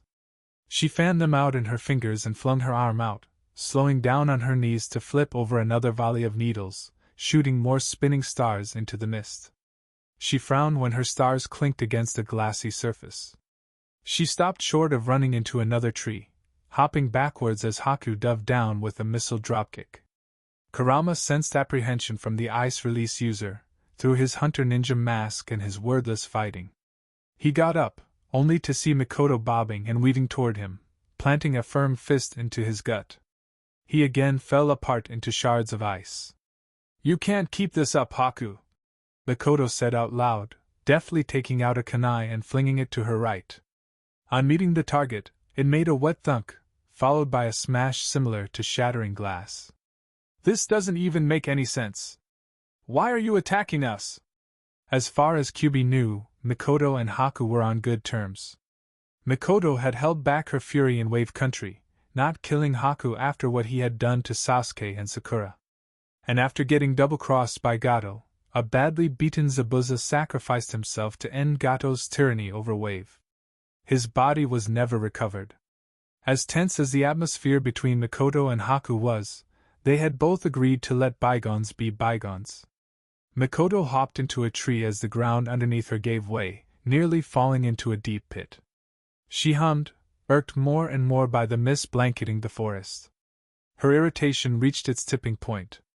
Her left hand raced close to her chin, curled in a half-ram seal, and she flooded her quarter of the forest with shadow clones. It was as strange as it was astonishing. A flash mob of doppelgangers appeared in bursts of chakra smoke, briefly babbling amongst themselves in genial conversation. They spoke conversationally, laughing and exclaiming, pacing about their stretch of the forest with narrowed eyes. Sai's jaw fell. The clone clustered around him, almost too densely to be another more than a mass of chattering limbs, writhing for breathing room. One of his bears had to carry a swirly-eyed Shizen on its back, saving her from being crushed by the forest of clones, and Sai clambered onto his bear as well to save himself from being squeezed to death. Despite the stifling mist, the casual conversing of the red-eyed clones permeated the air, humming until "He's here!" Off in the distance, about half a dozen or so clones had yelled for the attention of their other brethren. The conversations of the clones halted and the silence was deafening, brief before it was broken by a war cry somewhere else among the throng of clones. "Let's get him!" The clones raised their voices, roaring to the high heavens. YHHH! And they dogpiled Haku. 5 minutes later, Mikoto cursed Sasuke again. If tying someone's wrists with one hand was difficult, then having 100 one-armed clones poking their head inwards to help wasn't matters easier. Okay, guys, she barked impatiently, trying and failing to call her clones to order. Guys, this isn't helping. If it were possible, the heavy drone of the clones increased in tone. A clone accidentally dug her elbow into Mikoto's side and the hair of another clone curtained her face. Or was that her hair? Guys, she shouted again, blowing the hair out of her face. Guys, I just need 2 of you. The babbling clones must not have heard her, because their hands reached down to Haku and fumbled at the binding rope on his wrists. The boy was thankfully insensible for this whole awkward ordeal, laid on his front and having his hands behind his back. None of this is helping. I just need. Mikoto stopped, her clones clambering over and under. Her brow pulsed with a tick. Back. Off. Trees rustled at her outwards at her yell, and all of the clones in the immediate vicinity leaned back, brows high and mouths agape at their summoner's shout. Mikoto frustratedly adjusted her askew collar and dusted her front once, refusing to feel ashamed. Meanwhile, as she collected herself, and her red eyes sharpened in the stubbornly thickening mist, her clones murmured amongst themselves. You didn't need to yell, you know. In my ear, too. Cammy, what a loser. We're only trying to help. Does this look like a pimple to you? Mikoto wondered if she really was this annoying, poking a finger at a clone. You and me. Yes, boss. The clone saluted, fumbling with her right hand before slapping the back of her left hand on her brow. Mikoto was right-handed, and using two left hands to tie a rope didn't in any way make the experience better. Damn you, Sasuke! She groused, giving up after they only succeeded in tying a rudimentary knot on Haku. Really, if the boy were awake, all he had to do to undo his restraints were to pull his wrists apart. Quite frankly, Mikoto was ashamed she was the one to have done this nonsense. Good enough, now. She waved her good hand to her clones.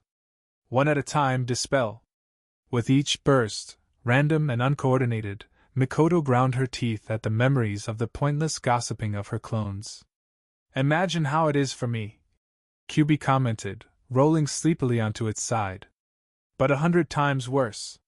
Screw you, Kurama. I'm not annoying, Mikoto retorted, debating what to do with her old adversary. She couldn't carry him in her arms since she only had one usable arm at the moment, and lugging him on her shoulders was out of the question because then she would have to unstrap the claymore sheathed vertically on her back, and that was going to be a whole other ordeal. Taking off her backpack, unclipping the holster from her back, wearing back her traveling pack, and then deciding how to carry her sword along with her. Besides, she liked having her claymore. The twins had gotten it for her after they learned she wasn't too comfortable with lighter blades, like a katana or tanto. The claymore was Mikoto's sweet spot. She grabbed Haku's ankle and began pulling him, taking her time heading towards Tsunade's boozy scent. Ao didn't want to do this. Yugura wanted this, not him. Ao's chakra tightened and relaxed, shooting up from his chest and into his eyes. His Byakugan tracked Mikoto through his mist, and his Rinnegan pulsed. Universal pull. Kurama's ears perked.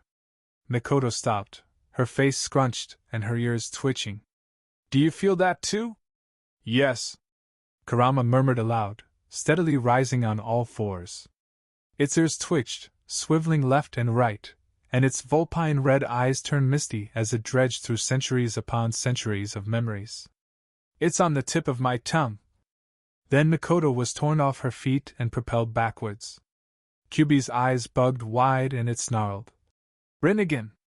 Mikoto gnashed her teeth as her back impacted tree after tree, bouncing against and through solid rock, and whipped through bushes, until her neck slammed into an open hand, choking spit out of her mouth.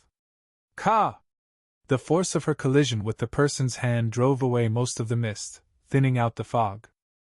The hand closed around her throat, and her left hand grabbed the person's wrist, gritting and gasping. Her burning red eyes squinted at the person, and she was only able to take his eye. His left eye was purple with black concentric rings, and his other eye was obscured by an eye patch. Her chakra senses flared and she hacked again, realizing that the ringed eye was siphoning too much chakra with every passing minute. She didn't get much time to note anything else, since the man reared his arm, the one choking her, and slammed her into the ground. The earth reverberated with on impact and Mikoto blacked out. Kurama screamed, its eyes reddened with primal agitation. Mikoto! She jerked back awake and ground her teeth, growling at the stoic man bearing down on her. Her spine was in rough shape and she had another minor concussion, her second in a week since the Chunin exams. Ao hid his surprise that she was still alive, but she could see it, through his expressionless mask. She gurgled a breathless laugh. Her canines elongated, the whites of her eyes inked black, and her red irises sharpened, lengthening. I do not wish to kill you, girl. the man said with a repulsed tone at the girl's gradual transformation. He brought out a kunai. Children should have been excluded from assassination missions. That was how it was done in my day. Now, I don't know anymore. Kurama! Mikoto barked internally. She flattened her tongue and caught his kunai in her teeth, jerking down to impale her throat. Yes! The beast bounded onto its feet, its 9 tails thrashing and crashing about the cage as it bellowed. My glorious death! It's near! I'm going to do something reckless, Mikoto growled in a dark tone, biting down hard on the kunai and shattering it, spitting the metal shards in her mouth to the man's face, stunning him. Mikoto fed on Kurama's exhilaration. Kyuubi's front paws slammed against the cage and it roared. Do it! Then Mikoto exploded with toxic Kyuubi chakra, and Ao released her in favor of retreating a few yards. He shaded his Rinnegan eye with the back of his hand at the spike of bright red and dark black chakra. The mist in the vicinity blew away at the storm of chakra howling from the girl lying prone inside the shallow crater. He leaned into the wind and chakra, fixing his feet on the ground as trees and clumps of earth were ripped away. Ao's face twisted, peering with his hidden Byakugan into the storm. Without bending her knees or winding her legs back, the girl rose onto her feet and fell forward, crouching low on the ground on all fours and snarling bestially. Her broken right arm was healed and the cast had burned off. A cloak of black and red chakra obscured her whole body, warbling like a liquid yet bubbling like a gas. Her face was elongated somewhat, with a noticeable snout and sunken vulpine eyes. Her snout opened a little to display a row of sharp teeth, leaking with drool and growling for blood. 2 tails, twice as tall as Ao, waved erratically in the wind. Mikoto gripped the earth harder in her claws and reared back, lunging and crossing the distance in an instant. Ao cursed and raised both of his hands, saying, Almighty push!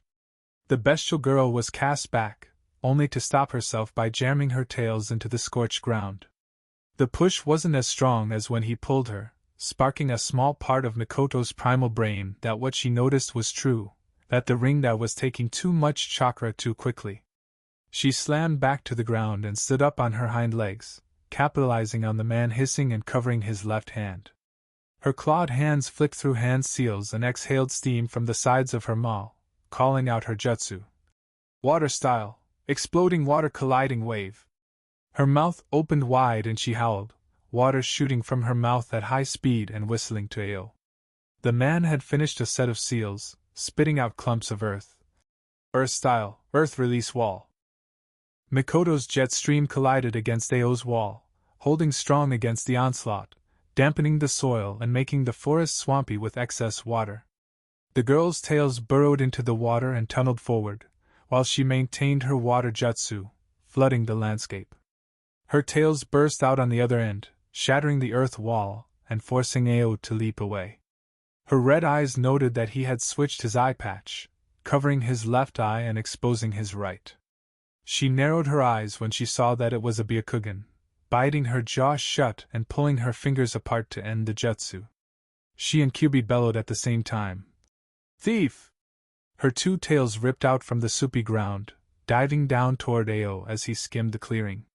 The man ran with his head low, barely dodging the tails as they spiked into the ground, weaving left and right as the prehensile chakra tails swam after him. He zigzagged his way to her, leading with a kick to the side of her head into her prepared forearm guard. The girl planted her footing firmer on her hind legs, and guarding her side against a knee, racing her fist into Ao's chin and grazing it, leaving her open to a low kick to her legs. It was like kicking a tree. Mikoto didn't fall or falter, bringing her left fist close to her chin and shooting her right to the man's chest, growling when it was dodged. He jumped to the side, away from the tail that erupted from the ground and swung a kick into Mikoto's side, tagging her and following with an elbow strike clean across her jaw. He slammed a punch into the other side of her and snapped a kick to her shoulder, stepping away from another tail. Focus, Mikoto! Kurama bade, frothing at the mouth. He is a jounin. You cannot beat him in hand-to-hand combat. Despite Mikoto and its mindless frenzy, smashing its paws and shoulders into the cage, it still coached the girl. What do you have that he doesn't? The girl skipped away, shaking away the cobwebs in her head and snarling out loud. Shit loads of chakra. Use it! Kyubi wailed, elated. He allowed the girl access to a small part of its memories, a tiny part, and the girl soaked in the technique the tailed beast wanted her to use. She had never used it before. And it wasn't like her previous water jutsu, where she had privately trained with it away from her family's eyes. For this one, she moved purely on instinct, summoning 5 identically feral clones, swarming Ao as one in a tag team of tails and bodies. Kurama cheered.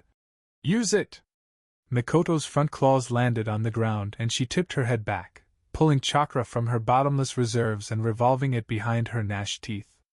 Ao dispelled 2 of the clones, yanking out a katana and deflecting a clawed strike, spinning with the blow and slicing into the clone, cutting diagonally downward from their shoulder to their lower side, dispelling them. Mikoto opened her mouth when the ball became too big, hovering it in front of her open maw and continuing the process of gathering Kyubi's potent chakra and spinning it in a ball, splitting her mind between doing so and maintaining the spherical shape, balancing the density of the chakra. The growing ball of chakra was a scorching shade of black, and the sphere encasing glowed with a red outline. Inside the sphere, Kyubi's chakra roiled chaotically. Ao cut down the last pestering clone and blazed to Mikoto, his eye bugged wide at the density of chakra rotating inside the ball. Mikoto then did something that stopped the man short of reaching her. She inhaled the ball of chakra and snapped her jaw shut. Ao bared his teeth in a curse and tore off the eye patch covering his rinnegan, shouting, Almighty push! Mikoto's claws had sunk deep into the mud and she spread chakra into the ground, and the area underneath her was blasted away into the sky the second the gravity push slammed into her, yet the girl tipped her head down, and her red vulpine eyes simmered. She opened her mouth and bellowed Kyubi's technique. Tailed beast ball. A beam of Kyubi's chakra blinked out of her maw and Ao stumbled away, speeding away from the beam of chakra doggedly chasing him. Mikoto hopped from one clump of earth to another, pursuing Ao in the air until she landed squarely on the ground and leveled a sweeping horizontal beam of Kyubi's chakra at the fleeing man. Ao couldn't run from this one. The chakra seared into Ao, and a quarter of a second later, the fox girl snapped her jaw closed. She sat back on her haunches and bellowed to the sky. Then she collapsed on her front on the muddy forest floor, whereupon Yugao materialized behind her, her hands clasped in a dragon hand seal. The seal the Hokage had given her in case the 9 tails chakra hummed at the girl's back, sucking in the excess Kyubi chakra and easing off the cloak of chakra that covered the girl. Her features pulled back to normal, her snout receded and her sunken red eyes became normal again. Her hind legs snapped straight, and her claws became blunt, cracked and caked with mud. Her white apron-shirred hand and her blue shinobi sandals had been burned off, leaving her in a black vest and black pants. The ends of her straight red hair were singed, and she groaned as her sharp teeth slowly shortened. Mikoto panted, until the tension in her body released all of a sudden, and she fell unconscious. Yugao slumped down with relief, kneeling by the girl and checking for any injuries. Her katana, momentarily forgotten in her hurry to reseal the 9 tails, was soaked red with Kiri ninja blood. There was a lull in the air, as the woman turned the girl onto her back and looked her over, feeling another wave of relief when the worst of Mikoto's injuries were a few scrapes on her face and some harmless burn marks on her neck. She looked up with a jolt when she heard footsteps approaching, reaching for her hip and closing her hand around nothing, as the sword was not sheathed on her hip at that moment. It was Tsunade. The medic pushed past toppled trees, saying, "The brat really did this. It could have been much worse," Yugao answered, sitting back on her knees as Tsunade knelt beside the girl, roving a glowing green palm over her and checking for internal injuries. Yugao saw the blood on Tsunade's knuckles, wondering if the medic code even applied to a legendary Sannin. Content that there was no internal bleeding, Tsunade motioned to the devastation of the forest, the fires burning about and the muddied ground, caused by Mikoto's Kyubi-enhanced water jutsu. "What's worse than this? Too tired from their battle with Kiri ninjas?" Yugao asked. "How's that other guy? The kid pretty much vaporized him," was Tsunade's reply, rubbing her sore knuckles. "I can't heal Ash." She jutted a chin to Yugao, asking, "Have you radioed for help? With how badly the man's burnt, we won't be able to safely transport him back to Konoha. Itachi's close. He's bringing backup." "Good." Tsunade nodded. The medic looked over Yugao with a critical eye, seeing her black eye, her uneven breathing, and the way she held her left arm close to her body. "What about you?" For this, Yugao scoffed. "Don't worry about me. I've been through worse." "Don't be stubborn." Tsunade barked, and Yugao flinched. "Come here. Let me see."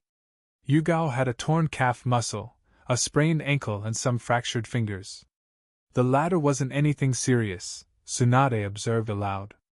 Tsunade scolded her for trying to hide her injuries. If Mikoto had been awake, she would have laughed at Yugao's sulking, while the medic tended to her injuries. "We'll have to get you to Konoha for another check." Tsunade concluded her healing, steadily sweeping glowing green hands over Yugao. "For now you're fine." Yugao pouted, mumbling quietly. "Thanks." No problem." Tsunade rolled her eyes at the prideful woman's appreciation. She turned around in a squat, saying, "Help me get her on my back." Yugao gently sat Mikoto up and heaved her onto Tsunade's waiting back. Sai joined them some minutes later. An ink bear carried Shizen on its back. The group steadily made their way back to Konoha. They needed to report this to the Hokage. Naruto's eyes fluttered. The wind rushed past his ears, and he could also hear a distinct sound. A sound he was all too familiar with. The beating of wings. His eyes opened a little and he smiled invisibly at his sister, carrying him in her arms. A pair of large golden yellow wings flapped mightily on her back, glittering in the sun as they soared above the clouds. The girl's purple eyes looked ahead, narrowed with seriousness in the direction of their destination. Even at that, Naruto squinted and saw a thin halo hover in his sister's head. A shroud of Rin's chakra covered both of them, bathing Naruto and rejuvenating his depleted reserves. The hole in his lower left side still leaked with blood, not healing. Despite the numbness of Naruto's pain, he couldn't help admiring his sister, basking in her glow. He closed his eyes and whispered, breathy and quiet, "My angel." He slipped back asleep as his angel carried him home. And that concludes part 2 of this story.